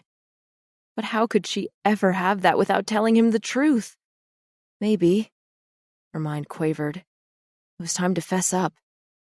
Not now when he was at ease and relaxed, but maybe later, sometime soon. Joe sighed. I should go home. No, she almost cried out. She wanted every drop of him while she could, because who knew how long this would last? Why? I've spreadsheets to go over. Her body took over, reckless with yearning. Rising to her feet, she spread her legs over his knees. I have a spreadsheet for you to go over, too. Figures that need massaging. He ran a hand along the length of her thigh, the glint of his eye mirroring the fire in her veins. I'm good at massaging figures. She quivered as he slid his hand under her t-shirt and pulled her down to sit astride his knees. Wonderful. She clutched at his shoulders. What about bottom lines? Any good at those? Laughing, he leaned in to nibble her earlobe. Sweet pea, I'm all over your bottom line. It's one of your prime assets. Shifting his hand up, he cupped her bare breast, causing them both to breathe faster. Along with these, she hissed with pleasure. That's some dirty bookkeeping you have in mind. He lifted her and pushed her onto the bed, pressing the full weight of his body onto her as he covered her mouth with his. Just wait until we get to double-entry accounting, sweet pea. Chapter 10. You haven't looked at the spreadsheets? Patty Williams blinked in complete bafflement. But Joe, the festival's next week and you promised. Guilt and embarrassment crawled over Joe as he faced his colleague. Those budgets and costing were vital for the festival. He'd let Patty and the committee down, all because he couldn't keep his priorities straight recently. Sorry, Patty. I'll go over them as soon as I can. The older woman glanced around the lobby of the Comet Inn where several people stood about, some waiting to check in, others browsing the tourist brochure stand. The inn was booked with guests invited to a special weekend wedding, and the restaurant would be hosting a pre-wedding dinner that night. Doesn't look like you'll get a chance today, Patty said with a sigh. Joe grimaced. He hated reneging on his word. This was all his fault. He shouldn't have gone to Nina's room last night. I'll get on it today, I guarantee. Patty nodded, though doubt lingered in her expression. She took her leave, and he went back to seeing to his paying guests. Later, Joe retreated to his office to study the spreadsheets. He couldn't let Patty down a second time. After a couple of hours of intense concentration, he'd finished his analysis, made several corrections, and emailed the revised spreadsheets to the committee. Relieved, he told himself there'd be no more slip-ups from his end. This festival was too important to mess up. Horse brought in revenue, and he needed every extra cent for his B&B. The sound of breaking glass made Joe wince as his trainee bartender dropped a full bottle of single malt whiskey. At a nearby table, a disgruntled customer pulled a face at the scorched patty in his hamburger. Joe approached the man, one of his regulars, and whisked the burger away, telling him his meal would be on the house. He gave instructions to one of the kitchen staff to get the man a replacement burger, then returned to the bar where Vince was overseeing the trainee and his mess. What's going on tonight? Joe asked Vince when they had a moment alone. Everyone's dropping things, mixing up orders, burning food. Is there a full moon or something? Vince picked up a cloth and began wiping the bar counter. "You can't guess?" he said, almost sullen. He'd been unusually clammed up all evening. "No." Joe looked him in the eye. "You gonna tell me?" His friend paused his polishing. "You really can't guess why everyone's acting weird?" "It's because of you and Nina." Joe's stomach muscles tensed. "What about me and Nina?" "You know," Vince shrugged. "All that flirting going on between you two?" Joe's mind raced. "You mean yesterday with the spatchcock? That was nothing." "It wasn't nothing. You were practically making out in front of everyone. And it's not just the spatchcock. Every time you and Nina are in the same place together, it's like happy hour at a pickup joint. You've got a thing for her, and don't even try to deny it." The truculent tone in his friend's voice irked Joe, but he kept his own voice steady as he said, "Are you jealous? Thinking you want to crack at her too?" Vince's cheeks grew ruddy. "I like Nina, but we're just friends. That's not why I'm pissed off." He rubbed at a spot on the counter vigorously. "You must have noticed how upset Sarah was when you started fooling around with Nina at the table. Sarah's bad mood affects everyone around here, hence the accidents happening tonight. Sarah's never liked Nina, and you made things worse by agreeing to Nina's idea about the craft beer thing." "But it's a good idea." Joe stared at Vince. "And she did it for you, you ass." "I'm grateful for that, but to Sarah it looked like you only agreed because you want to fool around with Nina." "I don't see how it's any of Sarah's business who I fool around with." "Come off it, Joe. You know better than that." Vince moved down the counter to serve a customer, leaving Joe to brood over what he'd just said. Joe rubbed his hand over his face, feeling like a jerk. Yeah, he'd been aware for some time that Sarah had a soft spot for him, but he didn't think it was serious. She kept it well hidden, and he'd never thought others would notice. But apparently, Vince had. He waited until Vince was free before drawing him aside, where they couldn't be overheard. "Look," Joe said quietly, "whatever you suspect about Sarah, keep it to yourself. She and I have never talked about it, and I get the impression she'd like to keep it that way." Vince cocked his head to one side. "It'd be a good match for you, you know." Joe compressed his lips. "You also know I'm not interested in a relationship." "So this thing going on with Nina, it's just a casual hookup?" "It's not a hookup, it's an obsession, a compulsion that grabbed him and overwhelmed all his usual rationality." He thrust his fingers through his hair in frustration. God damn it. Why did everything have to be so complicated? He wanted Nina so badly at times. He couldn't think about anything except the need to touch her, pleasure her, take her. Didn't matter how many times he had her, it was never enough. Nina was like a carnival that had sprung out of nowhere on the side of the road, luring him with her bright lights and crazy rides and cotton candy, distracting him from the journey he'd mapped out for himself. It wasn't her fault he kept putting his desire for her ahead of everything else. That was all on him. He just wished there was a way he could stay at the carnival without straying off course. "So you do admit you're involved with Nina?" Vince persisted. Joe shrugged. Felt like he was being backed into a corner. "I'm not big on semantics. Whatever it is, it's temporary. You know me, Vince. Since when do I have the time for anything serious?" He was on firmer ground here. Everyone knew he was too busy for a girlfriend. His track record spoke for itself. "You sure you're not playing with fire here?" "Don't worry about me, man. I can handle it." Vince threw him a skeptical look. "If you say so." Of course he could handle a fling. He was a man with experience in brief relationships. And whatever label he put on this thing with Nina, he knew it could only be temporary. Because carnivals always moved on. They brought fun and excitement for a short while, and then disappeared as quickly as they arrived. They never put down permanent roots. So he and Nina would enjoy a few wild nights, or maybe more, before she packed up and moved back to the city. That was the most likely scenario. And sure, he admitted his obsession with her was causing a few problems with his friends here at the inn, and that was affecting his staff too, but he had the situation under control. For a few more nights, the hassle was worth it. Right? Mindful of the minor rebellion among his staff, Joe avoided Nina the rest of that Friday and went home by himself, where he spent a restless night alone, horny and frustrated. The next day was no better. As soon as he laid eyes on Nina sweeping the barroom floor, he wanted to bend her over one of the tables and have his way with her. He managed to stay away from her for several hours, but later, as he emerged from his office, he spotted Nina entering one of the storage rooms at the end of the hall.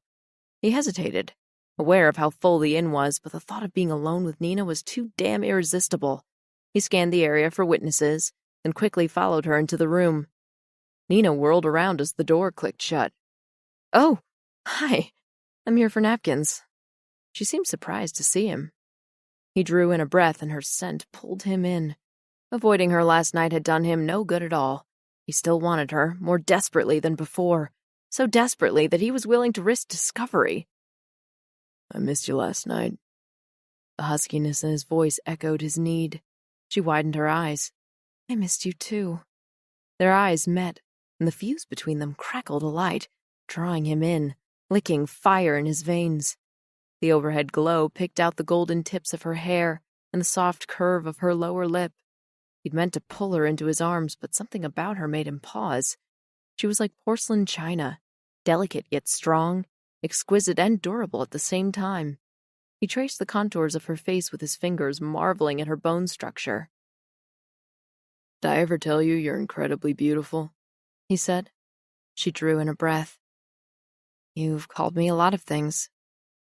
Beneath his fingers, a pulse in her temple fluttered. "But never incredibly beautiful." "Well, you are."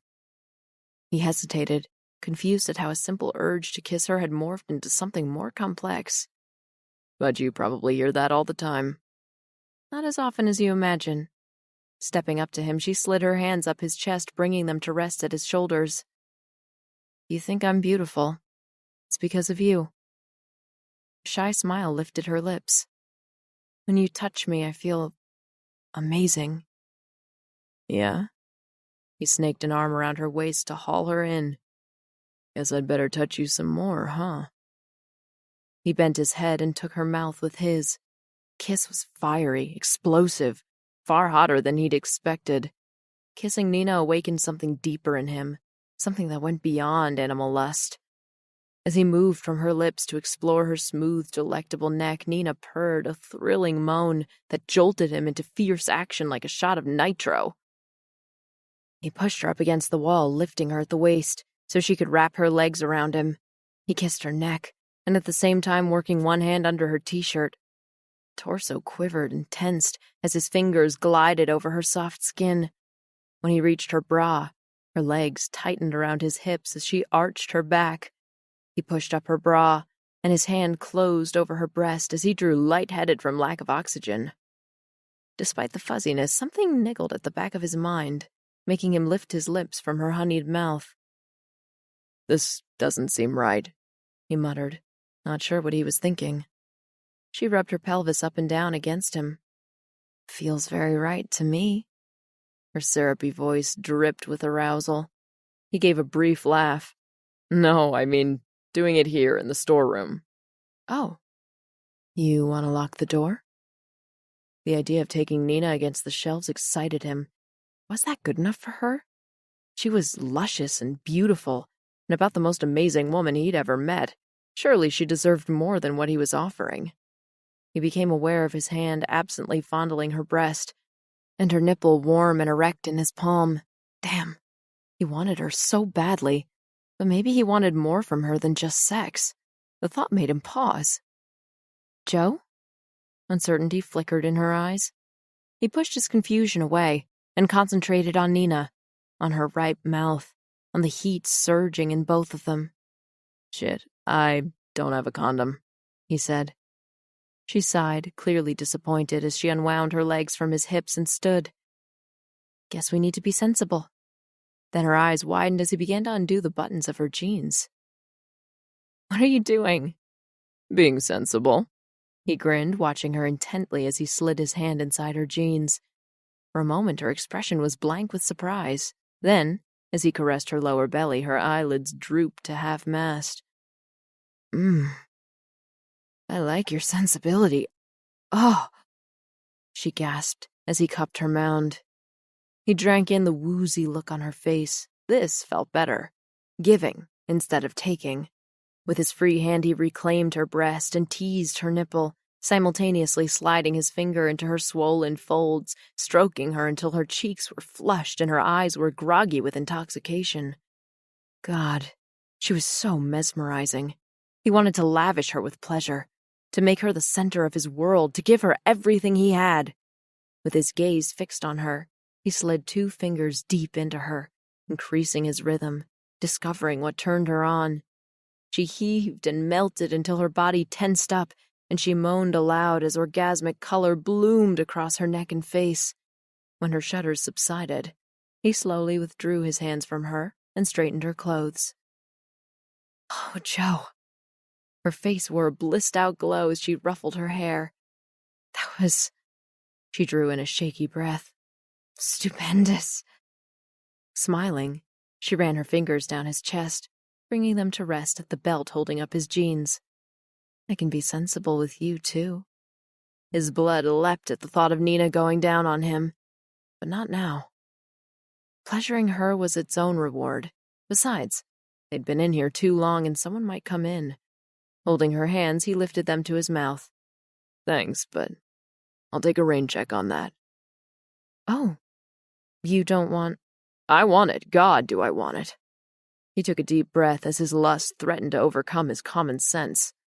But later tonight. He swallowed. Back in my place. Right now, we both should get back to work. Okay. She curled her arms around him, raised herself on tiptoe, and crushed her mouth against his. Her tongue darted into his mouth, bold with promise, before she released him and stepped back. I'll see you later. Tonight couldn't come soon enough. Chapter 11. Joe trudged into the changing sheds, the last of his soccer team to stagger off the field, and collapsed onto a bench, feeling like he'd been run over by a garbage truck. Mick, his sweaty teammate, drooping opposite him, shot him a gloomy look. We were hammered out there today. Joe couldn't deny that. Yeah, they outplayed us. Wearily, he began unlacing his cleats. What happened to all those set moves we practiced? Why weren't you feeding me any good balls?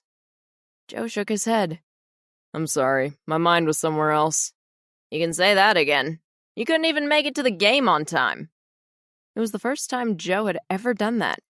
He'd shown up 5 minutes after the start whistle, an unthinkable occurrence that had never happened before, and he'd played the entire game like a sleepwalker.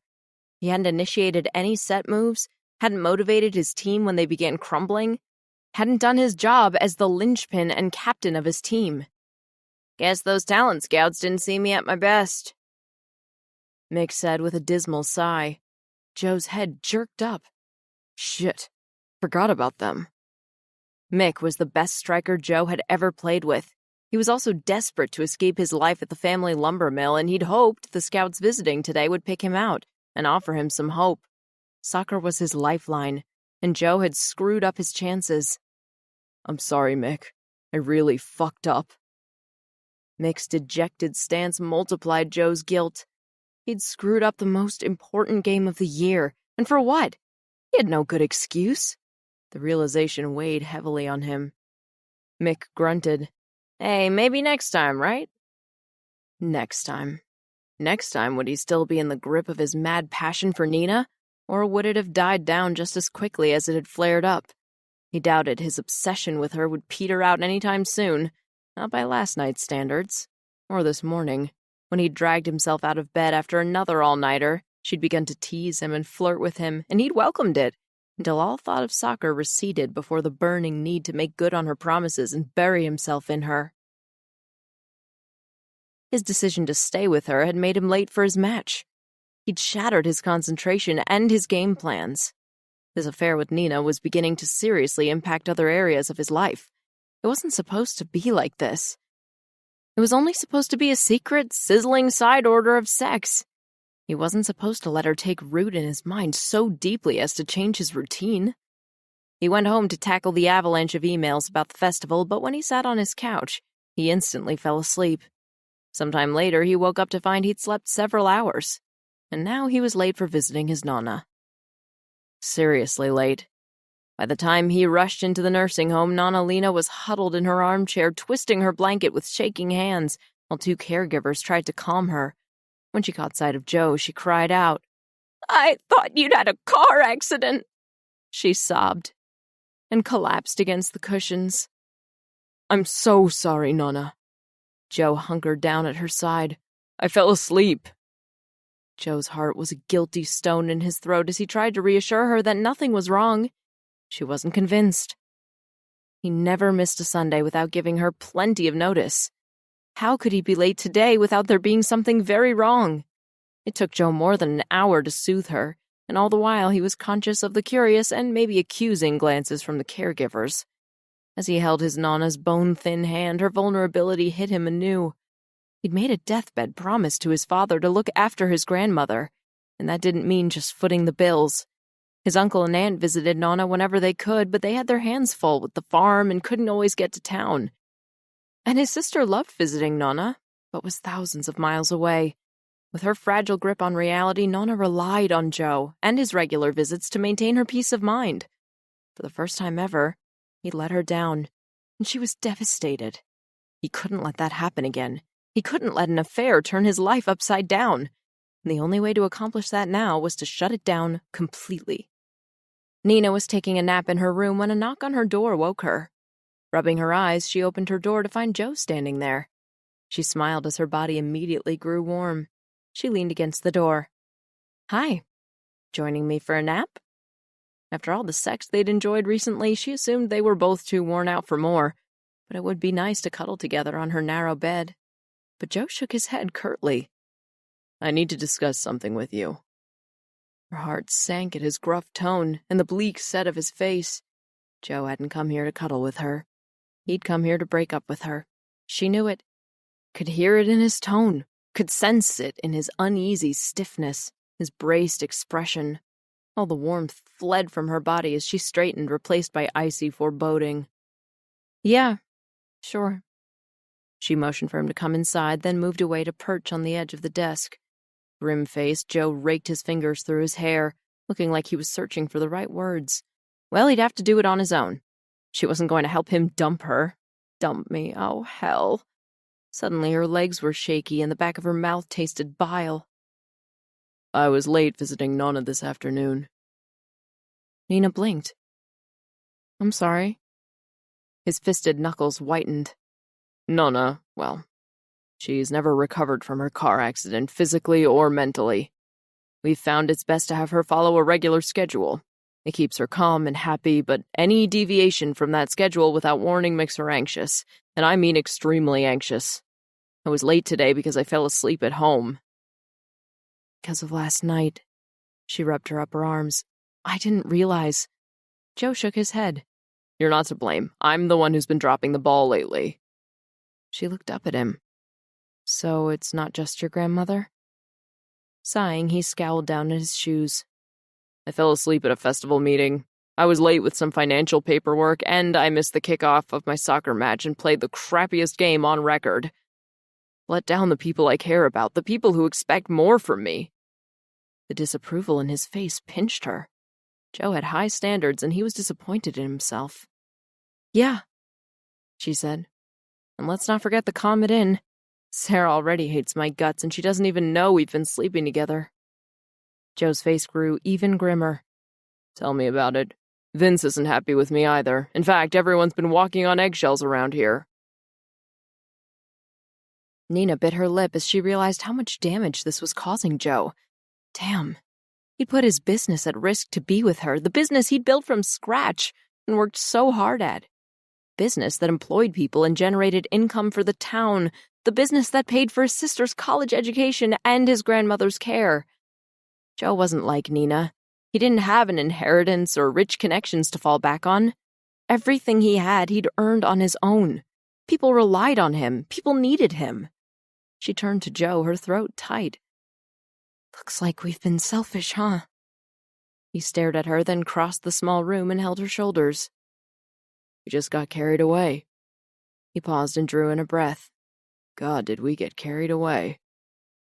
"But we should stop, shouldn't we?" "Yeah, we should," Joe said. even though I don't want to. Conflict in his face seared her. She had lied to him about her identity and slept with him knowing he wouldn't have if he knew she was a Beaumont. And she was still lying. The enormity of her deception suddenly frightened her. Gulping, Nina twisted out of his grasp. It was bound to end anyway. He stilled, and his expression grew enigmatic. She should have left it at that, but maybe she was trying to justify her deception. I mean, this thing between us, it was never going to develop into a full-on relationship, right? His face turned rigid. I'm not looking for a relationship. The blunt reminder put her in her place. She was good enough for a brief fling, but not worthy of official girlfriend status. Well, maybe she deserved it. For her lies. Nina pressed her hands on the desk she was leaning against and forced herself to meet Joe's eyes. The prospect of not kissing Joe again, of not sharing the sweetest intimacies with him, left her feeling hollowed out and more than a little abandoned. That scared her. Joe had become an important part of her life so quickly. How had she let that happen? Maybe I should leave. The words jerked out of her. Leave? He sounded bewildered. Yeah, maybe I should find another job. She had to return to San Francisco after the Food and Wine Festival anyway, and now Joe had given her a convenient out. Even though it hurt like crazy, this wake-up call was a relief. Now she had good reason to leave Hartley, and he'd never know who she really was. Her guilty conscience festered at the continued subterfuge. But what good could come from confessing now? He'd never forgive her if he found out. But this way she could keep her memories of him and of this little town and all the people she'd met. Joe's eyes were dark. I don't want you to leave.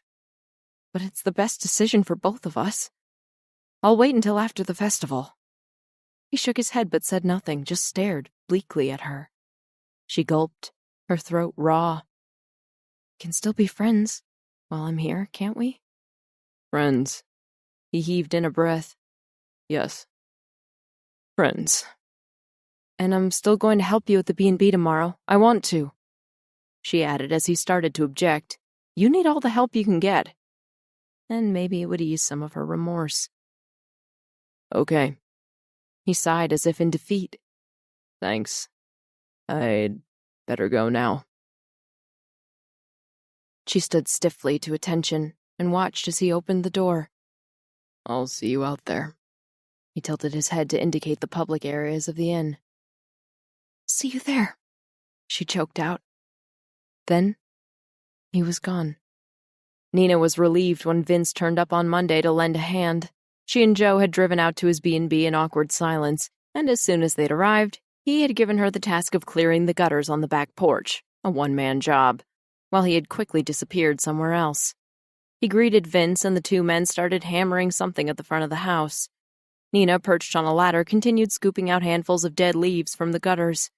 Restoring this mansion would be a huge task, but she could see it would make a fantastic B&B. Already she could visualize it in all its restored glory, a gracious, elegant residence that was also relaxed and comfortable. Her fantasies grew wilder and included Joe and herself working together to bring the B&B to life. She was so lost in her daydreams that it took her a while to notice the raised voices coming from the front of the house. She clambered down her ladder and hurried through the house. The front door stood wide open, but when she saw who was outside, she skidded to a halt, her stomach diving. Two men in black suits faced Joe and Vince. The man in charge, the one who stood in front with shades balanced on his head, was instantly recognizable to Nina. He was Perry Stevens, one of her father's smarmy, overambitious underlings who made Nina's skin crawl, and right now, she could not let him see her. She shrank back into an alcove beneath the staircase from where she could still glimpse what was happening outside. Come on, Joe, Perry said in his usual oily manner. It's a generous offer. You'll be able to pocket a handsome profit. All you have to do is sign this contract. He held out a sheaf of papers, a smirk on his face. Joe stepped right up to him, rigid with fury, and thrust his head at Perry, so that the smaller man faltered back. The answer's still no. Do I have to tattoo that on your dumb forehead before Carson Beaumont gets the message? Perry tittered nervously. Hey, now, no need for that. Joe grabbed the contract from Perry's fingers and stuffed it into the guy's jacket. You have 2 minutes to get off my property. Maybe I'll come back when you're not so busy. Yeah, come back any time and say hello to my shotgun. Joe jabbed his forefinger into Perry's chest, causing the man to stumble back. Now get lost. Face pale, Perry turned and signaled to the other man. The two revved off in a cloud of dust. Nina pressed a hand to her mouth as she fought down nausea. She knew how her father operated. He'd tasked Perry to get Joe to sell, and Perry, always eager to suck up to her dad, would try just about anything. He was relentless, a Rottweiler who wouldn't let go once he'd clamped his jaws. Joe and Vince were talking in low, tight voices, and before she could move, they were in the hallway. Nina, Vince approached her. Did you hear all that? Nodding, she stepped out of the alcove. I couldn't believe it. That was awful. Both men looked grim. She looked anxiously at Joe. You don't really have a shotgun, do you? He shook his head, then sighed as he raked his hair, his frustration evident. No, and I shouldn't have sunk to that, but those Beaumont jerks are feral. And she had Beaumont blood flowing through her veins. She shivered with dread at the thought of being outed. Don't worry, Joe said, misinterpreting the reason for her distress. I'm not going to do anything stupid. Vince grunted. Maybe you should think about getting a business partner. A business partner? Joe raised his eyebrows at him. Yeah. If you can't get money from the banks, maybe you can find someone who wants to invest in your business. But I don't want someone else interfering in my plans. Vince lifted his shoulders. Maybe not, but at least you'd have a business, right? Anyway, it's something to think about. He walked off, leaving Nina alone with Joe. What do you think? Joe asked her. She couldn't answer for a moment. She was too busy thinking about her trust fund and how she would love to invest some of that money in Joe's venture. But of course she couldn't do that, not without revealing who she really was. I think it's worth considering, she said slowly. He didn't speak, and the atmosphere became heavy and uncomfortable. His face was drawn, as if he hadn't slept well, and his dark eyes were enigmatic. But he was still Joe, and the hold he had over her was stronger than before. She longed to put her arms around him and comfort him, wished she could bury her face in his chest and inhale his scent deep into her lungs. When she caught the glimmer in his eyes, she knew he felt the same needs, the same regrets, and the same pain of denial. It'll be okay, Joe said. She wasn't sure what he was referring to, the problems of his B&B or their broken affair, but she nodded anyway. Maybe Joe was right. Maybe everything would work out okay, though she couldn't see how. Chapter 12. In the next few days, Nina had little time to brood as preparations for the Food and Wine Festival ramped up. Joe was busy with the organizing committee while Sarah ruled the kitchen like a stressed Kaiser, bawling out commands to her staff. The pressures on Joe must have been enormous, but he appeared to handle every minor and major crisis with aplomb. And she never once saw him lose his cool, though he must have wanted to at times. She didn't see much of him, which was both good and bad. She missed his company, missed his drop-dead handsomeness and the flutter he gave her whenever she glimpsed him. But she also couldn't stop worrying about how her father threatened Joe's dreams, and how Joe would react if he ever found out her true identity. In an effort to distract her thoughts from Joe, she threw herself into her duties. The rooms at the Comet were immaculate as she polished every surface in sight and swept up every fleck of dirt. In the kitchen, she volunteered for anything that needed doing and didn't mind Sarah's regular outbursts. She also found time to help Mrs. Stewart organize her stock for the charity stall. Her days passed in a blur of activity, and at night she fell into bed exhausted. She didn't mind. She liked being part of the team, knowing she was making a contribution, however small, toward the success of the festival. The festival began on Friday, and the crowd steadily built up over the weekend. Sarah's special menu was a hit, and the bar and restaurant did a roaring trade. Saturday mid-morning, Nina had just finished her cleaning duties and was heading out of the inn when Joe stopped her. Where are you hurrying off to? It's my first shift at the charity stall. I don't want to be late. But you haven't had your break yet. His brows drew together as he studied her in a way that made her self-conscious. She knew she didn't look her best. She hadn't been eating or sleeping well as each day ticked over, and her departure grew closer and closer. She had asked Joe not to tell anyone she was leaving until the Monday after the festival. In fact, she planned to catch the early morning bus on Monday and be gone before anyone realized it. She hated goodbyes, and the thought of having to say goodbye to Joe especially made her sick to the stomach. "Did you have breakfast this morning?" Joe asked, still frowning. She shook her head. "Wait here," he said in a gentle yet commanding tone. She waited, and a minute later he returned with something wrapped in a paper napkin. "Here, eat this." The savory tart in the napkin warmed her hands, and she found she had to blink back sudden tears. Tears because Joe had given her a tart? "Thank you," she managed to say.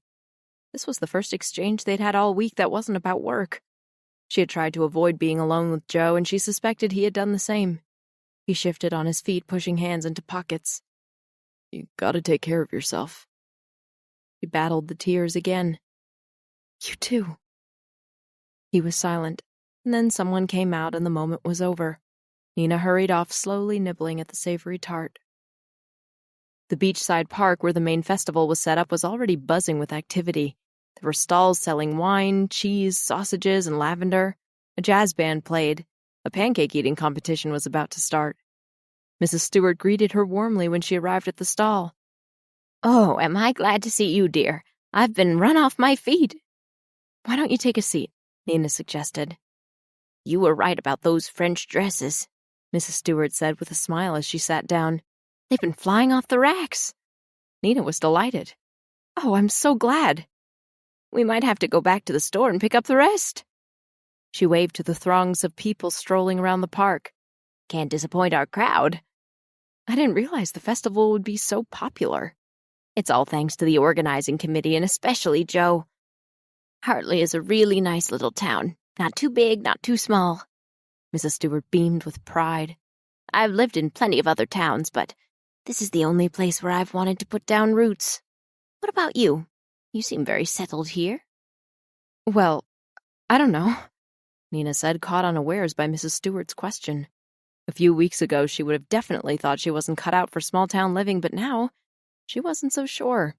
She liked the people here, and the people seemed to like her. The regulars at the Comet Inn, Mrs. Stewart and her charity workers, Vince, Joe's friends. They'd all welcomed her, and none of them knew who she really was, so their friendliness had to be genuine. It would be nice to live here, to become a part of this community. But that was never going to happen. Come Monday morning, she was leaving as suddenly as she'd arrived, and a month from now, Hartley and all its residents, including Joe, would seem like a mirage to her. And what would she be doing instead? She didn't know, but she did know that she wouldn't be working for her dad. How could she, knowing that he used attack dogs like Perry Stevens to bully people into submission? She didn't have much influence over her dad, but she'd use every ounce of it to make sure he backed off from Joe. Sunday morning, she dragged herself out of bed, her calf muscles already aching, and shuffled into the kitchen. She found Sarah preparing what seemed to be a mountain of spatchcocks. "Hey," Sarah greeted Nina wearily. Her usually upright figure drooped, and there were deep shadows beneath her red-rimmed eyes. Nina gaped at her. "Have you been here all night?" The head chef shrugged. "I had a few hours rest in my car." "But that's insane. Does Joe know about this?" Sarah instantly jerked her head up. "No, and don't you dare tell him." She glared at Nina with her usual pepper. "The kitchen is my domain, no one else's." "Still, you could have asked for help." Nina filled a kettle and switched it on before hauling out a coffee press. "You want some coffee?" "That'd be great." A trace of appreciation flickered across Sarah's face. Nina made the coffee, filled 2 mugs, and passed one to Sarah. After a few reviving gulps, Nina set down the mug and dusted her hands. "Tell me what I can do to help." "Well, you could chop up walnuts and parsley. That way Chris can help me with the spatchcocks when he comes in. But you need to pay attention to your work. The walnuts and parsley have to be evenly cut, no lumpy bits." Nina spent several hours helping Sarah prep. She went upstairs to clean rooms, then did another shift at the charity stall before returning to the inn. By then, the lunch crowds were beginning to thicken, and the next couple of hours passed in hectic activity. The pace had slowed to a trickle when Sarah grabbed Nina by the elbow and almost frog-marched her out the back. "I just wanted to say thanks for all your help this weekend." Sarah crossed her arms, frowning and looking uncomfortable. I appreciate your help. Nina waved her hand. It was nothing. No, it wasn't nothing. Furrows on Sarah's brow deepened, and she pulled at her lower lip. We got off on the wrong foot, initially. I was convinced you wouldn't last. Also, to be honest, I thought you were bad news for Joe. I wouldn't do anything to hurt Joe. Nina's throat tightened, and she couldn't help adding, Joe's a great guy. The other woman looked away as she shuffled her Doc Martens in the loose gravel. Yeah, he is. There was a long pause before she sighed. I guess I'm defensive about Joe because I used to have a thing for him. Dumbfounded, Nina turned her gasp into a cough. Oh, really? She spluttered. Sarah's face had turned a deep red. I'm over it now, but it took me a while. She shook her head. For years I held a candle for the guy and did nothing about it. You wouldn't be so useless. Me? Yes, you. You're the type who wouldn't hold back. You'd tell Joe exactly how you feel, then you'd probably drag him into bed, too. A hot tide engulfed Nina's face. God, if Sarah knew what she and Joe had been up to. But it was over now. She was leaving tomorrow, and she'd hate to damage Joe's relationship with Sarah. Wiping her hands on her apron, she backed away a few steps. You've got the wrong idea about me, Sarah. When it comes to men, I'm as clueless as the next girl. And I'm glad you're over Joe. Like I said, it took a while. Sarah's lips pulled down. But I'm fine now. Joe's a great boss, and I love cooking here. I'm glad I didn't screw that up, or I'd be left with nothing. Nina's stomach contracted. She had screwed up royally, and now she was left with nothing. Suddenly, she couldn't bear any further confessions from Sarah. Nina slipped back into the inn and hurried to the bathroom near her room, where she splashed cold water over her face. After a few deep breaths to calm herself, she left. She was walking past Joe's office when he called out to her, and every nerve ending in her body jumped in response. He rose from his desk as she entered. I wanted to say thanks for all your hard work this weekend, especially in the kitchen. He rounded his desk to stand in front of her.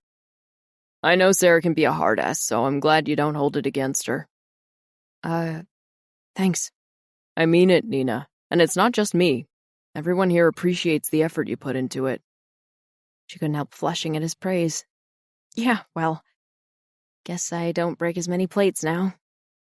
This is a tough mob to impress. I'm tough to impress. You've earned our respect. She could tell he meant every word. She had earned their respect, and she'd done it without her name or wealth to confuse the situation. This respect was all hers. She'd achieved the goals she set for herself when she'd first wandered into Hartley, and nothing could take that away from her. Thanks. It was something to remember when she was far away from Joe. He rubbed his hands against his jeans. I'll miss you when you're gone. She gaped at him. Her eyelids began to twitch, and she couldn't help sniffing. Nina, are you okay? No, she wanted to shout. I am not okay. This time tomorrow she would be miles away from him, and she'd never see him again. In what universe could that be okay? Her chest heaved, and to her horror her lower lip started to tremble. Nina? He touched her shoulder, and even through her turmoil she registered that his hand shook. Maybe you don't want to go? But she had to. She had to. Her heart twisted and turned like a captive bird desperate to find an escape. She could only stay if she told Joe the truth. But if she did that, he wouldn't want her to stay. Or would he? It was a high-risk gamble with awful odds. Even if she told Joe who she was, and by some miracle he forgave her the deception, he wasn't offering her a relationship. He'd never wanted a relationship. Joe's fingers tightened on her shoulder. She saw the strain in his eyes. Maybe Joe was slowly realizing that he didn't want to be a bachelor all his life. Maybe he could envision some sort of future? With her? She licked her lips, dizzy with fear and hope and tiredness. Choices before her were so scary, and she could hardly think straight. Nina? A male voice spoke from the door behind her. Is that you? confusion in her head shattered and reformed into black dread. No, it can't be. She spun around to find her worst fears confirmed. Her father stood in the open doorway. Whether she wanted him to or not, Joe was about to find out who she really was. Chapter 13. Dad! Her voice was a high-pitched squeak. What on earth are you doing here? How did you find me? Carson Beaumont stepped into the room, his face craggy with disapproval. I got it out of Lindsay. Lindsay. How could her best friend have given her up? But Nina knew what a bulldozer her father could be when he wanted something. Lindsay had probably tried calling to warn her, but Nina's cell phone lay forgotten in her room. Dad, I don't... Are you the owner of this place? Her father's suspicious gaze had moved past her and fixed on Joe. That's right, Joe said stiffly, holding out his hand. Joe Farina. Her father ignored Joe's outstretched hand and turned back to Nina. What the hell are you doing in a place like this? I thought you were taking a vacation, but... He pulled a face as he waved at her grubby jeans and work-soiled t-shirt. Sure doesn't look like it, from the way you're dressed. She flushed with anger at his rudeness toward Joe, toward herself. But before she could speak, Joe interrupted. Nina's not a guest here. Joe snapped, his face tight with anger. She's my maid and bus girl. Carson's jaw sagged open. You mean to say she's... Yep, your daughter is scrubbing toilets, clearing tables, washing dishes. She even peels vegetables on occasion. You've got to be kidding me!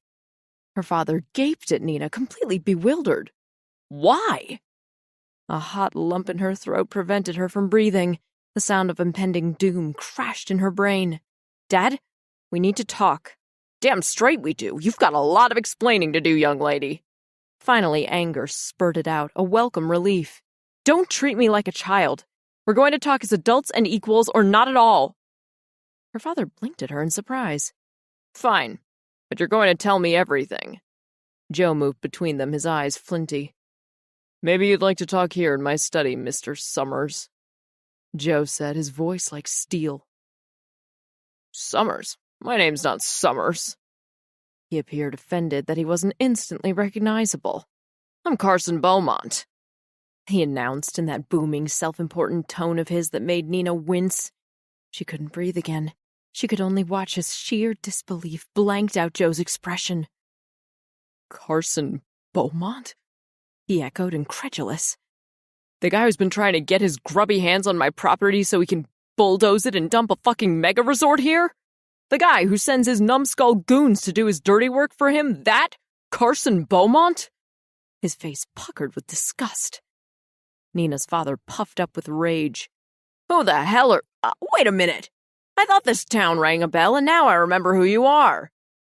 That's right, I'm the owner of that property you're so desperate to buy, Joe snarled, and I'm never going to sell to you.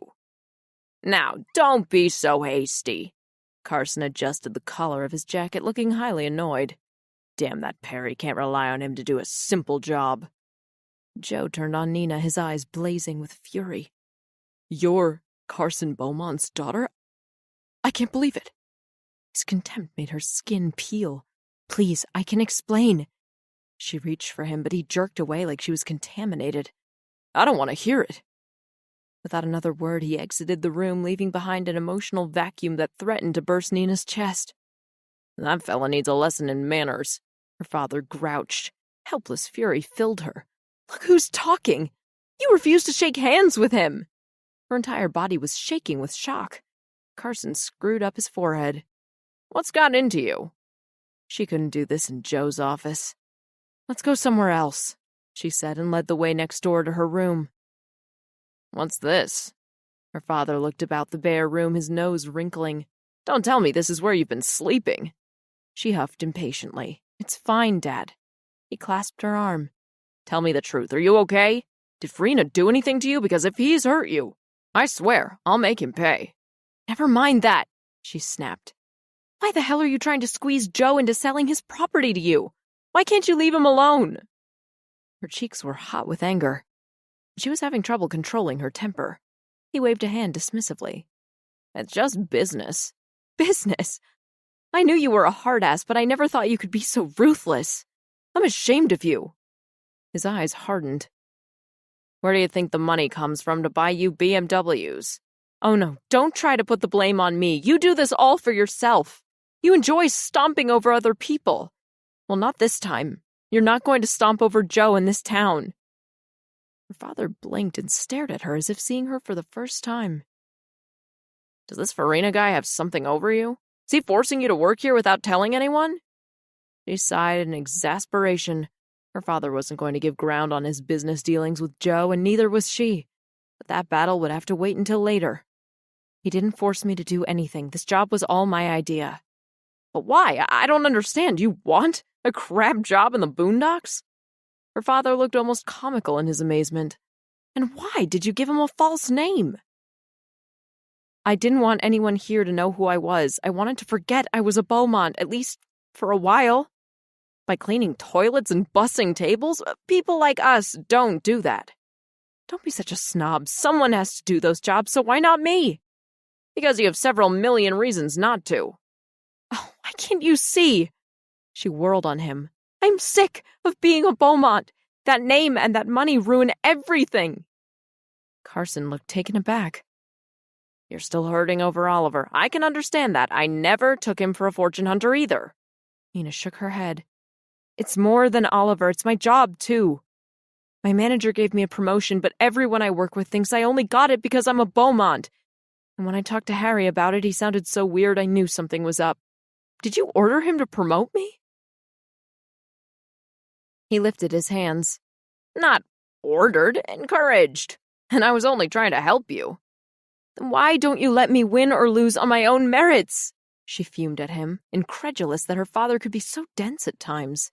What on earth possessed you to do that? Because I want you to stay at the company, he blustered, looking irritated. You pulled some crazy stunts when you were younger, and look, you're still pulling crazy stunts. Who in their right mind runs away to be a maid? And without even telling anyone? He thrust his hands upward. No one but you, Nina. I was right to chase you down. I mean, how long were you planning on hanging around here anyway? I was going to come home tomorrow, she huffed. I wasn't running away for good. I knew I had to get back to my job. The job she didn't want anymore, but that argument, too, could wait for another day. Carson grunted. If that's the case, I'm getting you out of this place right now. The helicopter is waiting at the airfield. We can be gone as soon as you've packed your things. He made a face at her working gear.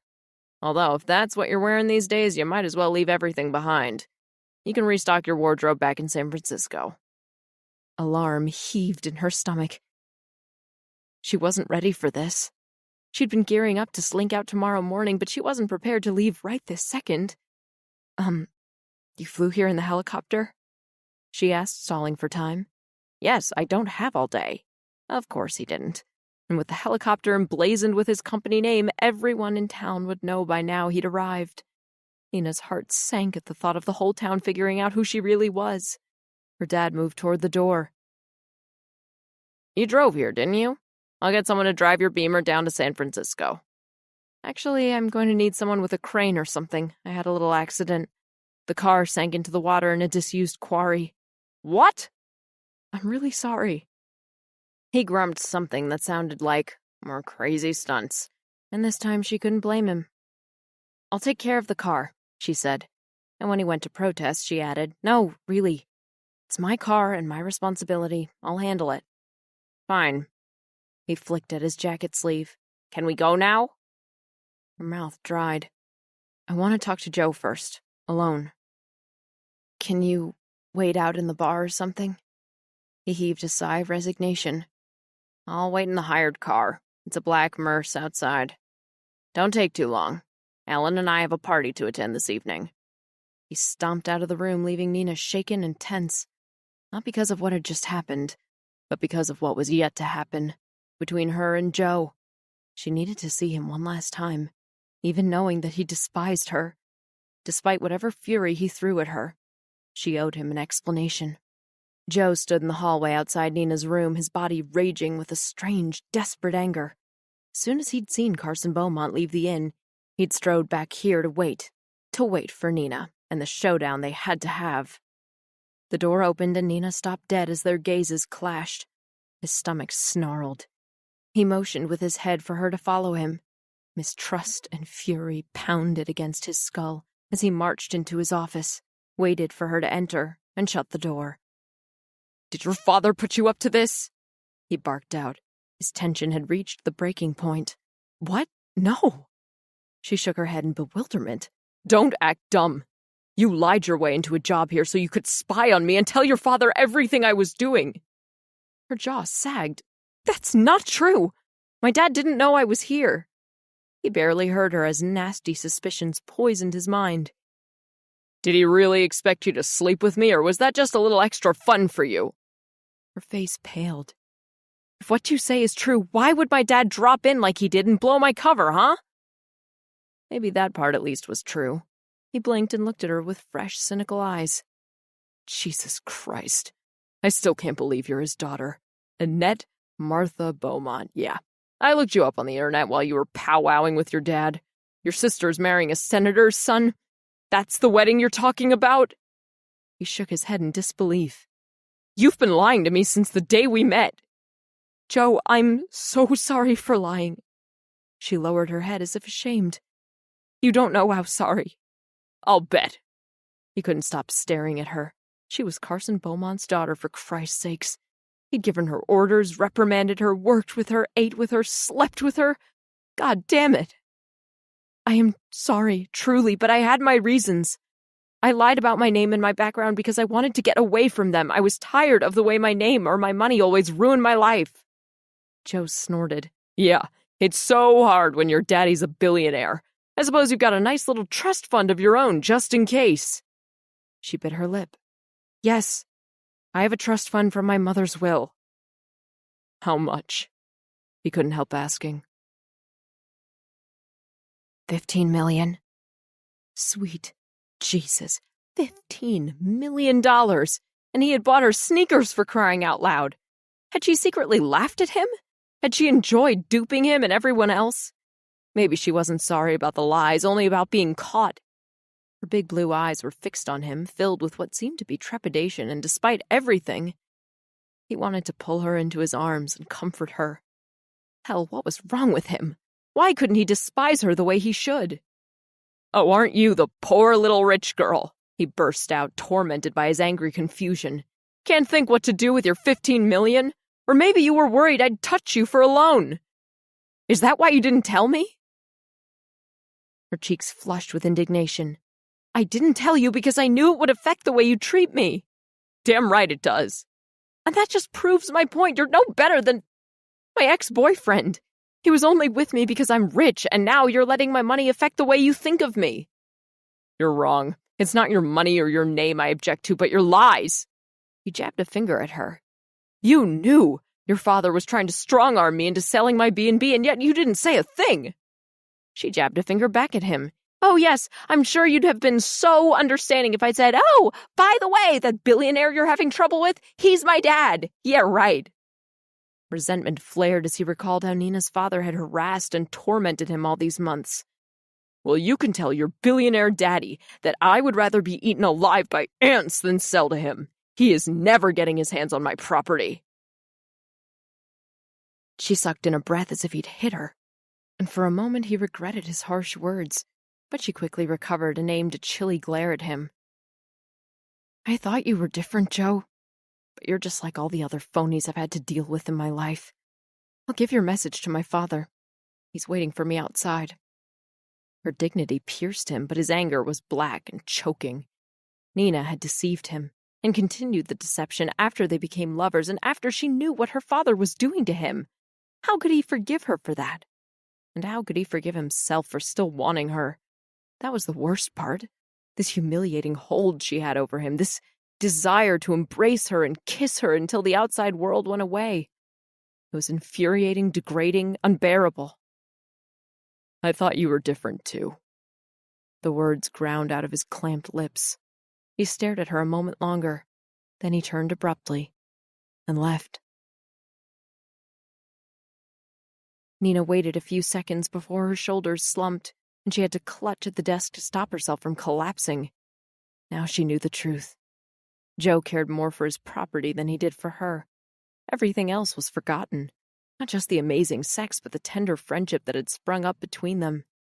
Her help at his B&B, her visiting his Nana with him, the conversations they'd had. None of that was worth remembering. He only saw that she was a Beaumont, and therefore someone he despised.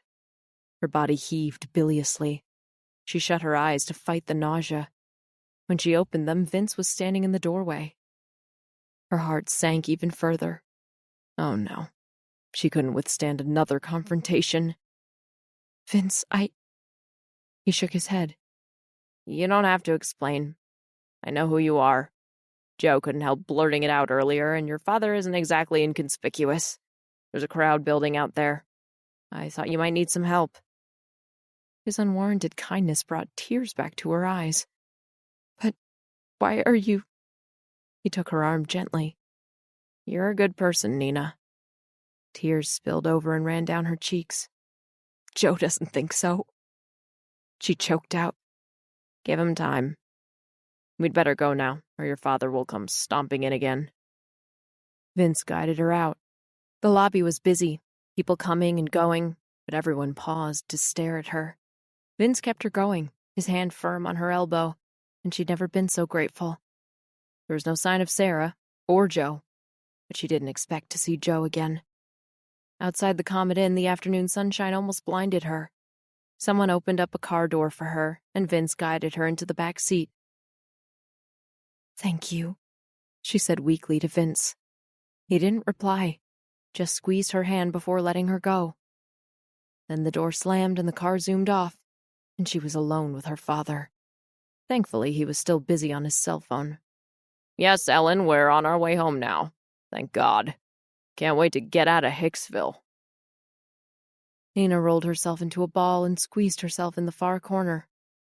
She'd stopped crying, but an ocean of tears was gathering inside her, and sometime soon she would have to let them flow. But not yet.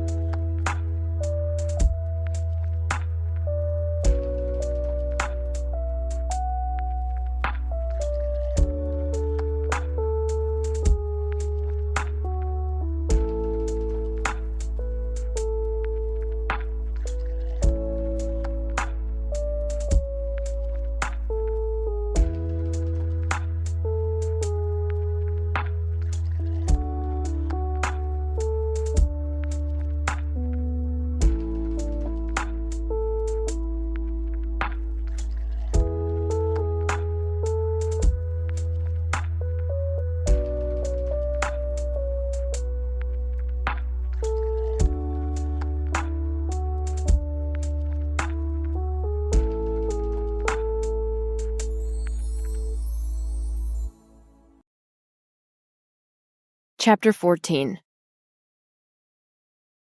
On Monday morning, Nina swept into her father's office. high on the 21st floor of a skyscraper overlooking downtown San Francisco. She didn't have an appointment, but the personal assistant didn't try to stop her, probably cowed by the thunderous expression on her face.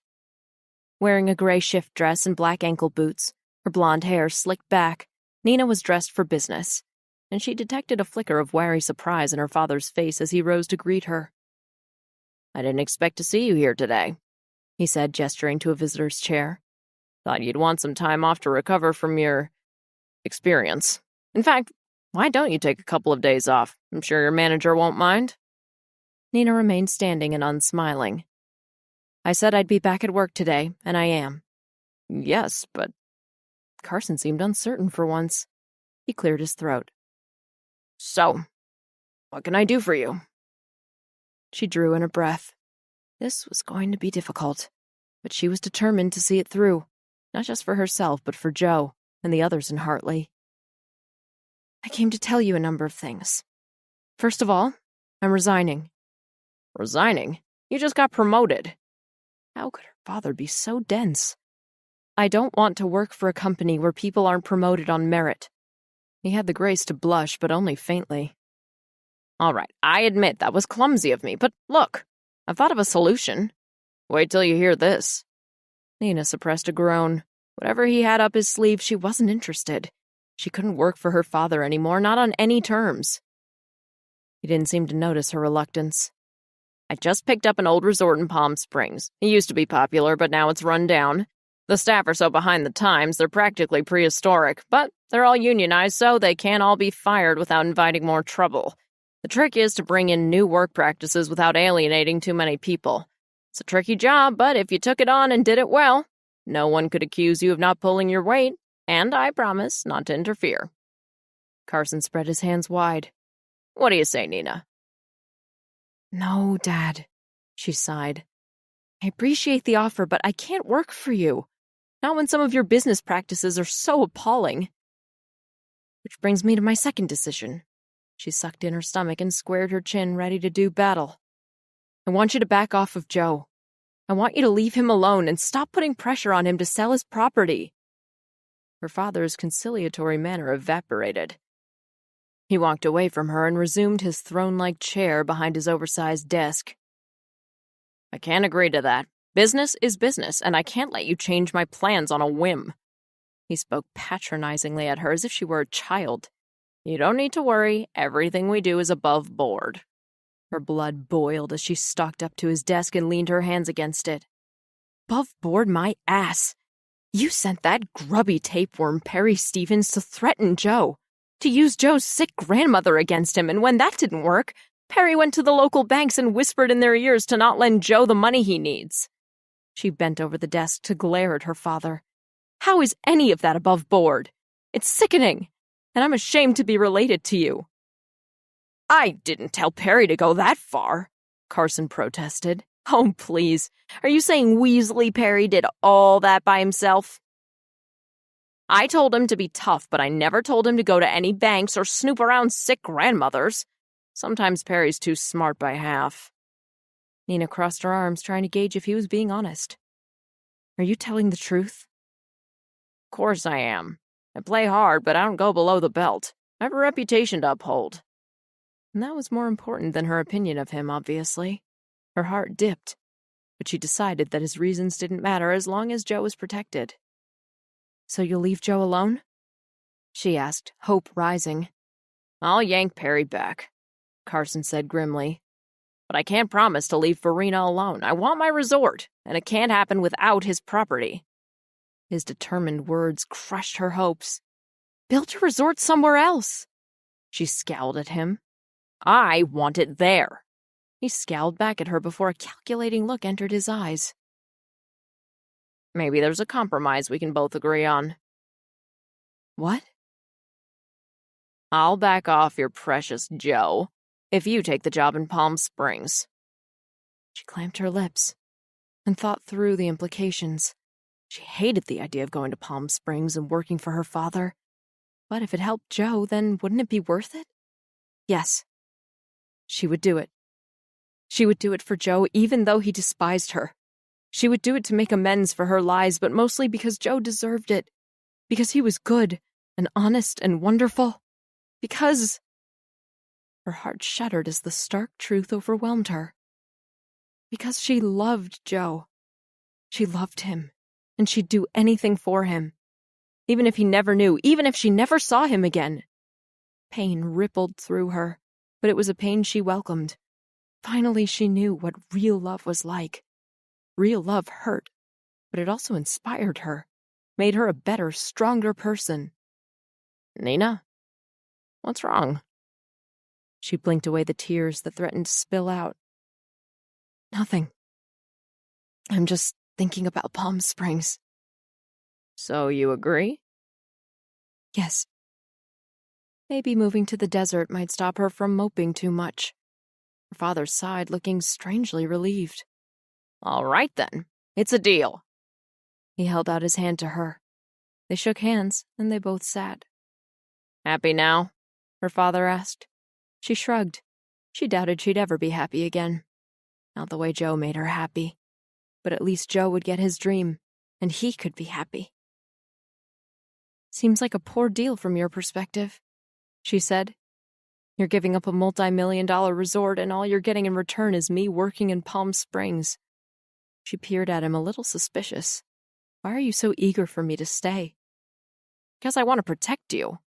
Because I haven't always been there for you in the past, and I want to make it up to you.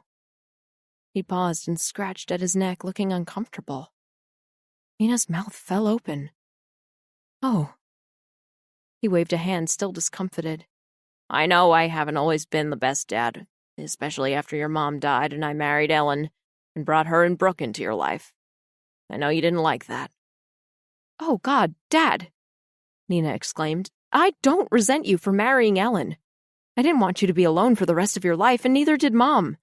She wanted you to be happy. It felt strange to talk about her mom with him, since they'd rarely done so in the past. He swiped a hand over his forehead. But you were always acting out, doing crazy things. To get his attention, but that was water under the bridge. Guess I'm a regular pain in the ass. Your mom knew how to handle you, whereas I never could.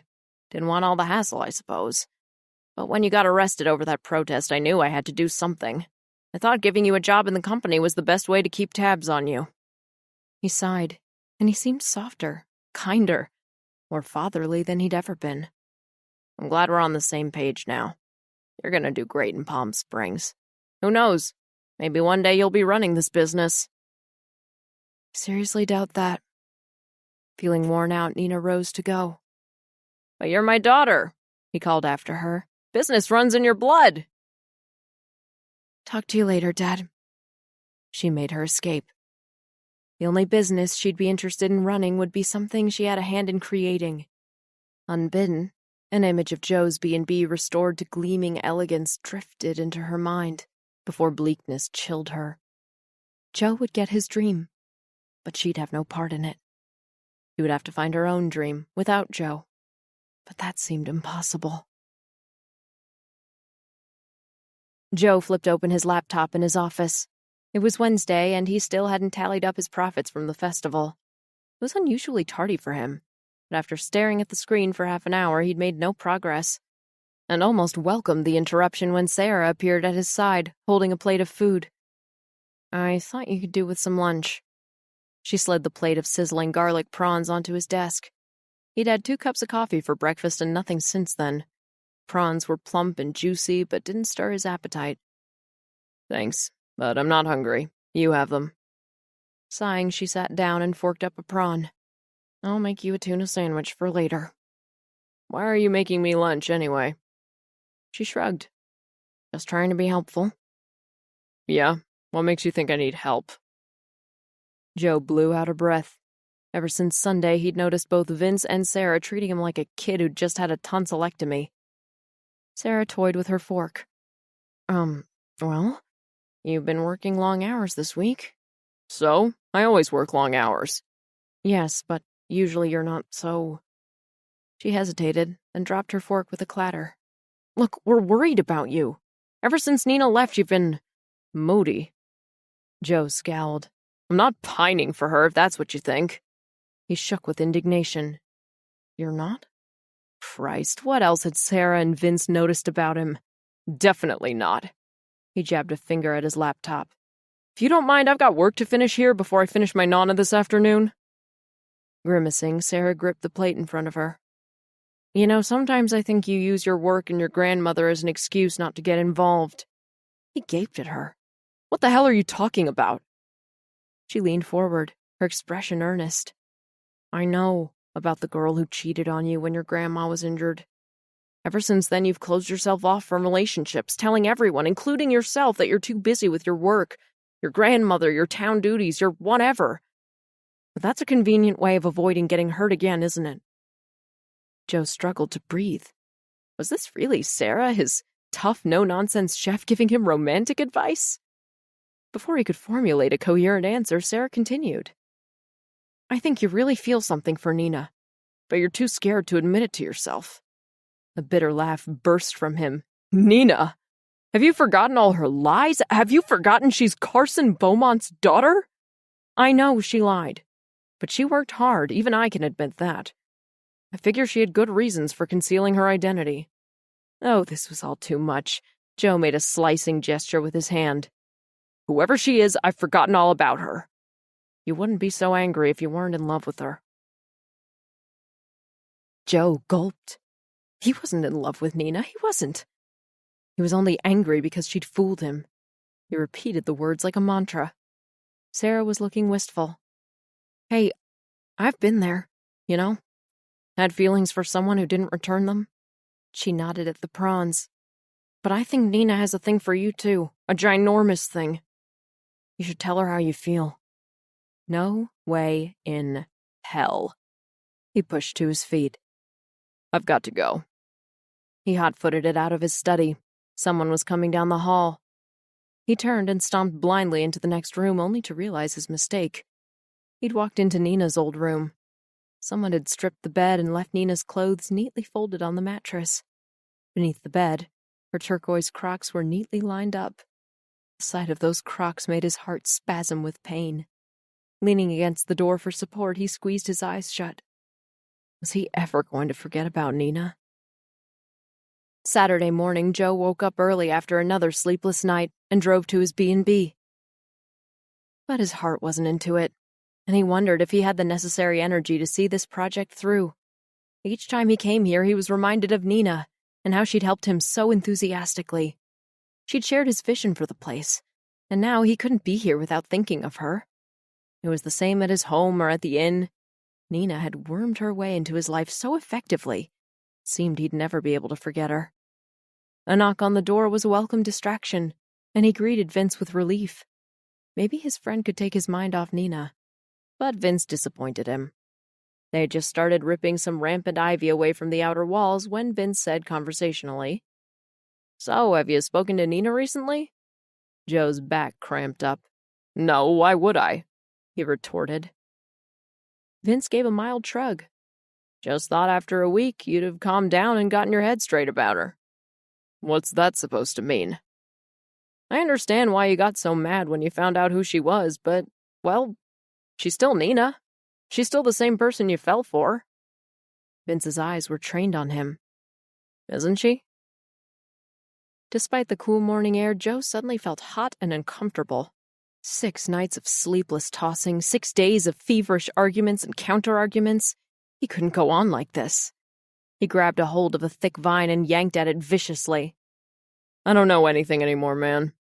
He tore off a chunk of ivy. Except one thing. I can't for the fucking life of me stop thinking about her. Vince nodded. Knew you had it bad.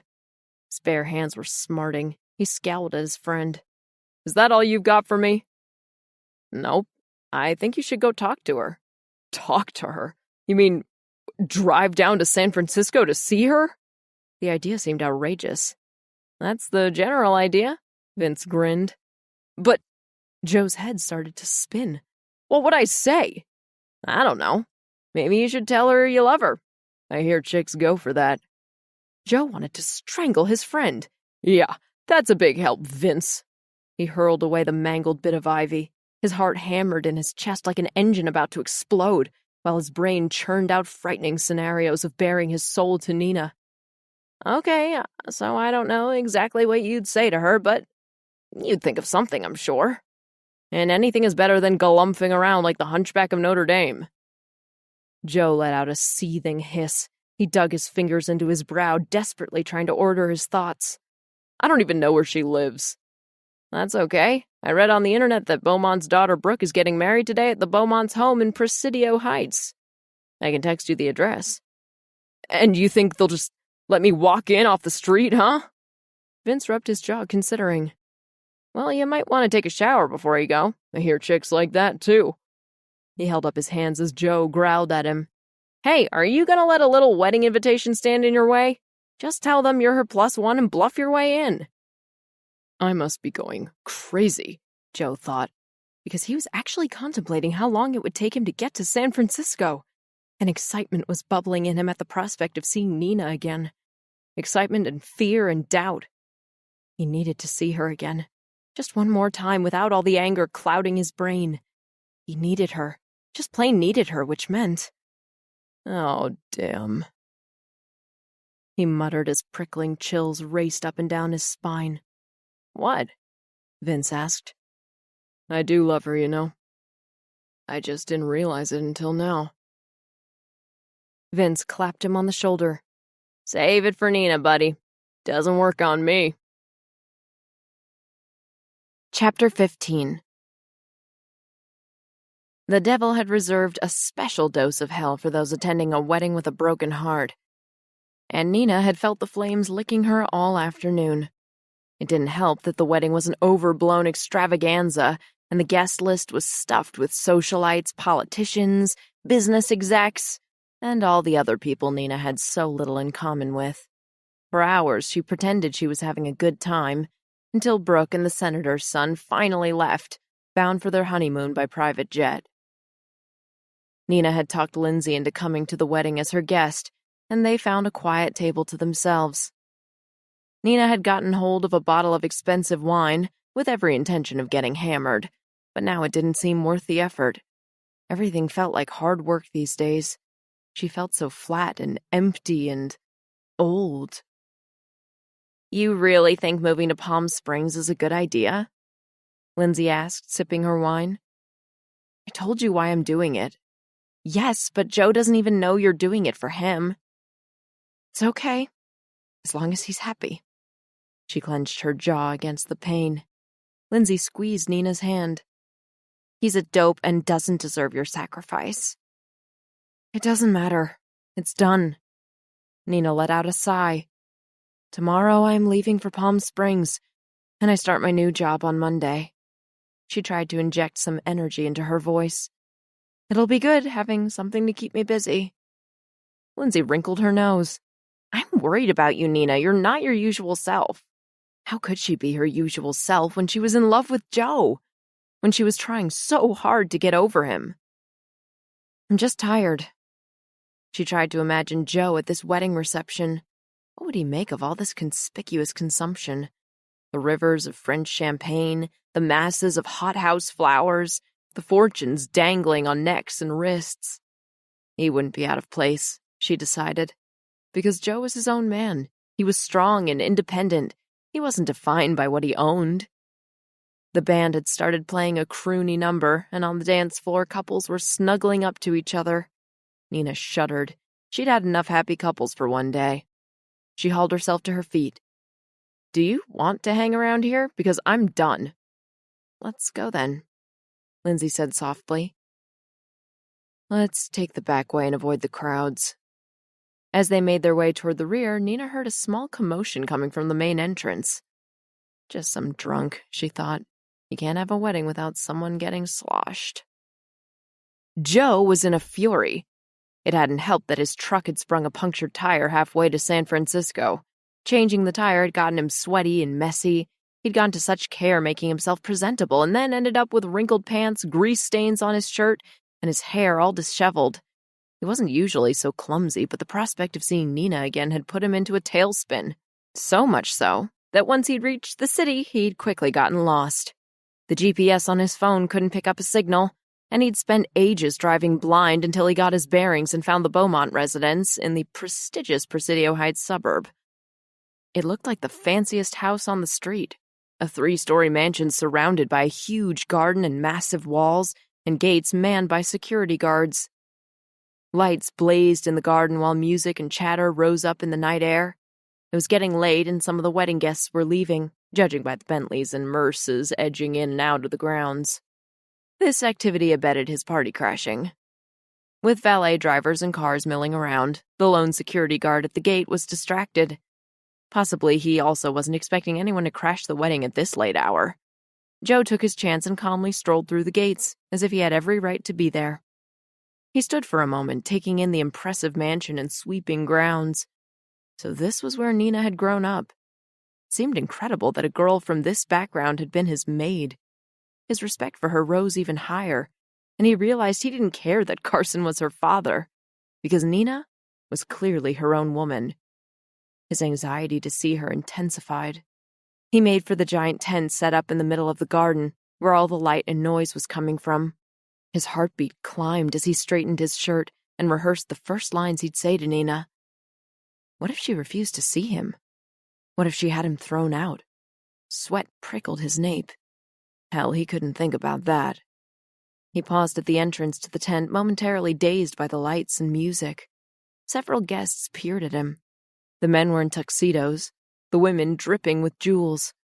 They looked at him as if they couldn't decide whether he was part of the waitstaff or some weird cousin from out of town. "Hey!" someone yelled out. "What the hell are you doing here?" Joe turned to see Perry Stevens scurrying up. Oh, great, just what I need right now. "I'm with Nina," Joe said coolly. Perry gawked at him.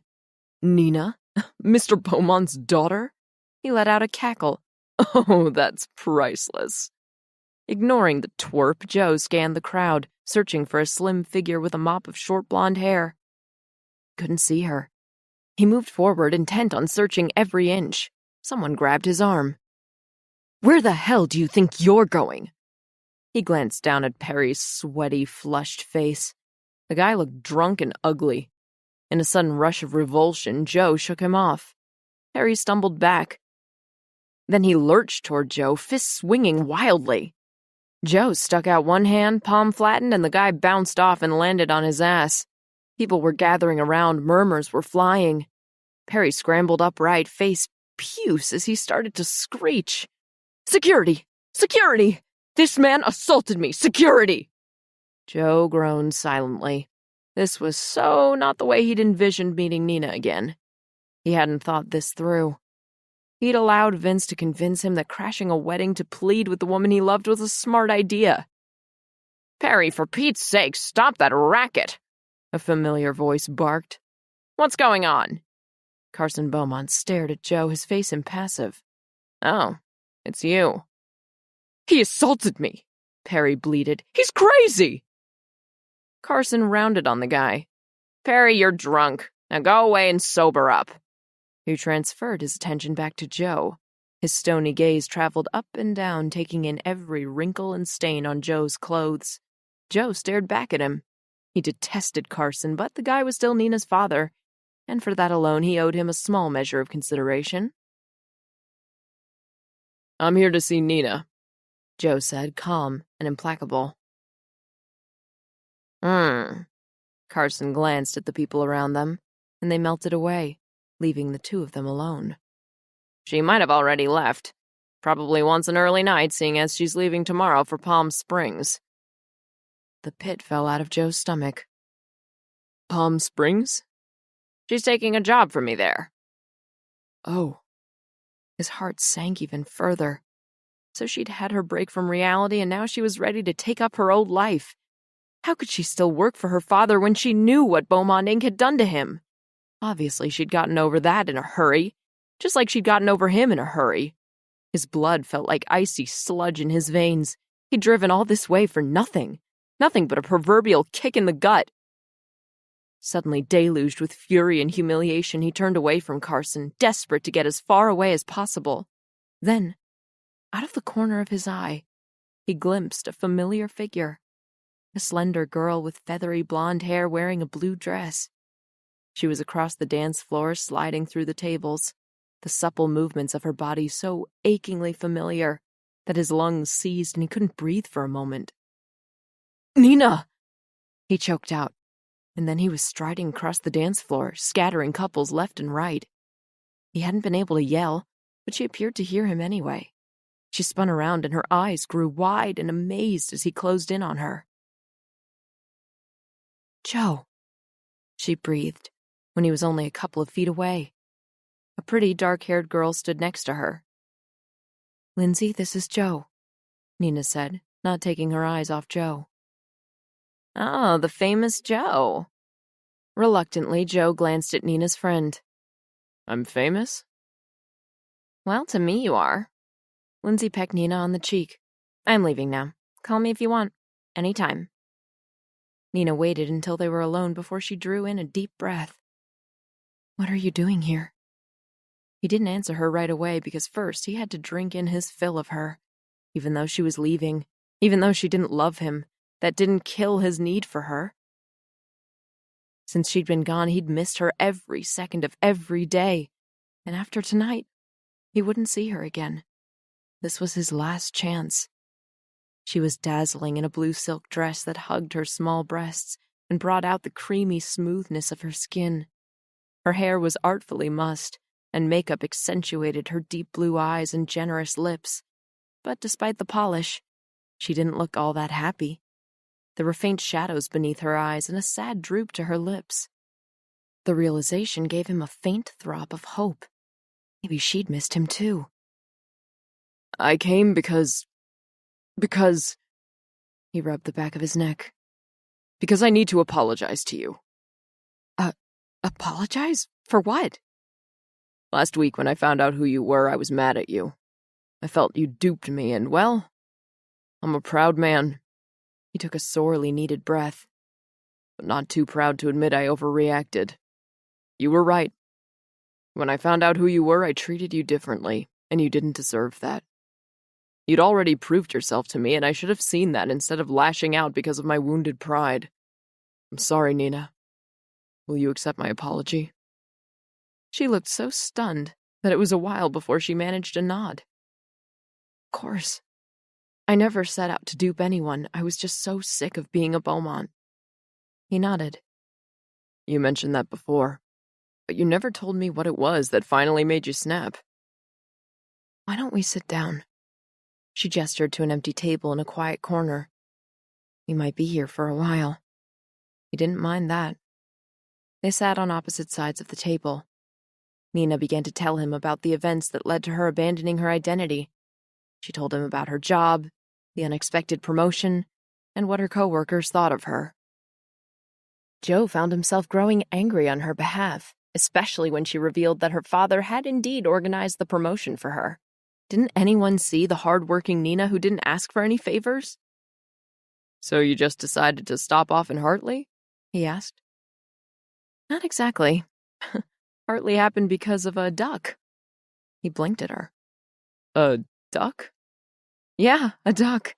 I was driving around a corner and there it was, right in the middle of the road. I swerved to avoid it and landed my car in water in some disused quarry." Joe caught his breath. He knew that quarry. The water was deep and dangerous. That explained the duckweed he'd seen in her hair the day they met. Thank God she'd survived. He made to reach for her hand but stopped himself. "All I had was my phone," Nina continued. "It seemed fate was giving me a chance to be someone else, someone ordinary, so I swapped my clothes for some I found on a clothesline and walked into town, where you mistook me for someone else." So much had happened since the first day they'd met.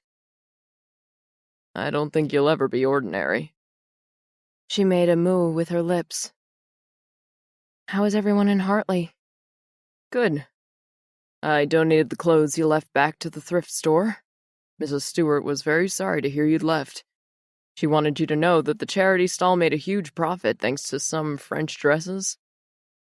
Her eyes grew misty, and she seemed to choke up. He scrubbed a hand across his face as his heart began to beat faster.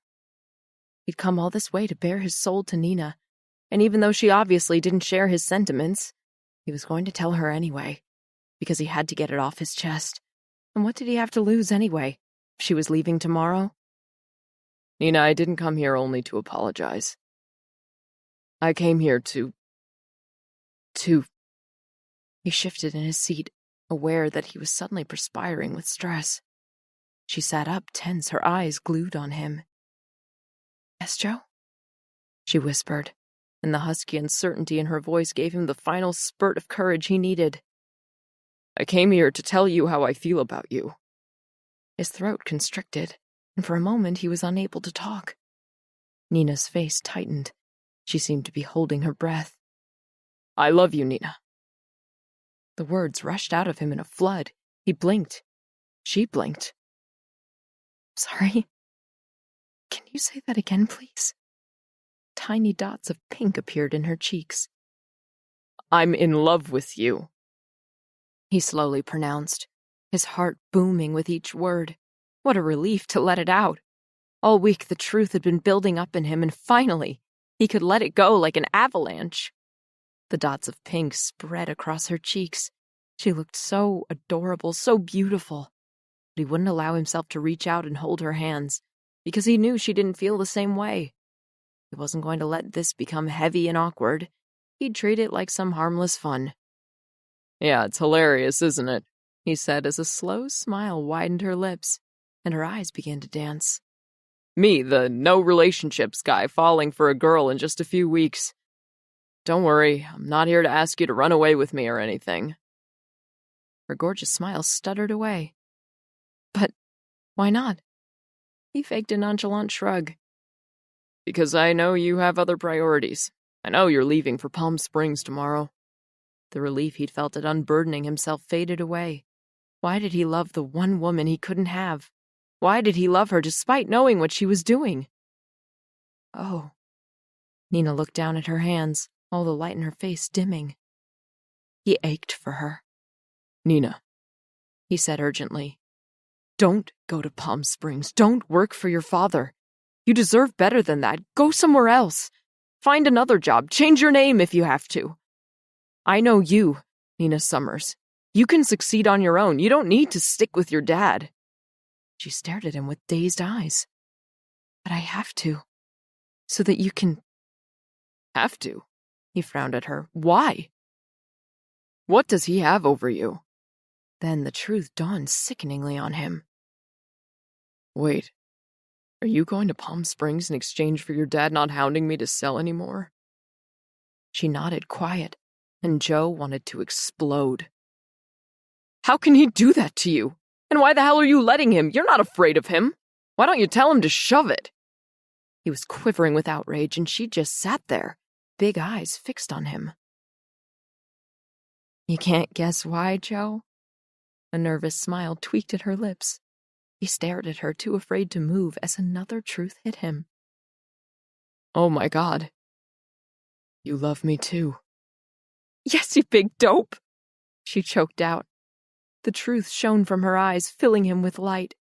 Tentative, afraid he was imagining this, he reached both hands across the table, and she met him halfway and curled her fingers around his.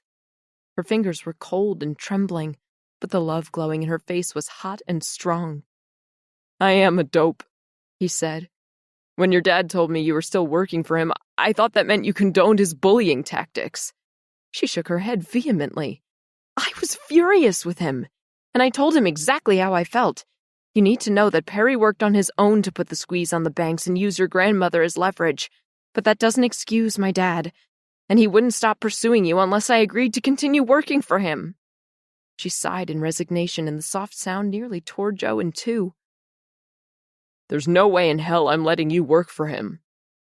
But I want your B&B to succeed, and I don't want a mega resort spoiling Hartley, she shrugged. Besides, I only agreed to the Palm Springs job. It'll be 6 months, tops. But he knew she was just putting on a brave front. You'll hate it. You hate it already. Admit it. She played with his fingers, and every touch sent warmth spinning through his veins. He gazed at her with growing awe. This spunky, sassy, sexy woman was in love with him. And even if their future was uncertain, one thing was clear. before daybreak tomorrow, they would find a quiet room to be alone, where they would forget about their problems and make love until they both couldn't move. Desire simmered in him as he eyed the outline of her breasts beneath the delicate silk. It had been too long since he'd felt her body sliding against his. "Joe, pay attention." Nina squeezed his fingers. "Stop staring at my breasts." He grinned at her. "I can't help it." She wriggled in her seat, and he knew she was getting aroused, too. "I might have a solution to our problem."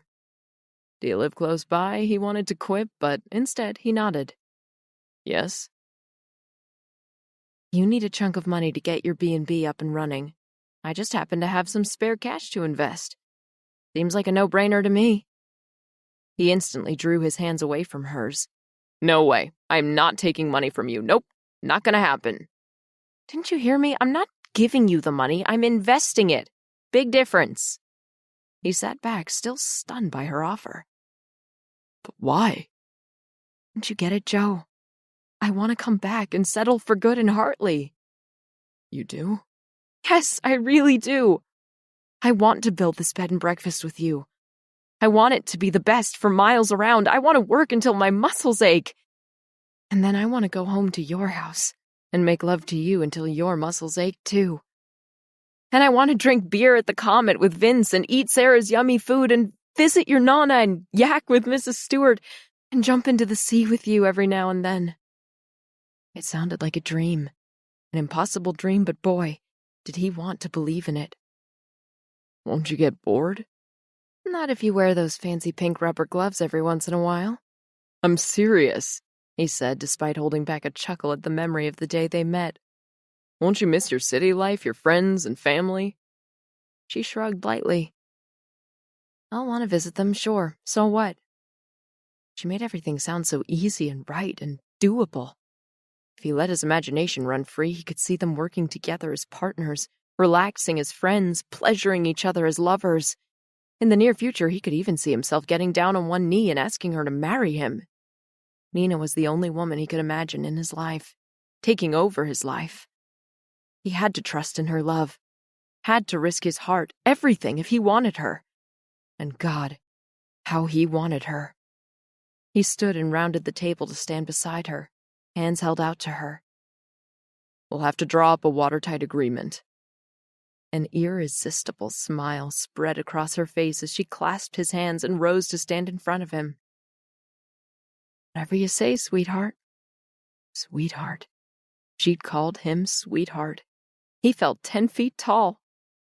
"We'll work out the exact amount needed, and not $1 more." "Of course." "The bed and breakfast will be strictly business between us, okay?" Expressive blue eyes glimmered at him through her lashes. "Sure, Joe. Strictly business.